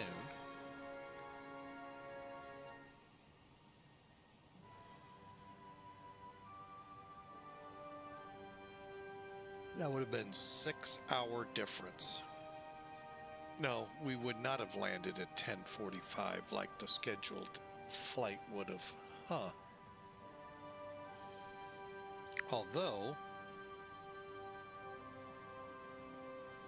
yeah, we would have, because it's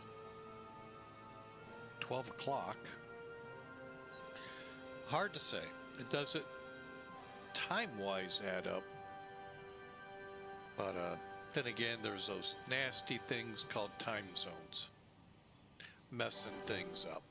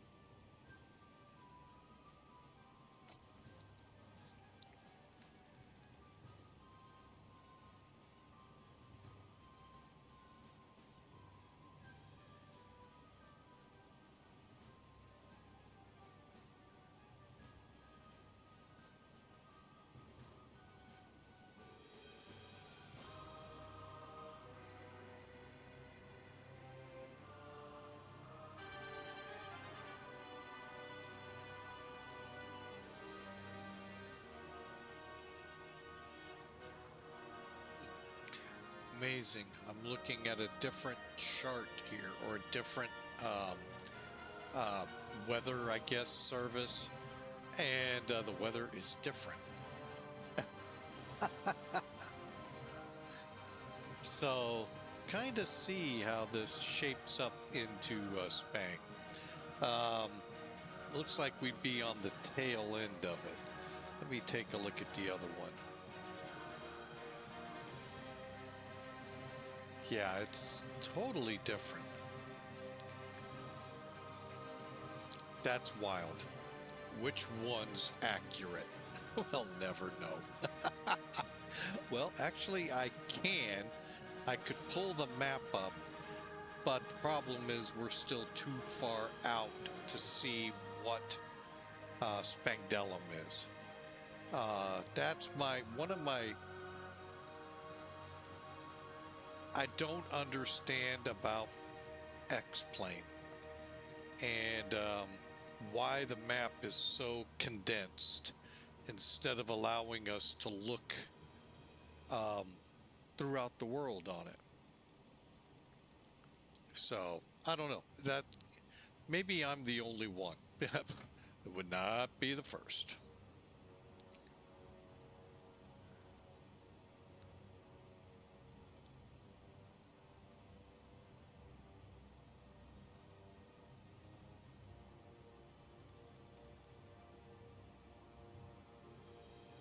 All right, well, I hope you all enjoy.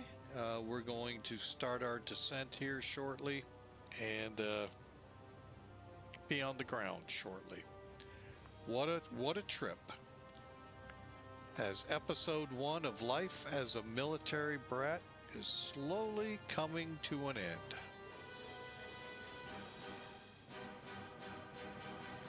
Let me check something here.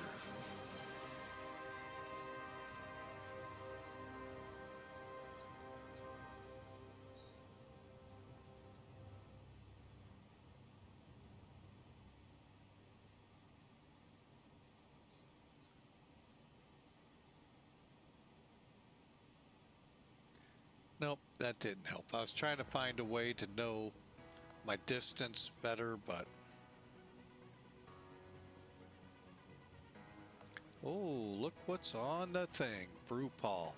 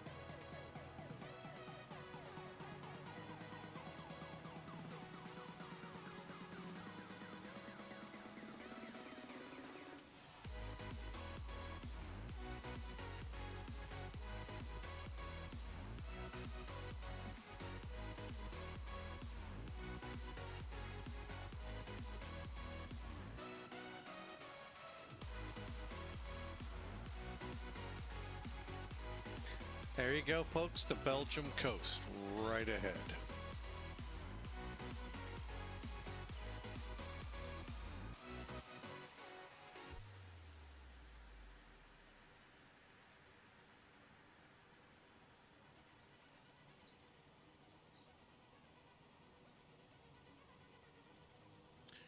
As of 11 minutes ago, let's double check. We'll get our final numbers in over here. Performance 210, temperature 13, 2953, 2952, and broken at 1,000 now. Yippee-ki-yay. But no mention of rain, although I'm gonna keep it ceiling set at 1,000. So for now, we'll plan Cat 2 with both autopilots armed, and we'll tackle it as we see fit.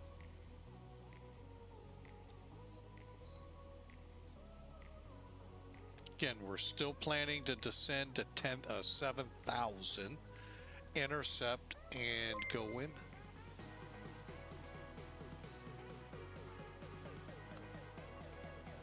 Livban, Ava, welcome in. Thank you for the follow. Very much appreciated, and thank you so much.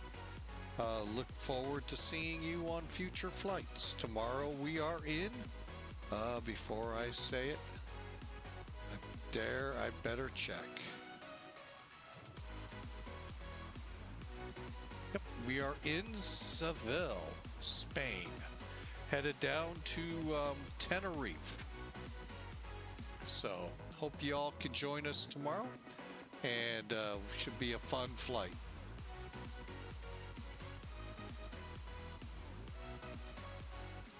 $11-hour, gosh. Yeah, it's been a while. It's been a long one. But thanks for the follow. We sure appreciate it. Crew rest, much needed right now. The other guys didn't want to wake up. No, just kidding.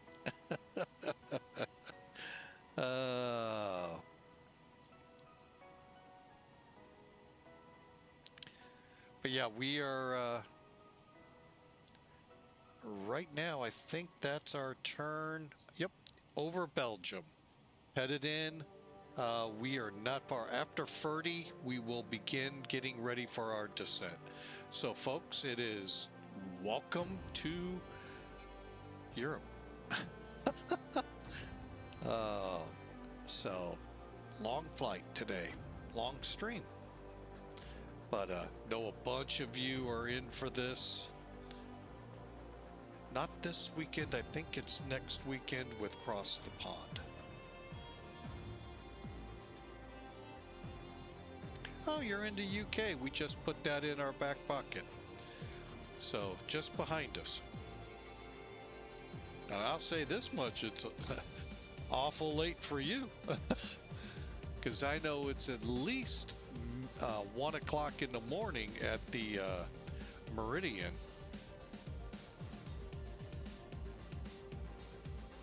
And I think most of the UK is 1 hour up on it.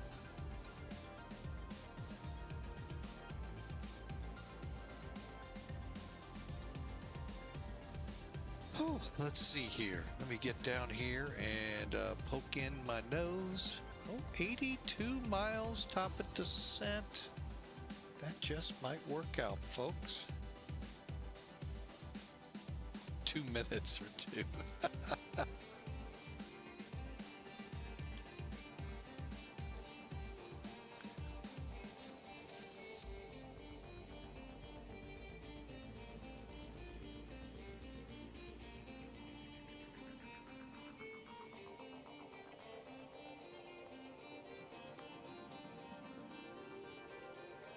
I was actually planning this at 9 o'clock to depart this morning, my time in St. Louis. However, when I got on the computer, fired up X-Plane, yeah, we had an update.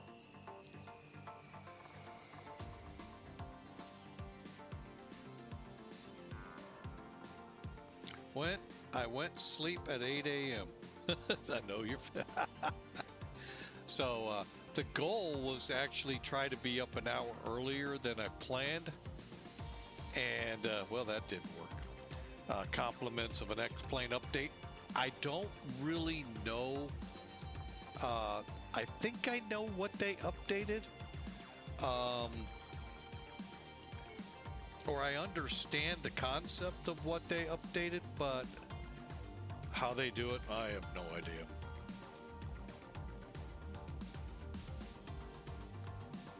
All right, so let's go ahead and start getting things in order. 222.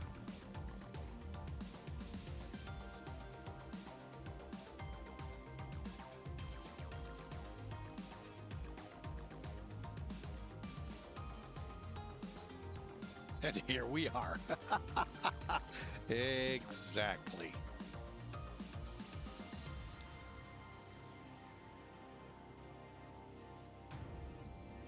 Okay,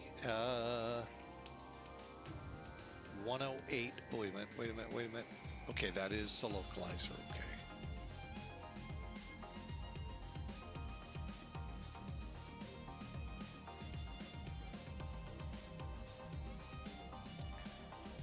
And I am going to go ahead and set it in over here too.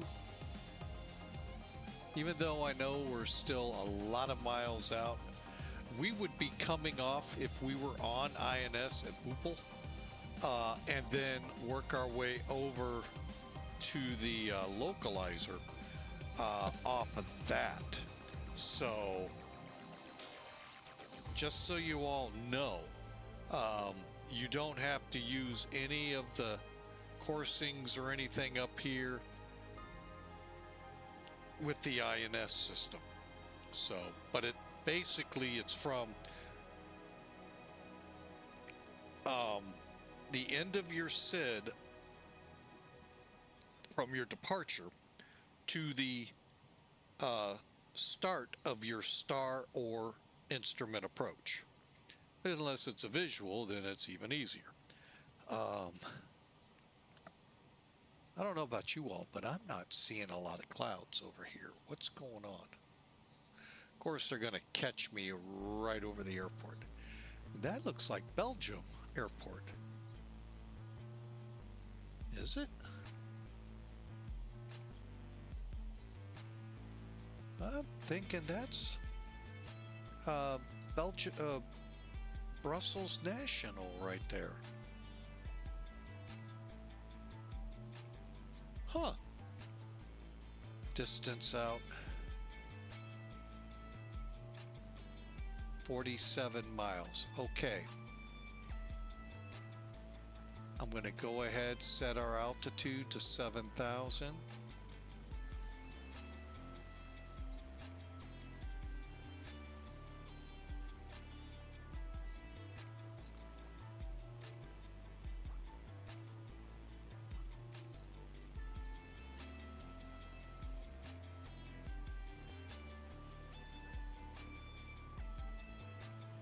Track on just a little bit more.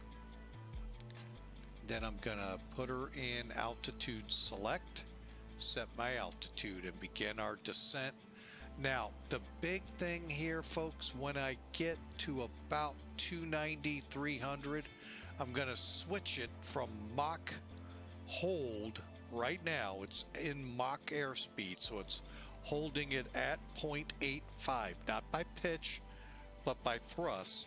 I'm going to set it when we get to 290, 300 in the descent, again to hold the speed by the throttles, not by the pitch, down the descent. I'm going to set it for about 2,300 feet a minute.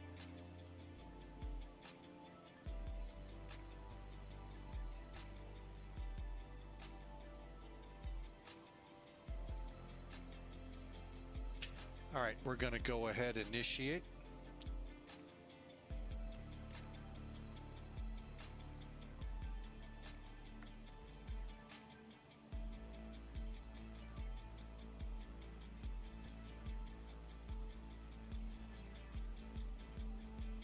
And I'm going to tell you folks, I really like this dial. I can think of a couple of airplanes that I use something similar with. Would be cool to have on it. Let's do 2,000 for now, see how we do. It's here, I'll show you why I really like it. If you didn't catch it, you can tell what you're setting. Instead of guessing and watching your vertical speed, you can verify, but you can set it at 2,000 feet a minute. And then if I need to, I'll steepen it. The cool thing is, if I do come in at MAVIP, we can continue the descent into 7. And then once we start pulling in the localizer and the glide slope, hopefully we can take it right on in.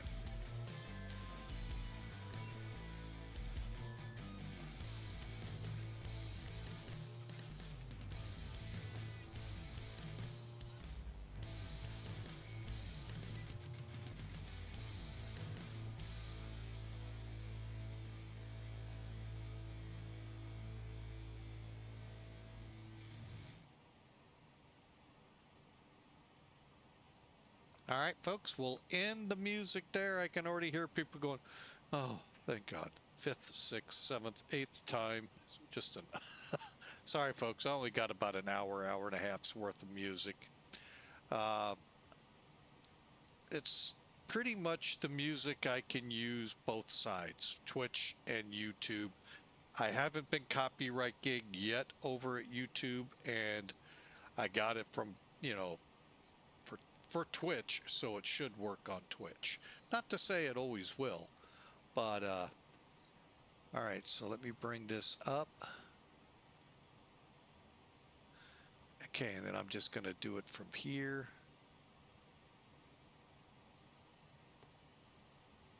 We'll switch into indicated airspeed. Again, this is holding it by the throttles, so the airplane's not going to be pitching like the 727 that does not have this type of auto throttle on it. Not to say later models didn't, but the ones FJF's model do not have it. And they're only for X-Plane 12. Or X-Plane 11, my bad, misspoke. Okay, 12 minutes ago, we're looking at broken still at 1,000, overcast 1,500, 13, and that. Still no rain in this. So, but we still have that pesky ceiling at 1,300.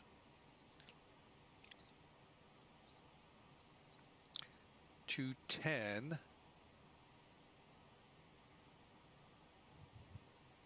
at 11.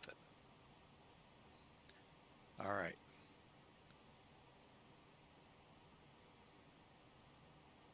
Like I said, it's hard to see what cloudiness we're talking about. But again, we're still a good 100 miles from our airport. Speaking of transition, 5,000 feet. Okay.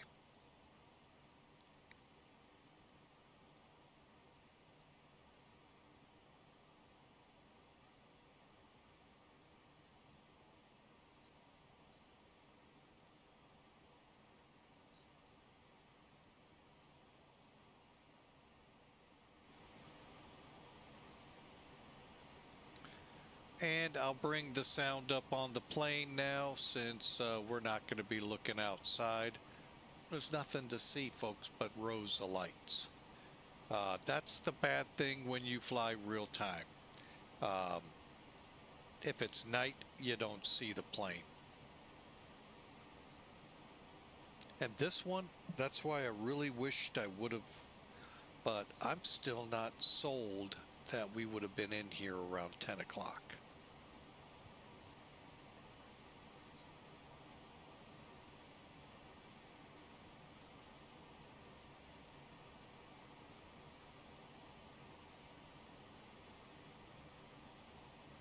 I don't know. Hard to say. It just, what I need to do. Well, again, those were from Los Angeles to Frankfurt. And of course, we're in between those. So not by much, but enough.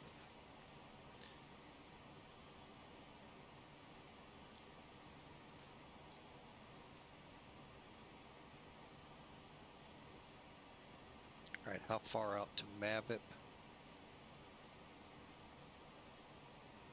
72. Okay, I think we're okay. As long as we get in under 14,000.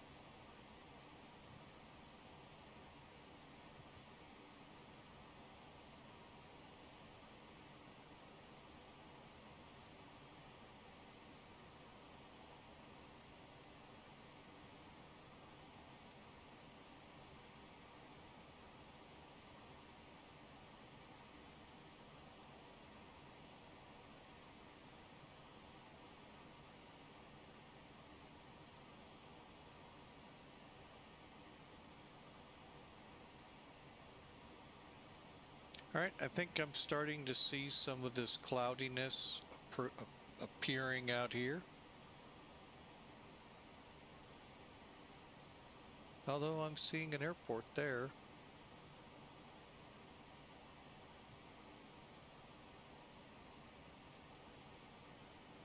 We'll kind of play it by ear, folks. 20,000. Transition is 5,000 here, folks. Actually, it could be different, but we'll go with 5. Because usually that transition equates off the way your pressure is. We're going to go ahead and steepen just a tad.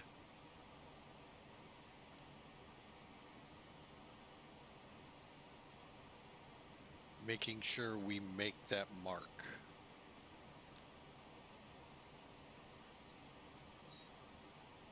Okay, distance to BAVIP. 48 miles. We're at, is that 18? Yes. 5-1.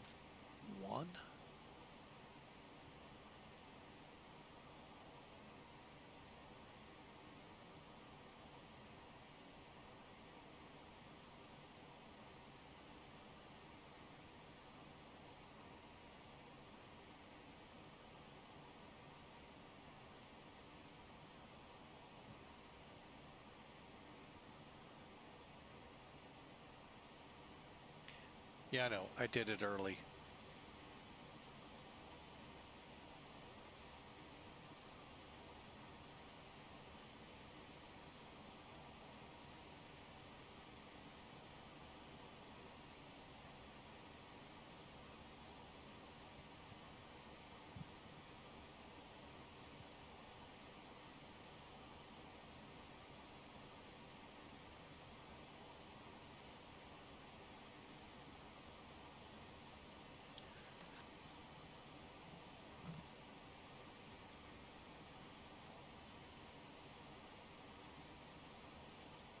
All right, dumping the pressure now, and the people will be fine because we'll be below here shortly. Let's get our checklists up. Actually,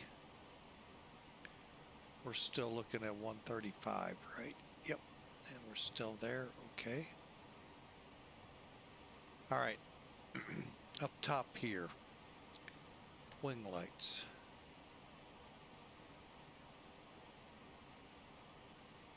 Cabin crew, prepare for landing.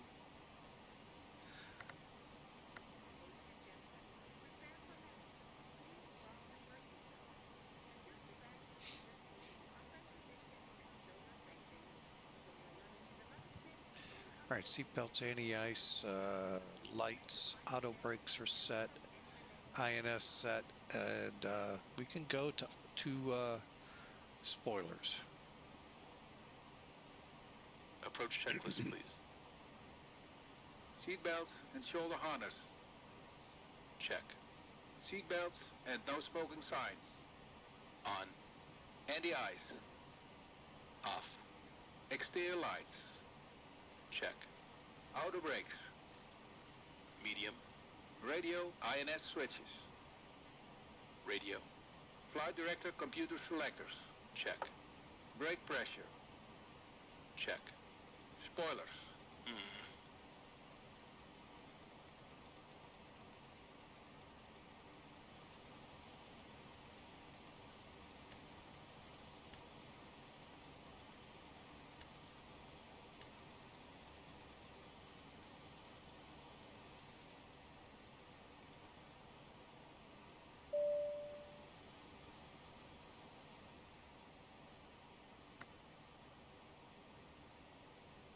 Cabin ready.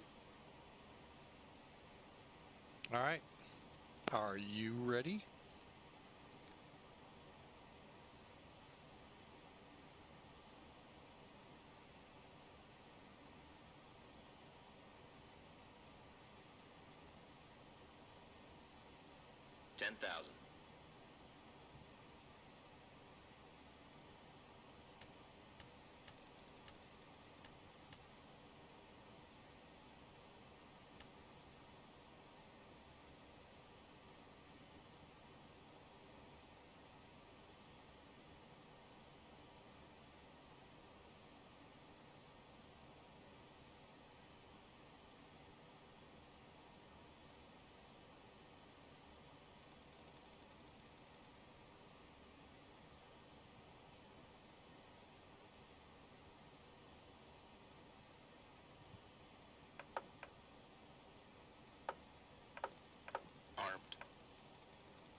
Altimeters.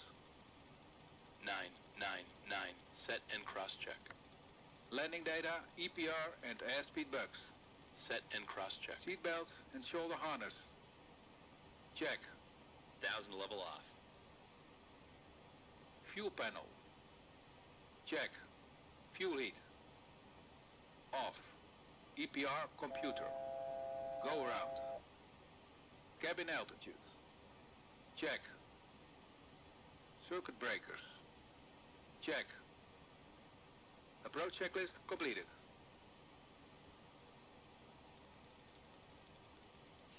All right, let's land this. Next is gear, flaps, ignitions are already set, anti-skid and altimeters. Final checks are good. We are just about ready to make our turn to Nessie since we're at 7.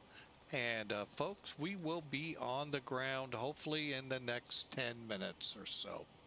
So I plan to begin slowing here to 220 and probably put out a notch or two of flaps. Currently the speed brake is armed, but that doesn't mean we cannot use it. And I'm wondering if that flashing over there is Spangdahlem. That's one of the pluses of flying at night. These airports become a little easier to find without cloudiness. With cloudiness, of course, they are what they are.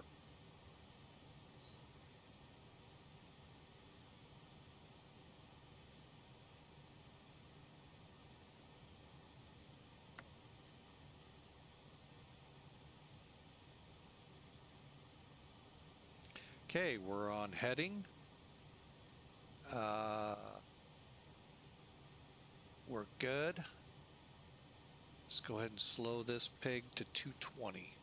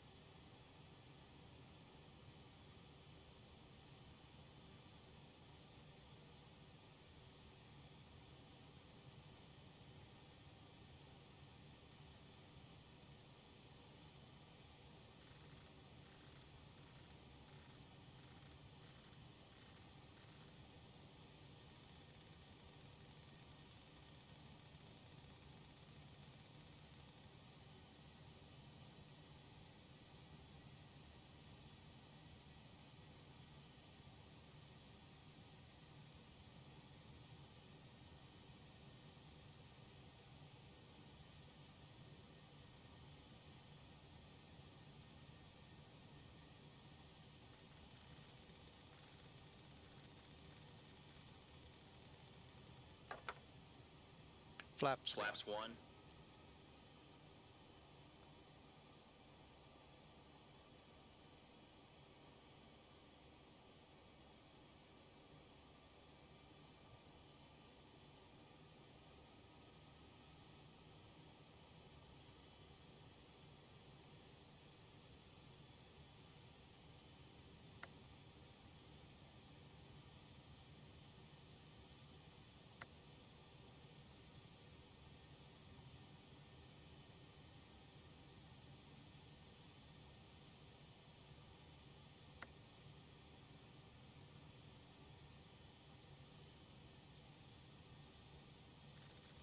Localizer alive.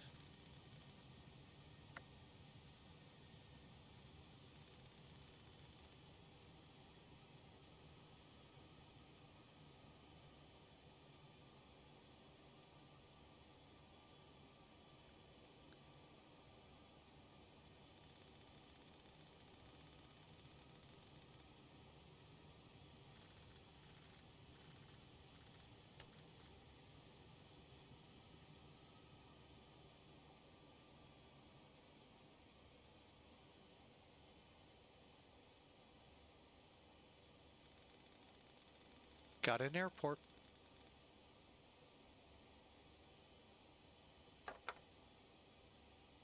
Flaps 5.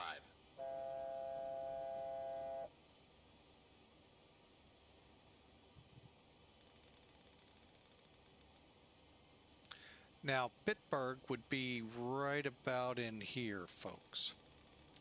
That's how close they are.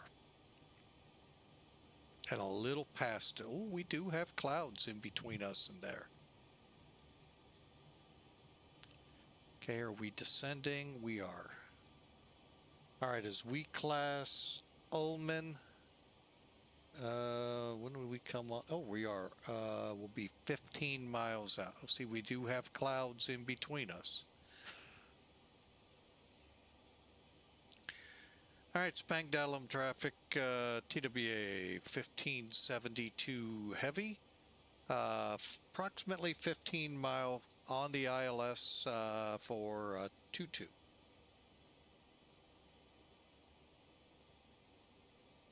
Roger, cleared the land, runway 22 TWA 1572 heavy.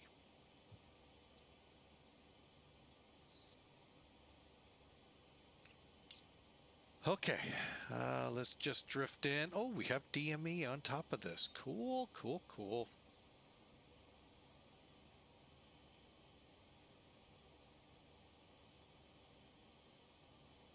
So there is clouds out here, folks. I'm going to do a quick gander. We're still looking at 1,000, 1,500 overcast. So we'll kind of see how this goes. I actually think it's the guy from Airplane pulling the lights cord out of the socket.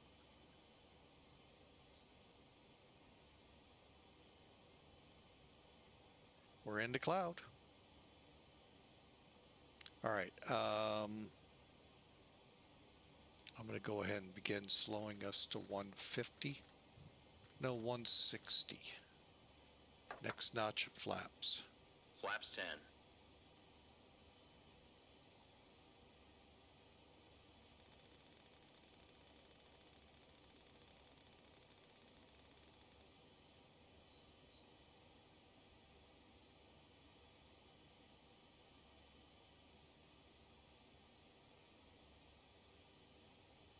$135.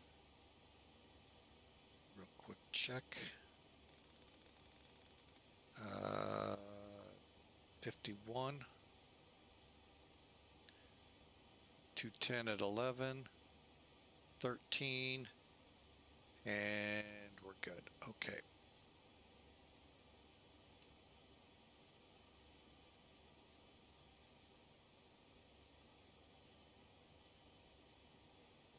Gear down.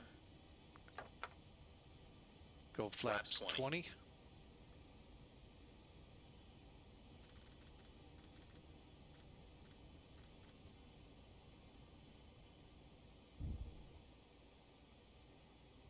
Gears down, green light.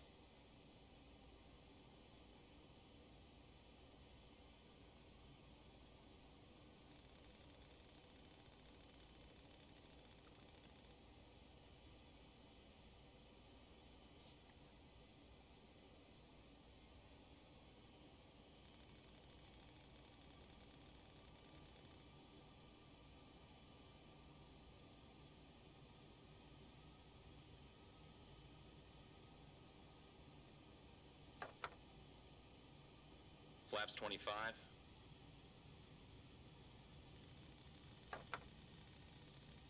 Flaps 30. Landing checklist. Gear. Down and check. Down and check. Flaps. Flaps 30. Flaps 30. Ignition.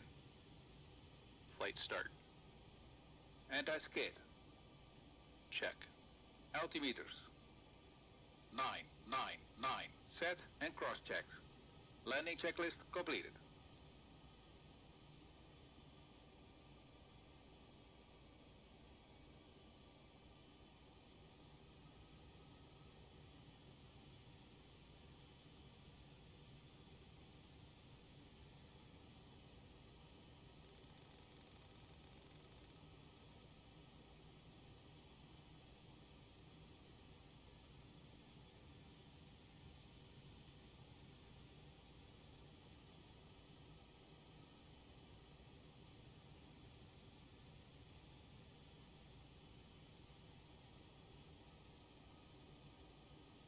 Out at 1,000.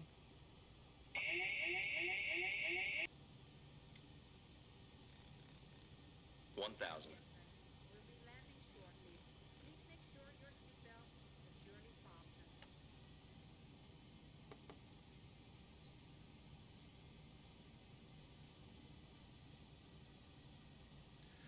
Clear to land, 22 TWA 1572. Cleared to land.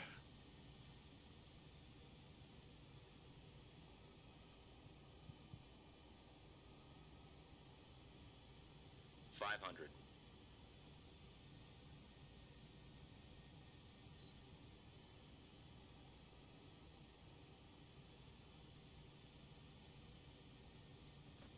Don't sink. Don't sink. Don't sink. Terrain, terrain. Pull up. Pull Approaching up. Terrain, minimums. terrain. Minimum. Sink rate. Pull up. Glide slope. 50, Glide slope. 40, 30, 20, 10.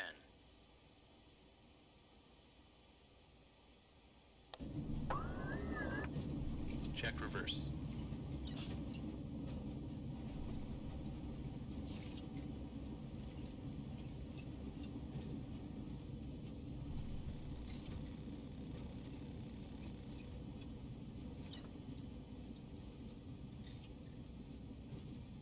$60 knots. Out, off, reverse. Auto brake off. Ladies and gentlemen, welcome to our destination airport. Please remain seated until the captain has switched off the fasten seatbelt sign.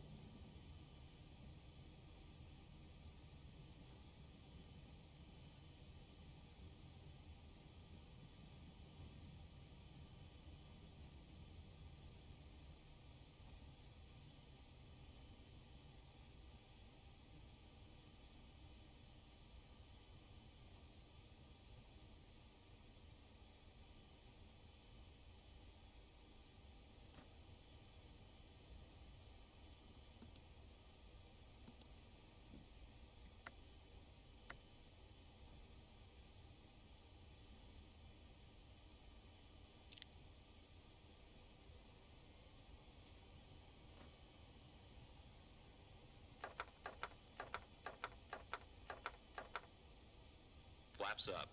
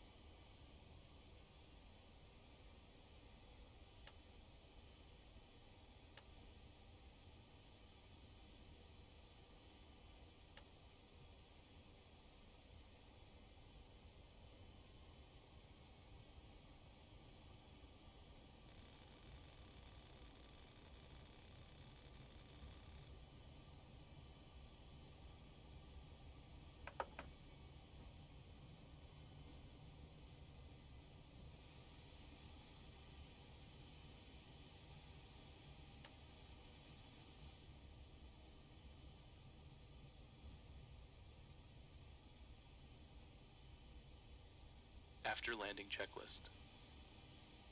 Brake pressure. Check. Body gear steering. Arm. Auto brakes. Off. Ignition. Off. Engine and wing anti-ice. Off. Radar and transponder. Damn. Stand by. Flaps. Up. Spoilers. Down. Stabilizer trim. 7 units. Outflow valves. Open. Pressurization mode selector. Manual. Aft cargo heat. Let's see. Off. APU. Check. Checklist completed.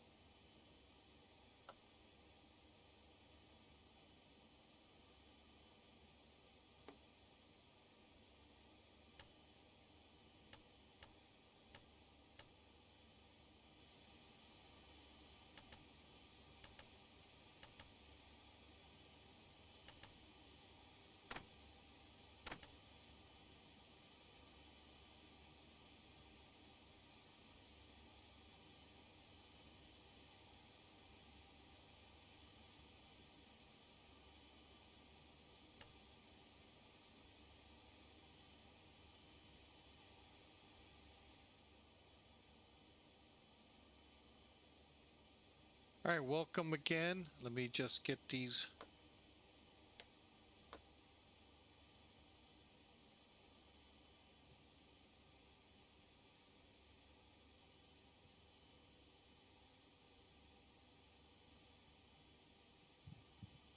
Cockpit to ground. Put the chocks on.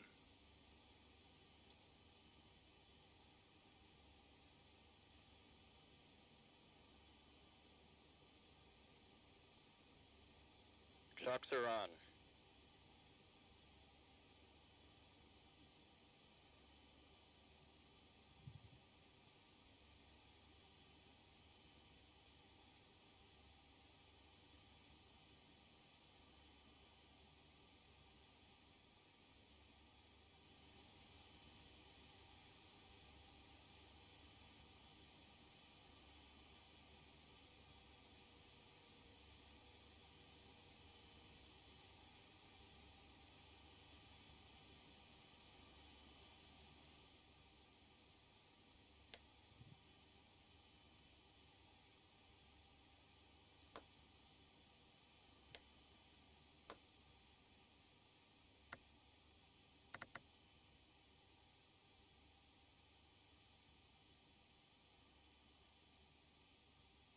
All right, folks, we are done. We are in the blocks. Welcome to Spangdahlem.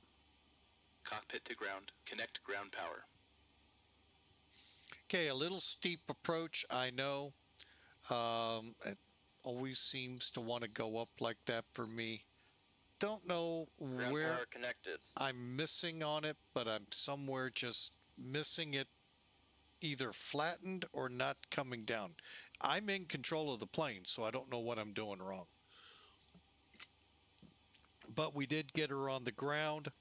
Elevatech recorded us at 299 feet a minute. Folks, that's a good landing. The one that matters to me before, well, actually, you know what? Before we do that, let's just get the plane shut down. We got one more checklist to run.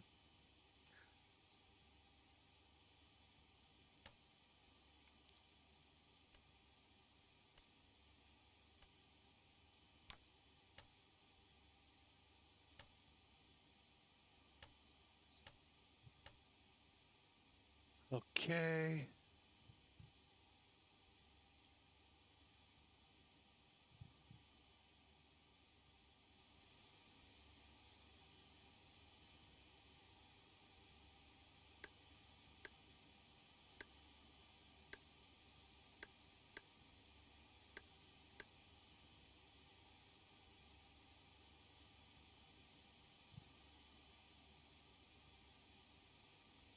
All right, secure cockpit checklist.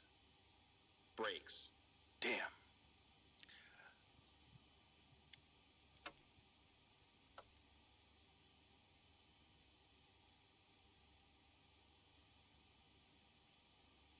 Beacon lights. Off. INS. Align. Probe and window heat. Off. Back valves. Check. Fuel boost pumps. Off. Reserve tank valves. Closed. Hydraulic panel. Wait. Check. Oxygen.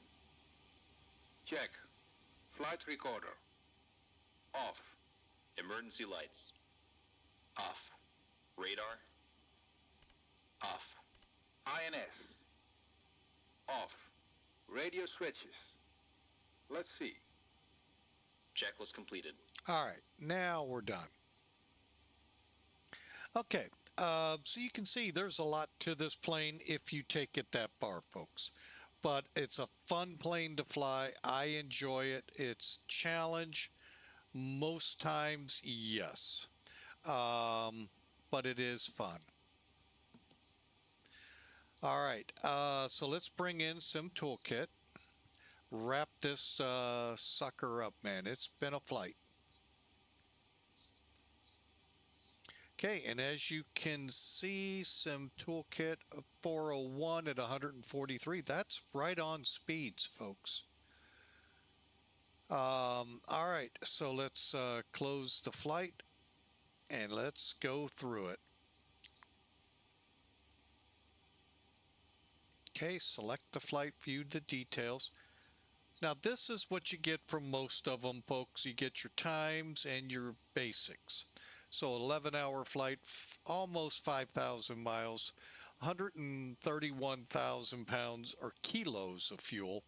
However, we landed at 1.1, 401 feet per minute and 143 knots. All very acceptable. Now, here's where I already know it's going to be a long landing and slightly to the left. Okay, I was right there. Definitely long and outside the landing area. Knew all of that. All right, so what you got here, folks, is your takeoff runway and landing start here. 1,000 feet down, there's your landing marks. Of course, hard to see. We saw them. We just, unfortunately, were never going to make it. However, we touched down 3,400 feet down the runway. 7,000 feet, we had brakes set for medium, plenty of room to get her stopped. We did. We had 60, it was saying 6,600, plenty of room. 14 feet off the center line, call it 15. Yeah, I'll buy that. When you get the nose up, you're not going to be right on it. So overall, folks, a really good flight. I hope you enjoyed it because I know I did. And I hope y'all will join me on the next episode of Life of a Military Brat. And we'll see you then. For now, I am going to go ahead and wrap this one up. And we'll see you on the next flight, which will be out of Seville down in Spain. God bless. And we will see you tomorrow.